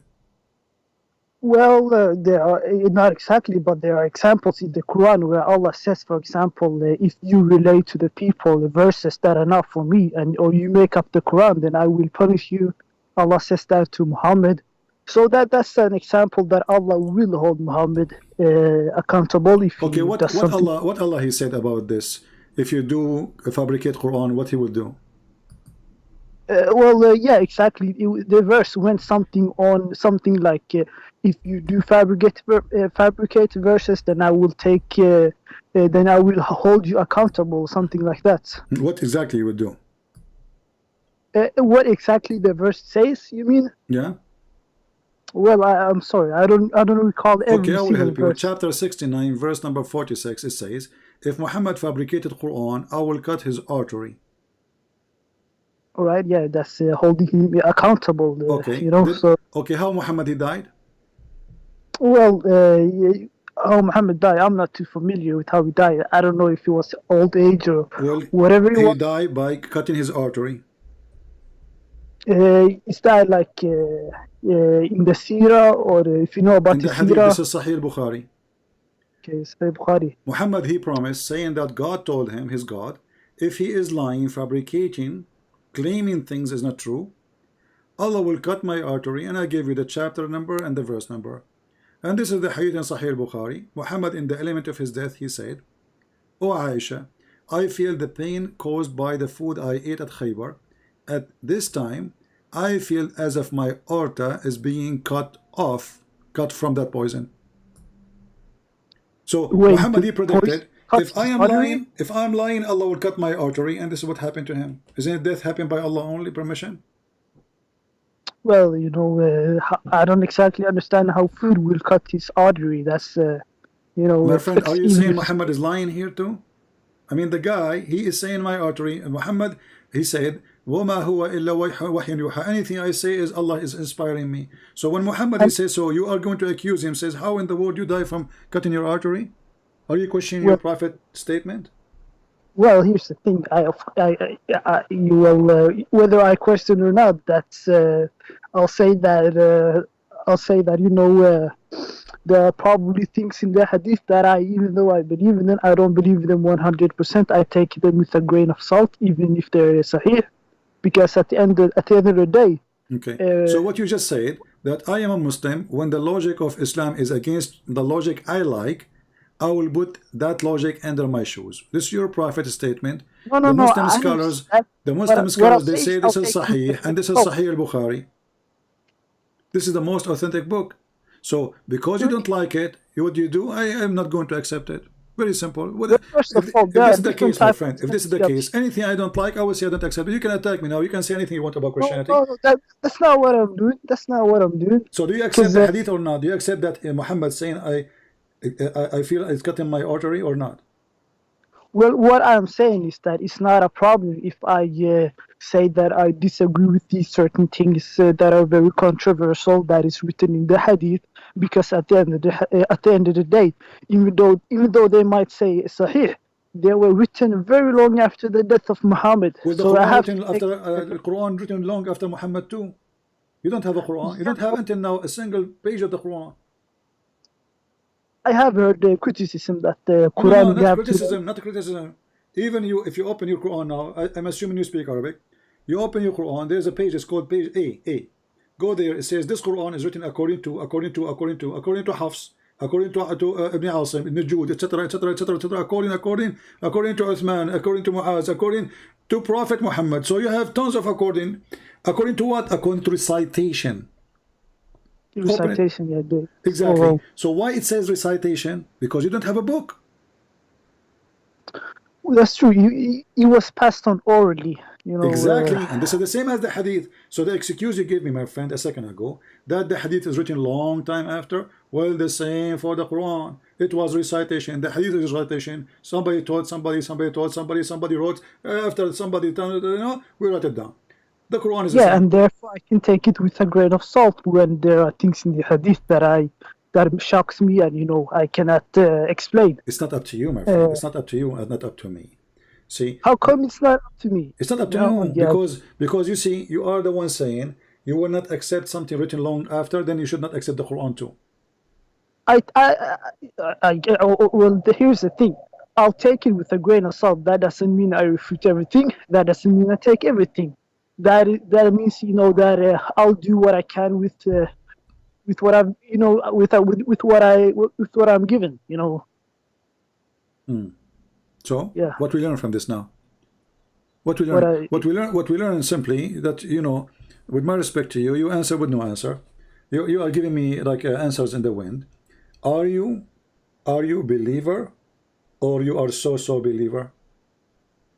Here's the thing. I'll admit that a lot of things that I believe is very controversial for even a Muslim. But you know, yeah, a lot of things that I believe is very controversial from even a Muslim point of view. But you know, I'm like you know, I call myself a modern Muslim. You know, somewhat a moderate Muslim. How you have a modern? Do you have a modern Quran? Well, a modern interpretation, you could say. Because, How you can have a modern interpretation if the guy he said that 1400 years ago? You know, me and you, we agreed that we have to go back in history in order to understand what happened, right? Well, yeah, why not? Okay, so Allah, he gave Muhammad a Quran, and Muhammad, he gave interpretation for his Quran in his time by the hadith, explaining what he said, mostly, not all of them.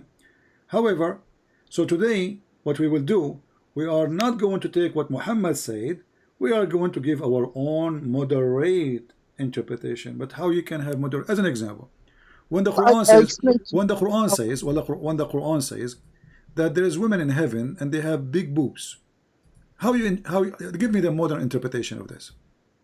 The modern interpretation is that, you know, sex is not banned in heaven, I guess. Oh, I'm not talking about sex. Who said sex is bad? I'm not saying about, because God, he gave Adam and Eve the right to have sex, right? Nobody says sex is bad. But when you make a promise about boobs, is that lawful? Is that right? So if I go to your house, my friend, and I knock at your door, and I give you a card, says believe in my God, and there's a picture of two big breasts, is that logical? Is that acceptable? Is that ethical? Is that smart? Well, that's not the same thing over here. You know, you trying to make the point that, you know, Islam is trying to use sex to advertise to horny men. That's I'm guessing that's what you're trying to say. Well, you got what you got, and you tell me the answer now. I'm waiting for the answer. Why God presenting himself that if I believe in him, he will give me big boobs? He did not even say the word women. There's no women there. There are two understanding. One is that, hey, you know, God, he's trying to use sex to sell his religion, and one is that hey, sex is allowed in heaven, so that's maybe one thing that you will not miss in heaven. So yeah. So my friend, you are saying to me that because sex is allowed in heaven, I can be the devil who promise you sex, not for love, just sex, just a pure sex. I can tempt you to believe in me by telling you I will give you big boobs. So what is the difference between Satan and Allah? Whoa, relax now, relax, friend. No, why relax? Why relax? What I'm asking you a serious question. What is the difference between Satan and Allah? What kind of a question is that? What is the difference between Lucifer and Yahweh? There's a huge difference. Lucifer is evil, God is good. Your God is evil. You just told me that my God is the same as Lucifer. Isn't it Satan who tempt us to do bad things? So when you say, if you go and do jihad, I will give you those things, isn't it this is a temptation of sex? What's the difference between Satan?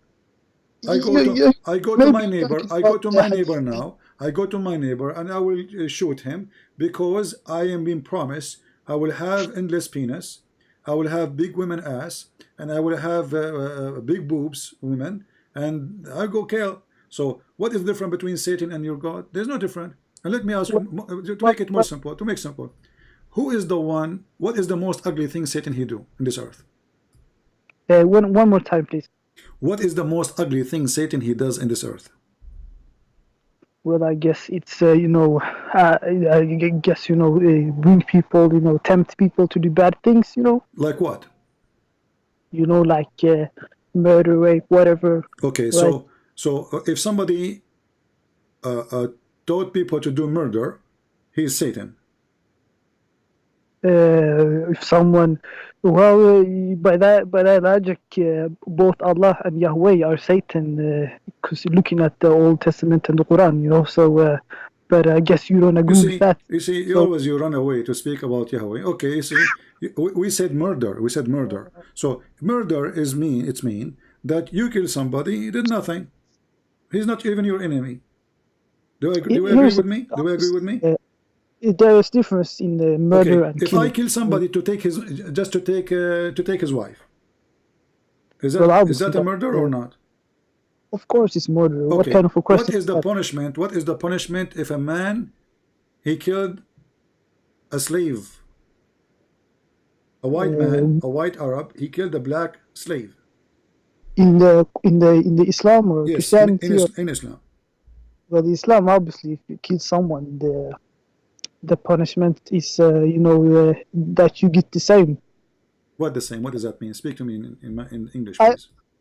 I'm not like what would you call it, like a faqih person that studies fiqh, Islamic laws, jurisprudence, but I would assume that the punishment would be qisas, something like eye for an eye. Okay, eye for an eye. Just to show you how stupid Islam is. Eye for an eye is in the book of Moses, which means if you kill me, if you kill somebody, we will kill you. This eye for an eye, correct? Yeah, that would be eye for an eye, Yeah, okay. So in the Quran, Muhammad, because he's a fraud, he said we will practice eye for an eye. But look what he did. Chapter 2, verse 178 said, "O who you believe in retaliation for the murder, it's ordained upon you, free for the free, slave for the slave, female for the female." So if I am a free man, and I kill a free man, I will be killed for killing a free man. If I am a free man and I killed a black man, he's a slave, my black slave will be killed. If I am a man and kill the women, the other man, he will kill my women. What kind of justice is? I don't think the other people are responsible for your actions. So I don't think killing a slave, like if someone kills someone else's slave, first of all, I don't know slavery. That don't mean you should kill the other person's slave. Take that on the person that did that. The slave didn't do anything but sit there and be enslaved. So how come that doesn't sit well with me, to be honest? Okay, but this is what the Quran is saying. This is chapter 2, verse 178. So you kill my wife, I kill your wife. I don't kill you, I kill your wife. What kind of justice is? So now we have two victims. Your wife and my wife, they are dead. Wait, is that in the Quran? Yeah, this is Quran, chapter 2, verse 178. That's Surah Al-Baqarah 178. Right. Can you read it in Arabic if you have that? Sure, here we go. يا أيها الذين آمنوا. Let me move the so people can see.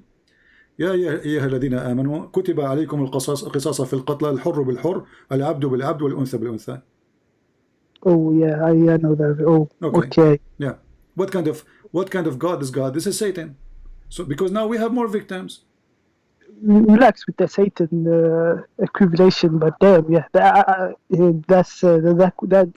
again. I was talking earlier about a couple of things in the Quran and in the Hadith that it doesn't sit well with me, and as I said, I take it all with a grain of salt. And if I can't believe this is something from God, then I will not say that, hey, this is from God. But and I do recognize that it's even a lot of Muslims would would disagree with me for saying that I can't take this from God. But yeah, my friend, hold on. You are saying to me, okay, I cannot accept this because this is against my value, correct? Of course. Okay, but you just said that the value of Allah is a satanic value. That's why I reject it. So if your Allah is the one who is teaching a satanic value, obviously he is Satan. When I say to you, what is the difference between Allah and Satan? You get upset. You said, hold on, don't go that far. But you just admitted now, but by your own words, you don't accept the value of Allah. This is a bad value. So the value of Allah is proven to be satanic value, because Satan, he don't want justice. Satan, he want us to kill more. So now we have a woman, she is murder. I go and kill another woman. She is not even have nothing to do with it, just because she is my wife. That is the most stupid thing. A slave was killed. I kill another slave. So now we have two poor black people being killed because this is what the slaves they have. the black slaves. So what kind of justice? You agreed that this is not justice, this cannot be from God. So if this cannot be from God, then we have to accept that the whole Quran cannot be from God. Well, we can accept that just like the Bible, the Christians, I have friends that are Christians, and they say that, hey, we never make the claim that the Bible is 100% the Word of God. No, my friend, hold on. You see, you guys wrong. I can say to you now that in the Bible there's a guy, his name is Abraham is talking, but not everything Abraham says God talking. When God talk, God talk.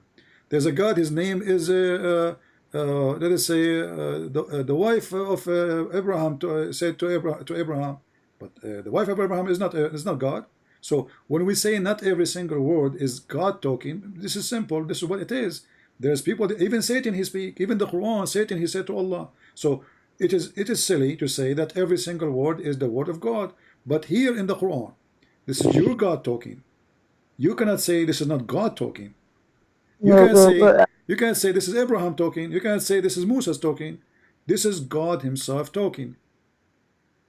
Well, here's the thing. I agree with you, but here's the thing. I personally would say that there are probably other Muslims too, maybe not many, that recognize that, you know, there are holes with the idea that, you know, the Quran is what do you say, perfectly reserved, and I believe that, you know, what you said, the Hafs version, right, is the one that we have today. I'm feeling that I have to at some point accept the fact that, you know, the Quran is not 100% preserved, but that doesn't mean that, you know, you don't need to chop off the whole tree. Look what we would do. Any verse from now on, according to your logic, I don't like, I will say is not from the Quran.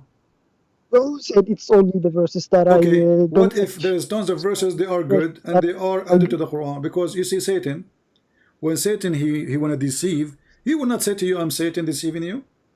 He will add the poison between the good food. So if there is something good, doesn't mean it's really not from Satan.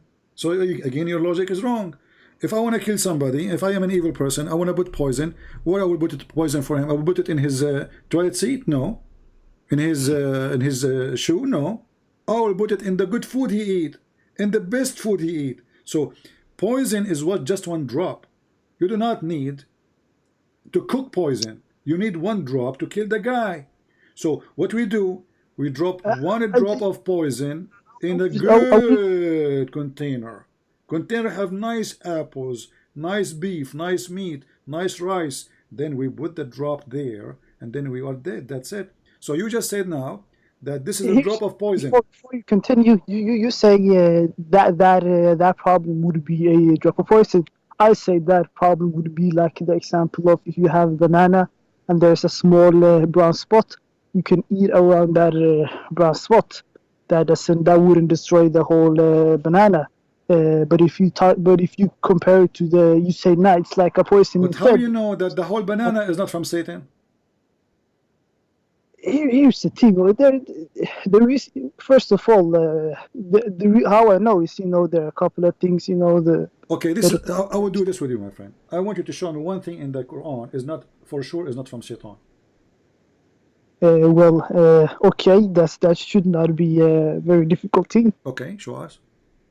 Right. Let me, for example, say that, you know, let's take Surah Al-Ahad, Qul huwa Allahu Ahad, Allahu Samad. All right. Qul huwa Allahu Ahad. Okay. Why, if the Satan is not a believer, why would he say that? Hey, God is a monotheist. Maybe the Satan has become a Muslim now. If he would agree with that, you know. Okay. So that's an example that can't. I heard you. You speak Arabic. I speak Arabic. Qul huwa Allahu Ahad. Ahad does not mean one. Ahad mean one of. I challenge you, my friend. Yes, I challenge you to make one sentence using the word Ahad, and it does not mean one of. Just make any sentence. It's the Quran. The Quran is not like, you know, Arabic that is spoken today. What do you mean not the Quran? This is Arabic, my friend. Ahad does not mean one. It's mean one of. If I go right now, my friend, hold on. If I go right now in the front of your eyes, I don't know. I think you are from Morocco. Is that correct? No, I'm from Africa. I'm from. Do you know about Djibouti? Oh, okay. So look at this. If I type the word ahad in the Quran, I will find the word ahad all over the Quran. وَمَا يُعَلِّمَانِ مِنْ أَحَدٍ. So you did not teach anyone off. I agree with you. Okay. It does not. So this is what It does ahad not mean. Ahad mean one off. So قُلْ هُوَ اللَّهُ أَحَدٍ. He is one off of what? Then it says Allahu Samad. As-Samad, we just showed him actually before you called me. I don't know if you were watching, that was an idol. His name is Samud, and this is in the book of Ibn Kathir. Okay. Well, you have a point there that ahad doesn't mean, just one. It can mean one off. It can mean different things. But you're asking me whether or not I can find a verse in the Quran that would prove that. No, you see, you gave me a verse. It's very. You see, I don't want to be rude to you. You're a nice person, so I'm trying to be nice. But forgive me if I am, like somehow aggressive. You see, no, I ask you.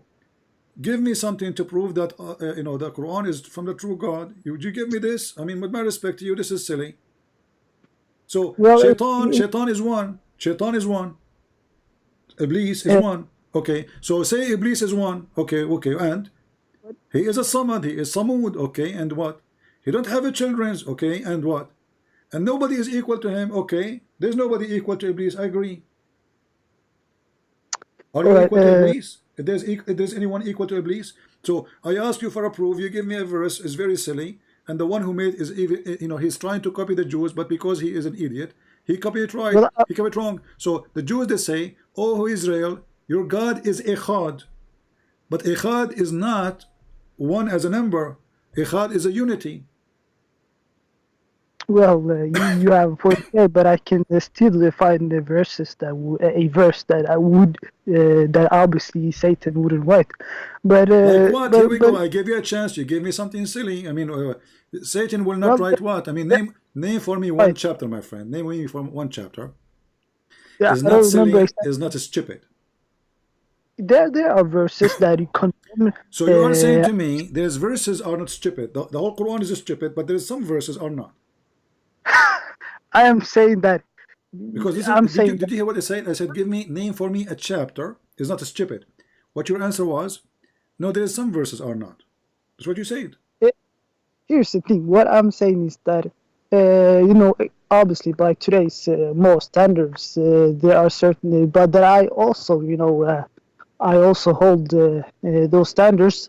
There are certain things in the Quran, but mostly Hadith, to be honest, that would be considered immoral, and obviously I can take that with a salt. My friend, forget about immoral now. We got it, the immoral thing.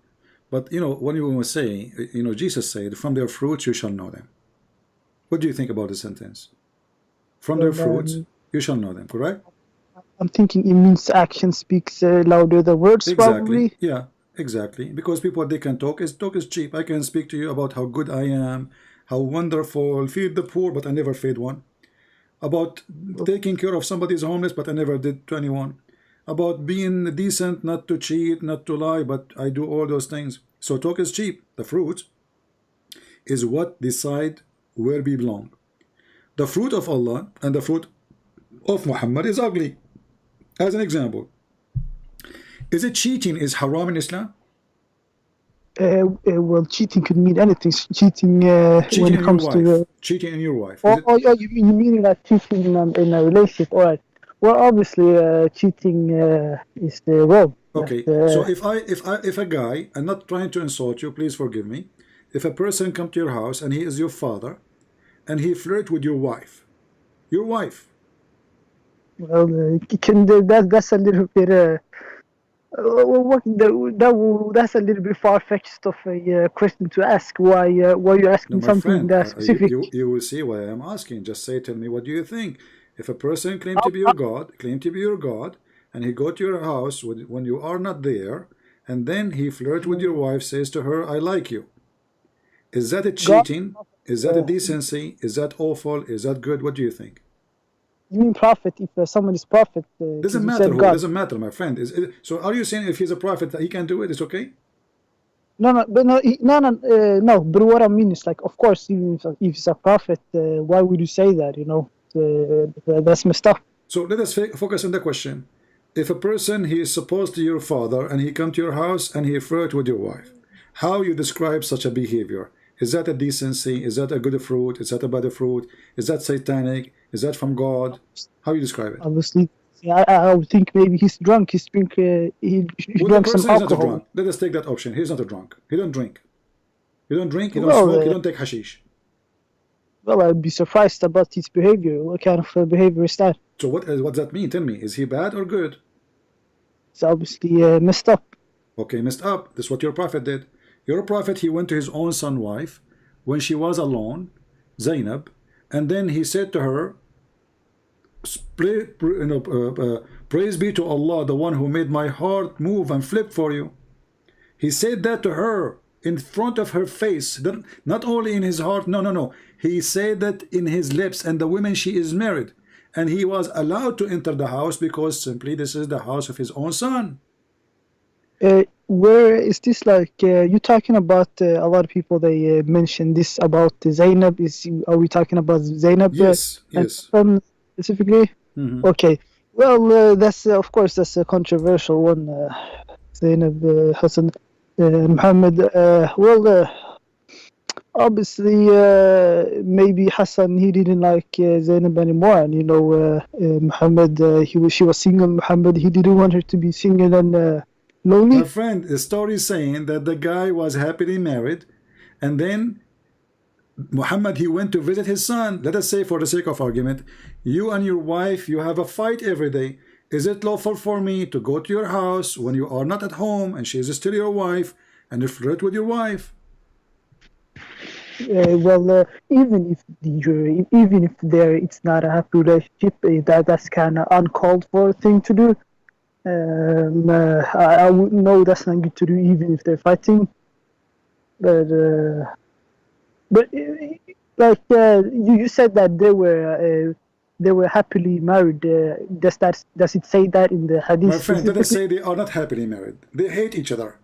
Is it right to go to the house of a married man and you flirt with the wife? Is the value will change in Islam if the guy is happily married or not? I mean, what kind of logic is this logic is? So you are saying to me now, oh, okay, so if the guy is not happily married, I can go flirt with his wife? I mean, that's a very that's a sticky one, because obviously there are people that that are unhappy in relationships and they start new relationships even today. My friend, but this is a cheating. Well. Because you are okay. If you are still married, you are still married. She live in the house of the husband, for God's sake. I mean, she did not even leave the house. She live in his house. The guy, he never mentioned he would divorce her. Then after he came home, the wife, she told him, your father was here and he flirted with me. Then the hadith says, فَفَطِنَ الزَّيْد. So he remember, I got it. So he went to his father and he said, oh, Zainab, she is hurting me with her tongue. Please give me permission to divorce her. The guy never mentioned that before. But now he knew for sure that his father and his wife, they have a relationship. Otherwise, why he didn't divorce her before? Why he decided to divorce her after she told him that your father was here and he flirted with me? And look, just to show you how filthy this woman Zainab is, she said that after the Prophet, he flirted with me, each time Zayd wanna have sex with me, Allah make his penis swell. Let me show it to you on the screen, and you speak Arabic, you have no excuse. إن زيدا تورم ذلك منه حين أراد أن يقربها. Is that hadith graded Sahih? Where do you find it? My friend, anything is not. Why is going to be in Al-Qurtubi if it's not a graded Sahih? Why Al-Qurtubi will use it if it's bad? If it says here we go. It says which book? they are like putting a bunch of hadith. Here it says قلت هذا القدر هو الذي أخرجه مسلم في صحيحه وهو الذي صححه الترمذي في جامعه والبخاري عن أنس بن مالك blah blah blah blah blah, and they continue. So they are giving you, I mean, those are the scholars, not my business. So the scholars, they are giving you a list of hadith. Sahih on there is like my friend, when you say is it Sahih, are you saying to me that the Muslim scholars, they lie about your Prophet honor, and the Muslims, they allow them to do that, and then they print their books and then they publish it, and they teach it in university, and nobody complain. Well, even that just because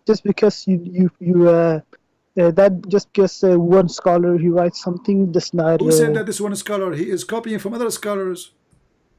My friend, isn't it you who said that those are reported from one to one to one to one? Al-Qurtubi did not live in the time of Muhammad, so obviously he is copying others and others from others and others from others until we reach to the main source. So this is not an excuse again. And let us say, for the sake of argument, this story is a lie. Still, the Quran says, Allah said to Muhammad, why you are hiding what Allah revealed to you? Okay, what Allah revealed to you?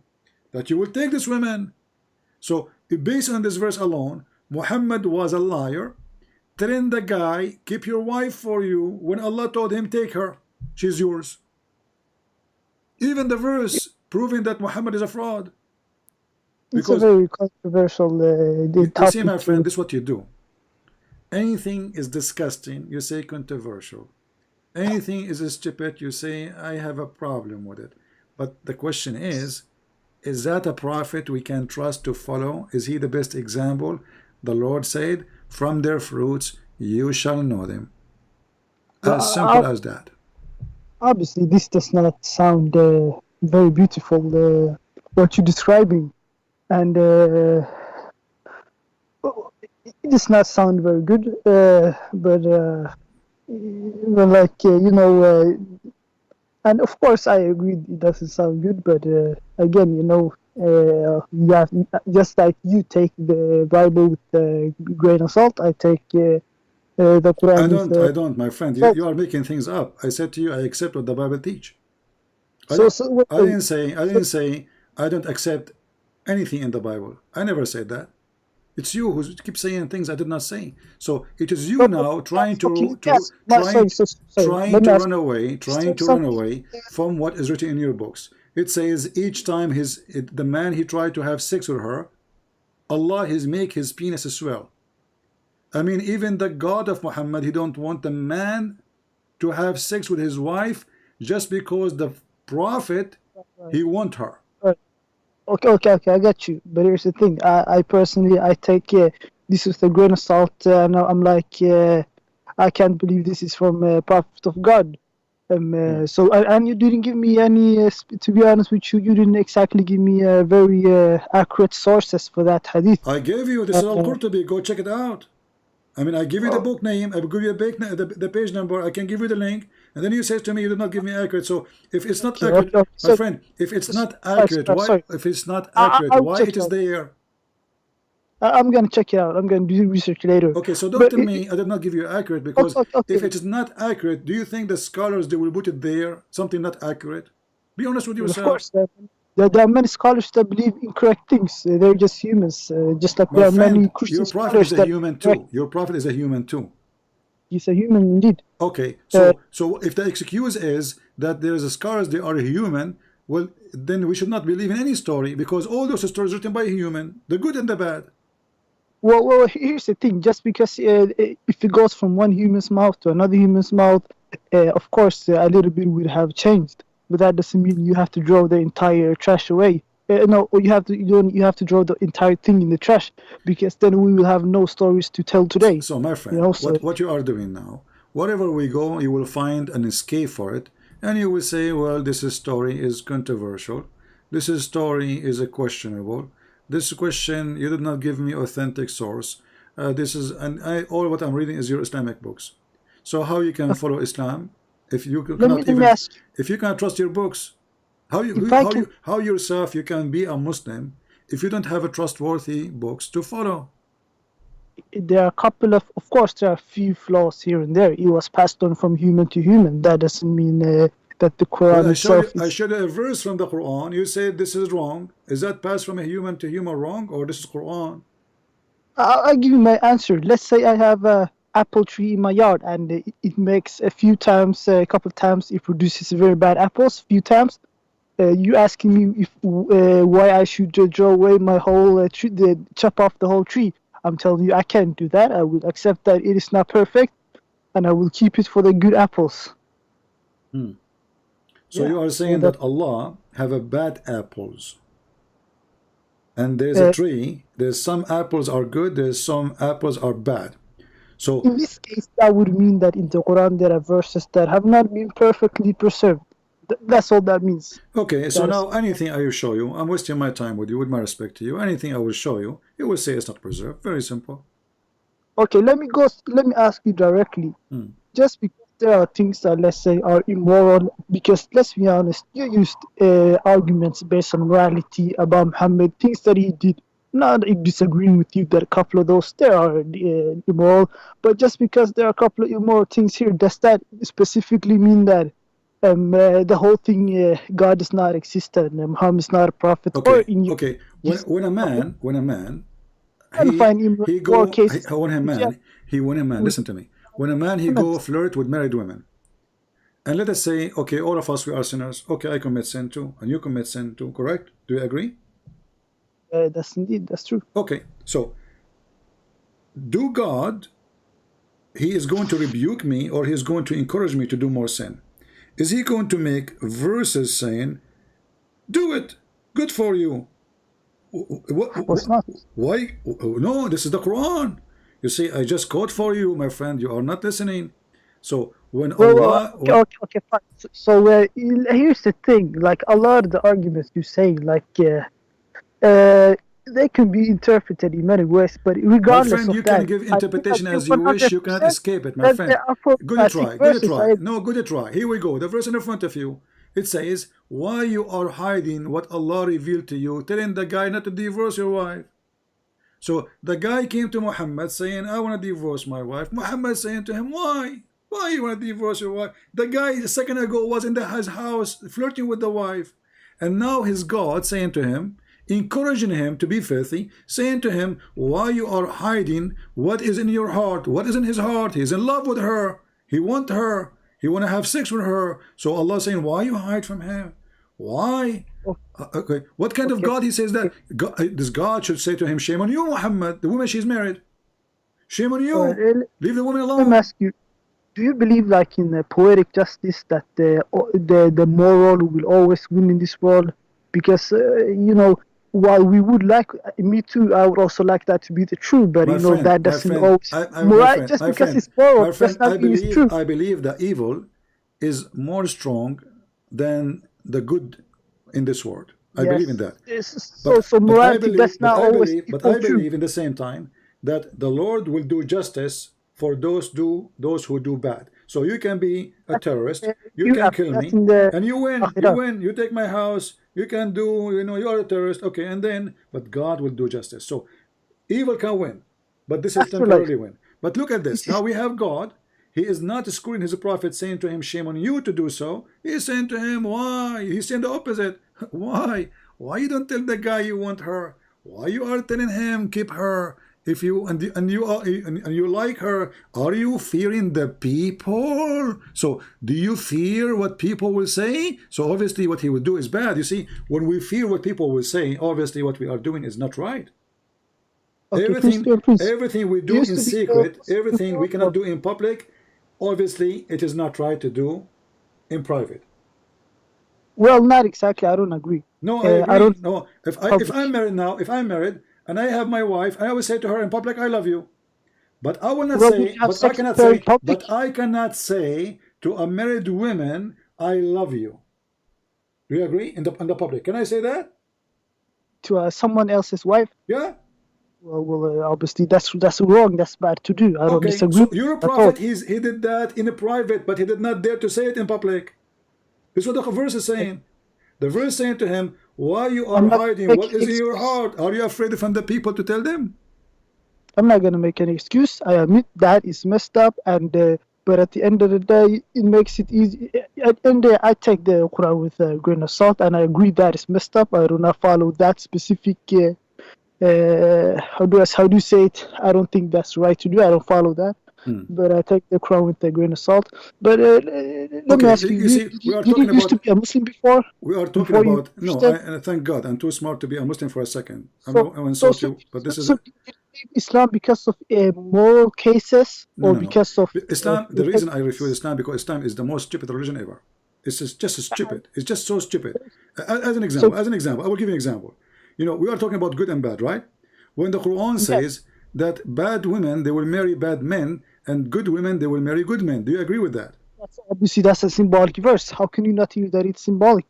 You know, symbolic you have ayat mutashabiha and what do you say? Symbolic for what? How bad women? How Allah destiny that bad it's women? Basically talking about like a karma almost, you know. But this is about destiny. This is about destiny. Read the interpretation. So Allah He made a destiny that bad women for bad men, you know, bad and good women for good men. Well, that could mean that could mean that doesn't mean that, you know. Well, that could mean that could be karma. It means like you reap what you sow. My friend, you Muslims are Hindu now. Karma, and what is that? It says bad women for bad men. Al-khabithatu lil-khabithin, at-tayyibatu lit-tayyibin. You speak Arabic, so you have no excuse. So if it's destiny by Allah, the plan of Allah, He will marry bad women to bad men. Then no prophet will marry a bad woman, correct? Well, there are definitely based on the Islam prophets that have married significant others that are not exactly a perfect example. But then again, it's I take that verse symbolic as to be symbolic and not exactly literal. See, my friend, look what happened to you.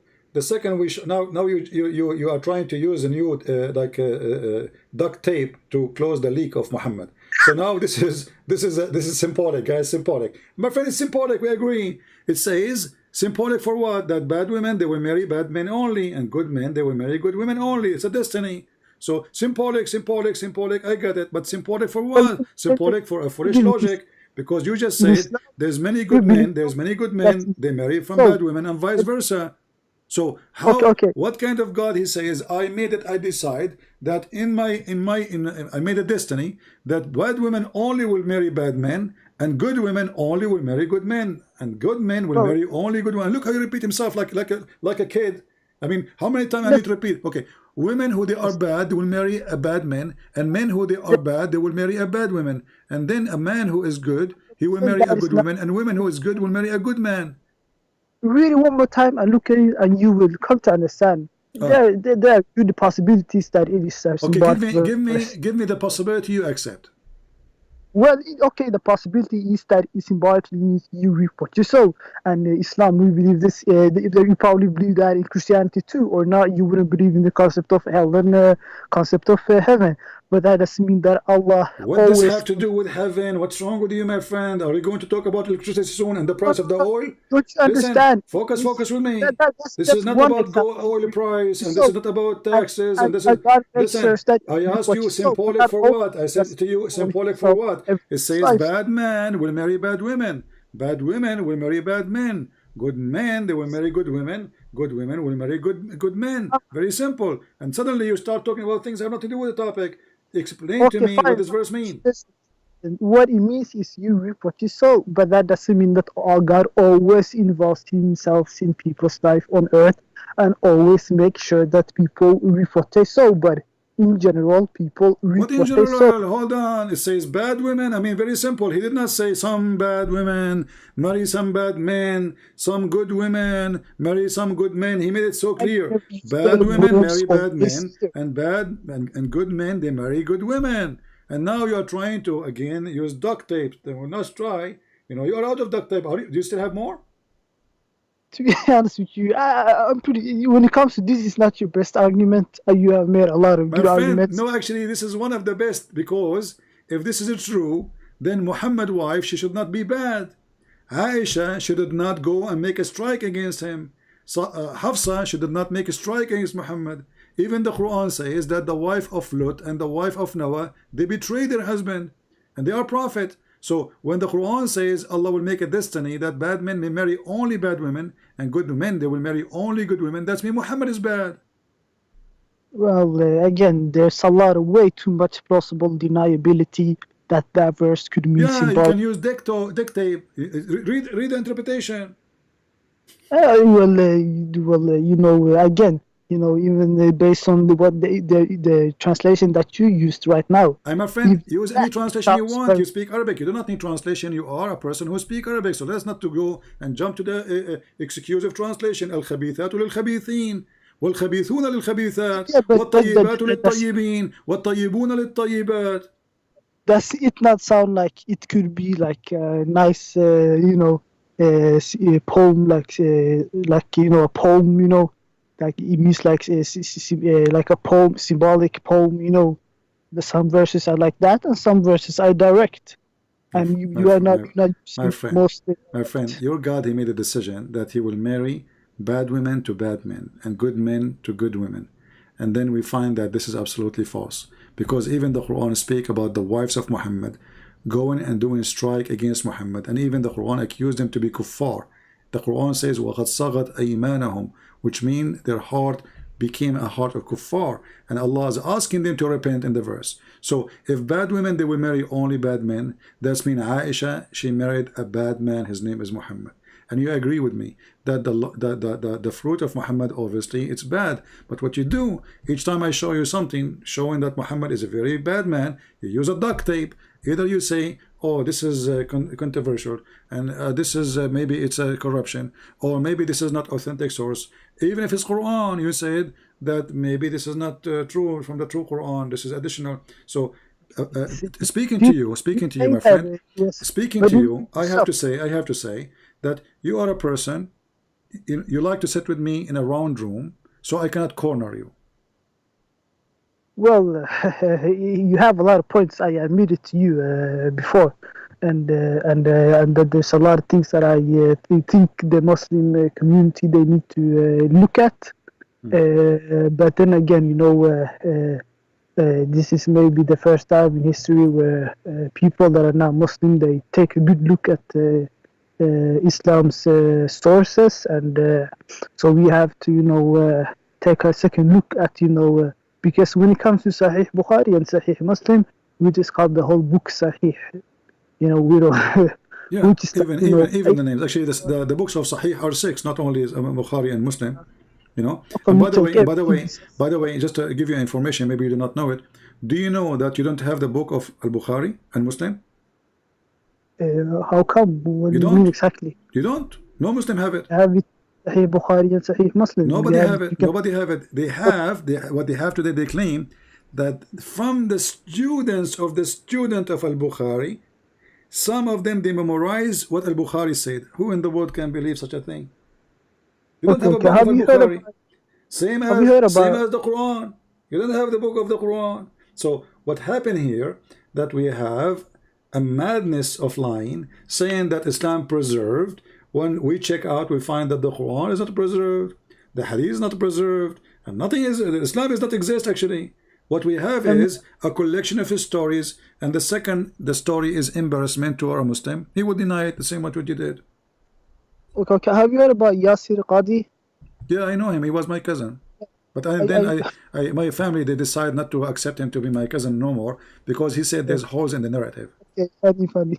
Okay. But by the way, hold on, my friend. I want you to call Yasir Qadi and tell him about the duct tape you are using, because he can close the holes in the narrative by using duct tape. Okay, but he's get on. Why not? I mean, it might work, you know, because both of you use duct tape. So give him some duct tape. Don't be cheap. Come on. I mean, be nice guy. Give the guy some duct tape. There's a hole in the narrative. If we can duct tape them, we can stop the leak. I admitted to you that there's holes, you know. So at the end, I admitted that there's some problems, and I admit them. And I think the Muslim community they need to take a look at these holes, if you want to use that example. And I admit that to you. But let's say Yasir Qadi, I used to listen to him and follow him for a long time, and you know, lately he's been saying stuff like there are holes in the holes in the narrative. And some guy he made a funny remix.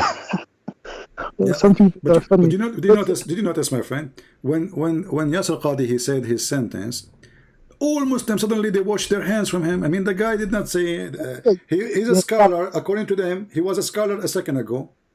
The second he said what he said, suddenly everybody is insulting him, Everybody is attacking him. I mean, they invite him interview after interview, and the Sheikh, they call him Sheikh. Even Mimi Hijab, when interview him, he says, Sheikh, today we will talk, and he asking him a question, which means he's a student. The second Everyone he said thinks something, that 360, they changed their opinion on him that day, and he got a lot of threats, and it's not very good. I don't agree. I think it's sad. I became shocked myself when I saw this reaction. The guy is an honest guy. He's just admitting that there's a problem, but I think the holes maybe are scary to the Muslim. They're scary big that they would rather hide than, to look at our flaws and, in our narrative, and maybe try to look at them. Maybe like the Christians did, what do you say, like forming the can I say the name you are using in Skype, or you don't want to use it? I like to be anonymous, please. Okay, I will just call you Muhammad, okay? Okay, you can, you can use Abdul, since you guys like to say Abdul. I have an advice for you. Why you don't change the name of religion of Islam and call it duct tape Allah?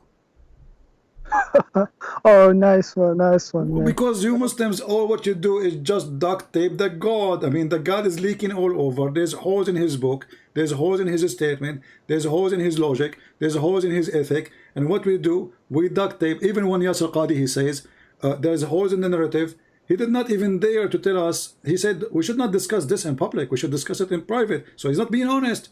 Is that a private religion, or this is a private religion, or this is a religion for all mankind, as Muslims they claim? So if it's for all mankind, then we should discuss the topic in public. So he was warning them, don't open the topic. So he was talking about it public, but he had to change because he got a lot of threats, and the Muslims, they're now ready to acknowledge this. So they gave him a lot of threats and so on. So that's why he said we can't talk about this in public, because first he thought we were ready to talk about this in public, but then he's like, no, we have to. The Muslims, they're not ready yet, because so after 1400 years, you Muslims are not ready. Well, this is the first time they're facing. No, this is not the first time. We make fun of Islam since the beginning, from the first day. The Arab Christians are the first people to love Muhammad. What happened? A lot of Muslims attack them, so they become scared. They can't talk, But that will not change the fact, my friend, that the duct tape, here we go, duct tape again. We attack them so we can duct tape Allah. So there's many solutions for the duct tape. If we cannot kill them, silence them. Like now we live in the West, so we can speak freely. But if I live in the Middle East, they would duct tape me, correct? And that's bad. They should listen to you, what you have to say, and give it a chance. But is it Islamic? Is it Islamic to listen to me? Is that a teaching of Allah? Let's be honest. Even back in the days, Christianity, you would get consequences for criticizing Christianity. No, my friend. You see, if there is a Christian ruler, listen. If there is a Christian ruler, he says, if you insult the Bible, I will kill you. This is his act. This is his job. He do what he think it's right for him. But Jesus, he was insulted himself. Jesus was crucified himself.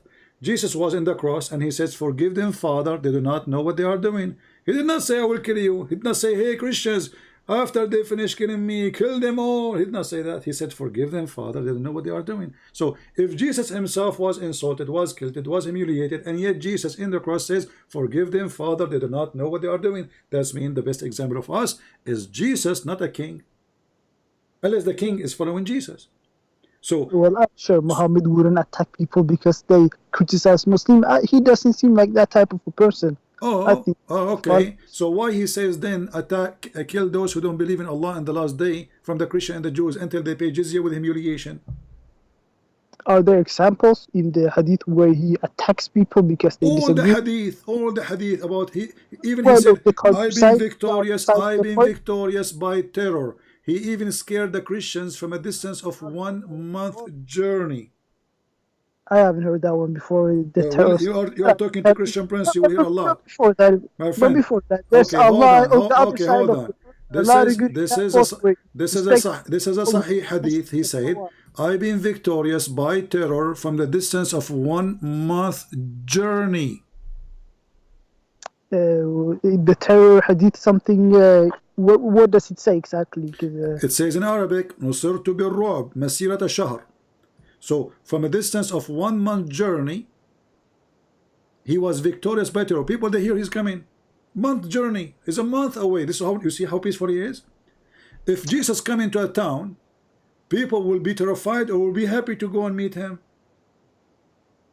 Well, at the end of the day, he's not the only prophet that was, how do you say, a little bit political. Look at Solomon. My friend, what political now? Islam. You see, you are the one who said to me, if there's anywhere it says that Muhammad, he killed people, in case you don't agree with him. Isn't it your prophet, he says, the one who changed his religion, kill him? من بدل دينه فاقتلوه. Does he say that? Does he say that? Oh yeah, here we go. Well, they are true that Allah, there are countries. My friend, this is Al-Bukhari. Here we go.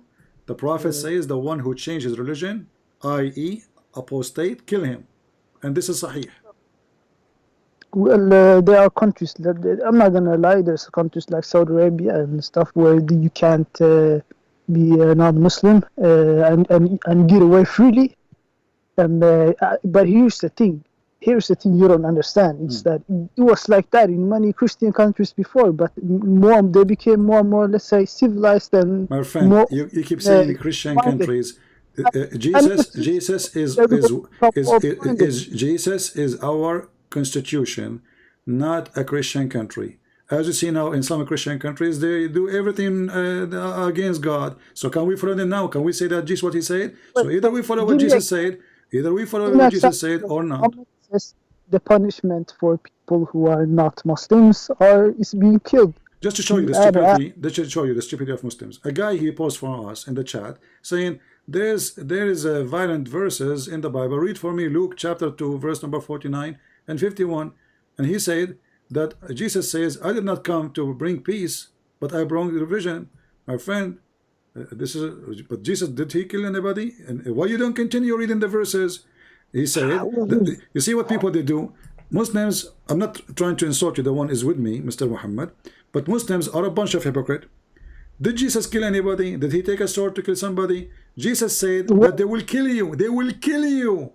So the cowardly behavior of the Muhammadan is they take a verse from the Bible and they don't read what is before it. They don't read what after it. It's us who will be killed. It is us. There's a sword on us, not on you. So instead of saying Jesus says you Christian will be killed because of my name, Jesus says I did not bring peace. So Muslims, they always promote hypocrisy.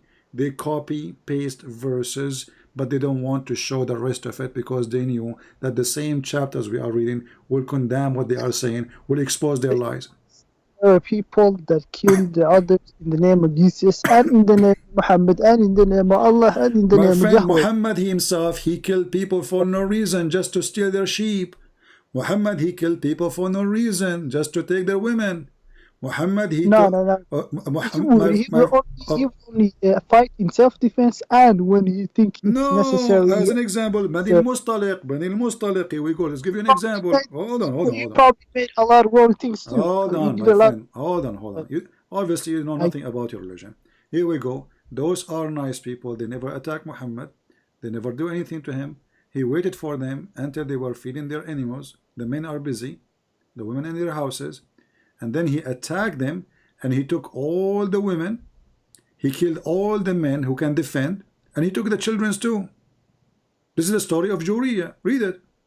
He did this to other people, innocent people that are not Muslims. So is that what you're saying? Yeah, they are not in war. They are feeding their animals. He's doing nothing to him.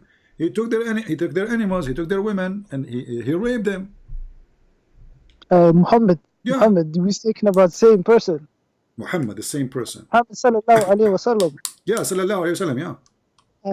And where is exactly the sources? Are we talking about hadith? Al-Bukhari, in front of you. I'm showing it on the screen. Bukhari. Yeah, people, they are just feeding their animals, drinking water. They are headless. Even the hadith says in translation, he attacked Bani al-Mustaliq without warning, while they were headless, and their cattle were being watered at the places of the water. Their fighting men, which means the one who can defend, were killed, and their women and children were taken as a captive. And then in that day, Muhammad, he raped Juriya. All right. Well, that is that's I'm gonna be honest with that. That sounds terrible, but I'm gonna be. But maybe as you said, it could be that because Muhammad, when he was when he became after he went to Medina, he became more and more. How do you say it? More and more responsibilities. So because now I have more responsibility, I go read the neighbors. No. That's not what I'm saying. All I'm saying is that he had a lot of stress and maybe he lost his. So if I have a stress, I go and rape your wife. No. He lost himself in the power maybe. Okay, I will make it simple for you. Muhammad, he lost his. He have a stress. Okay, hold on. This is a new duct tape, guys. This our friend here. He got a new duct tape now. It's called. He have a stress. So now we will use the stress duct tape. No. Come on. I mean, what is that? The guys attacking people, feeding watering their animals. They did not attack him. They have nothing to do with him. And then you say to me, he have a stress. Okay, I have a stress too. He lost himself in the power. My friend, all this power. Honestly, right? Muhammad, I have to go because I have a stress. I'm going to attack my neighbor, take his wife. Honestly, I can't take it no more. I have a stress. Okay. Let me tell you what. Let me tell you what happened. Let me tell you what might happen. My phone is not working. The battery is dying so fast. I have a stress, man. I cannot afford it. So I'm going to attack the neighbor, take his phone, and take his wife in the way. And if he's asked me when he's dying, why you did that to me, CP? I will say, I have a stress, man. Let me get. Hold on. And if he open his mouth, I will use a duct tape. I will close his mouth. Says, don't ask me. I have a stress. If you don't believe me, ask Muhammad from Skype. He told me to do so.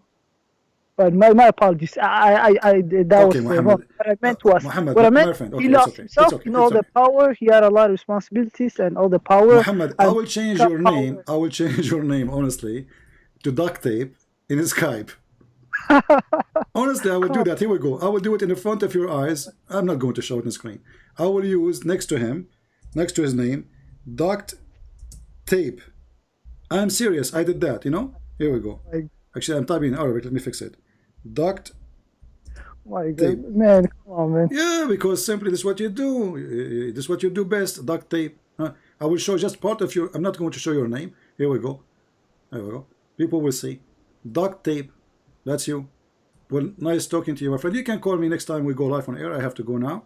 I apologize. But I have now a lot of duct tape because of your help. It will be enough for the coming years to do electric wiring, to do stop leaking.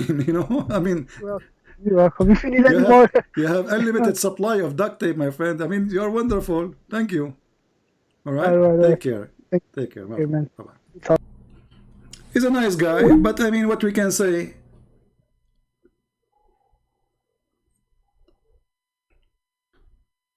He agreed that the Quran is full of garbage.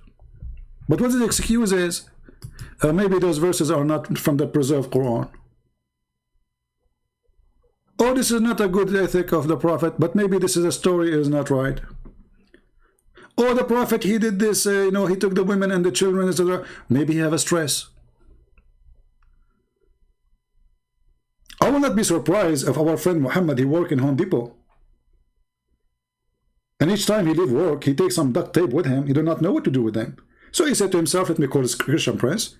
And you know what? I will use some duct tape. Let us see what he can do now. And I have to admit, I am out of options. Your duct tape is all over the place. I can't even move. Actually, my hands is tied now. My feet, why I can't move my feet? Because duct tape is all over. But in the same time, it was a very useful conversation. At least he is honest.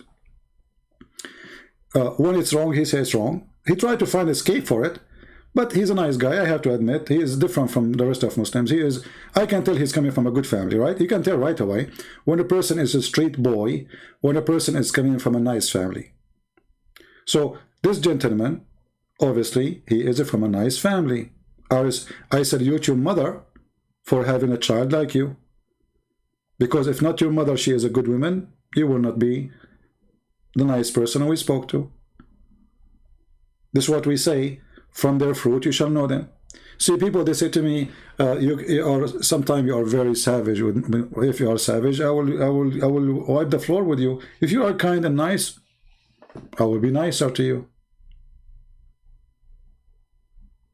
And just now, as an example, Even though he got my nerve, making me like, I mean, the guy, wherever he go, he tried to escape, but still he could not get me so angry because he's nice.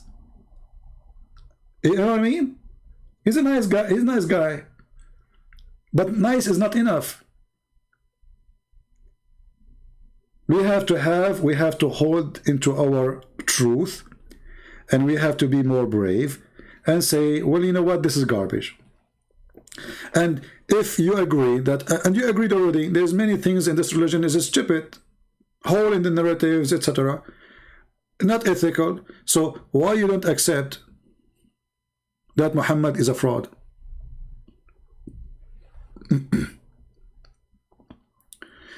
Somebody saying, if you want to talk to me, my friend, change your name so I can respond to you.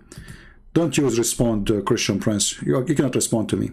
So he said that Jesus changing water into wine is not scientific. That's stupid of you. This is miracle.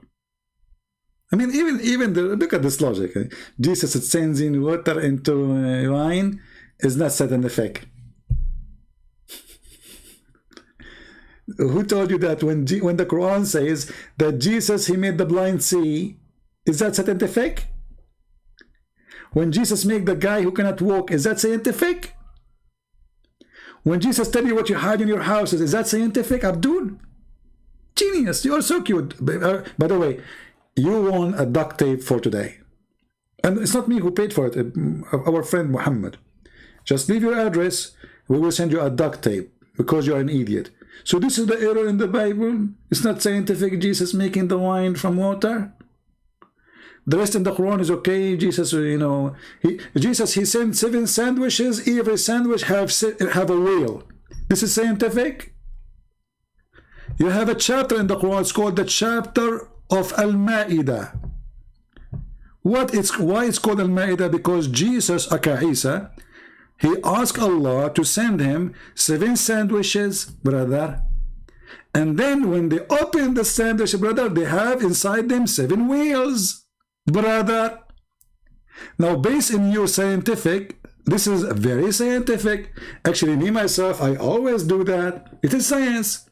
You look at the sky, you say, oh Allah, open your microwave and send me 7 sandwiches. And boom, boom, boom. And then 7 big sandwiches fell in my yard.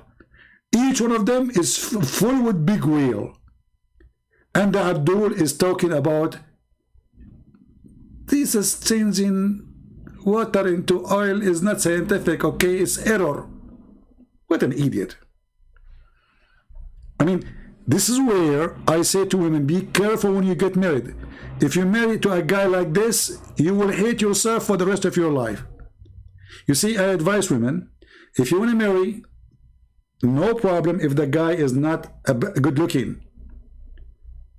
Don't ever fool yourself with even good looking. The person who have no brain is the last one to marry. He will make you hate yourself. Each time he opens his mouth, it's going to be like a fart.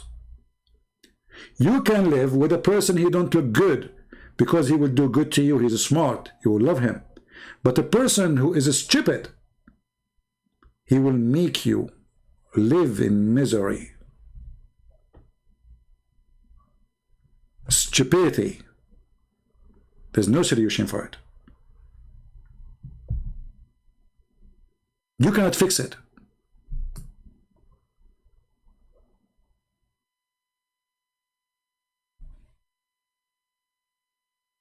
And the funny, they say that women are stupid according to Islam. But what I see that men are more stupid. I mean, I see comments is beyond stupidity made by men. I feel sorry for women, honestly.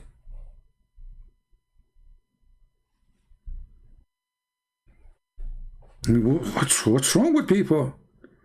Do you have a brain or you have a diarrhea?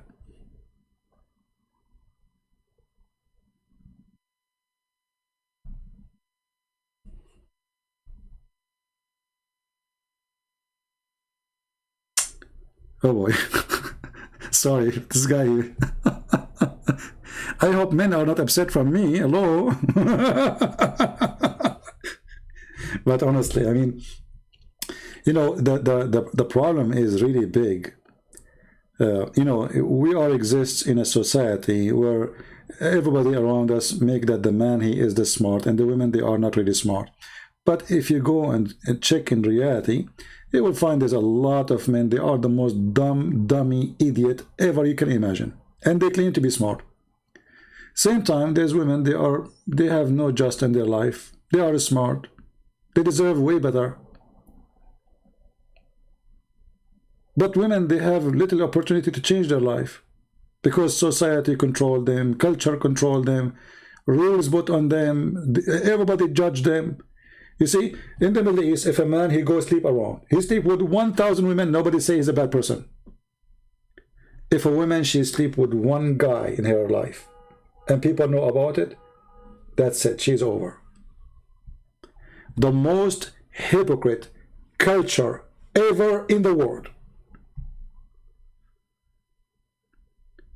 The parents even will be proud about their son that he had many girlfriends. Imagine the parents, religious parents. But the parents, if they knew that their daughter, she did something, which means all the daughters are doing it at the same time, because how your son can have many girls to sleep with unless all the community is like that. So what they do all kind of garbage, and they bury the garbage if the girl is involved. But if the guy is involved, he is the rooster. He's the hero. He's the good guy. Our son is smart. He can get girls. If their daughter is doing that, oh boy. What a garbage culture. This is why I don't want to belong to it. I don't really associate with people who practice it, because this culture is ugly. There's no justice, there's no honesty, there's no truth, there's hypocrisy. However, with the Lord, my friend, we can fight all bad cultures. We can fight all bad teaching, for He is the best to follow. With Him, we can be victorious against our sin. All of us, we commit sin. Anyone says to you that he is a good person, he don't commit sin, he is a liar. The Bible says, for all commit sin. For all. Prophet, not a prophet, who care? All.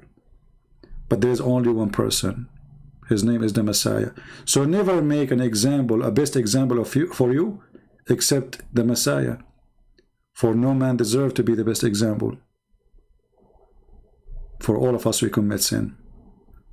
And if you can find me better name than the name of Christ, let me know. You will never. When those foolish ones, they go in the Bible, they say, look, Jesus says here, Jesus said there's a sword. Foolish statement.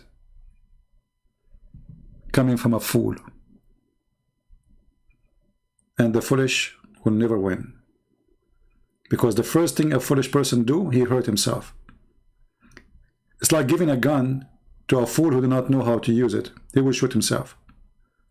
And this is what happened exactly to Islam. The second you start studying it, the bullets is all over the place.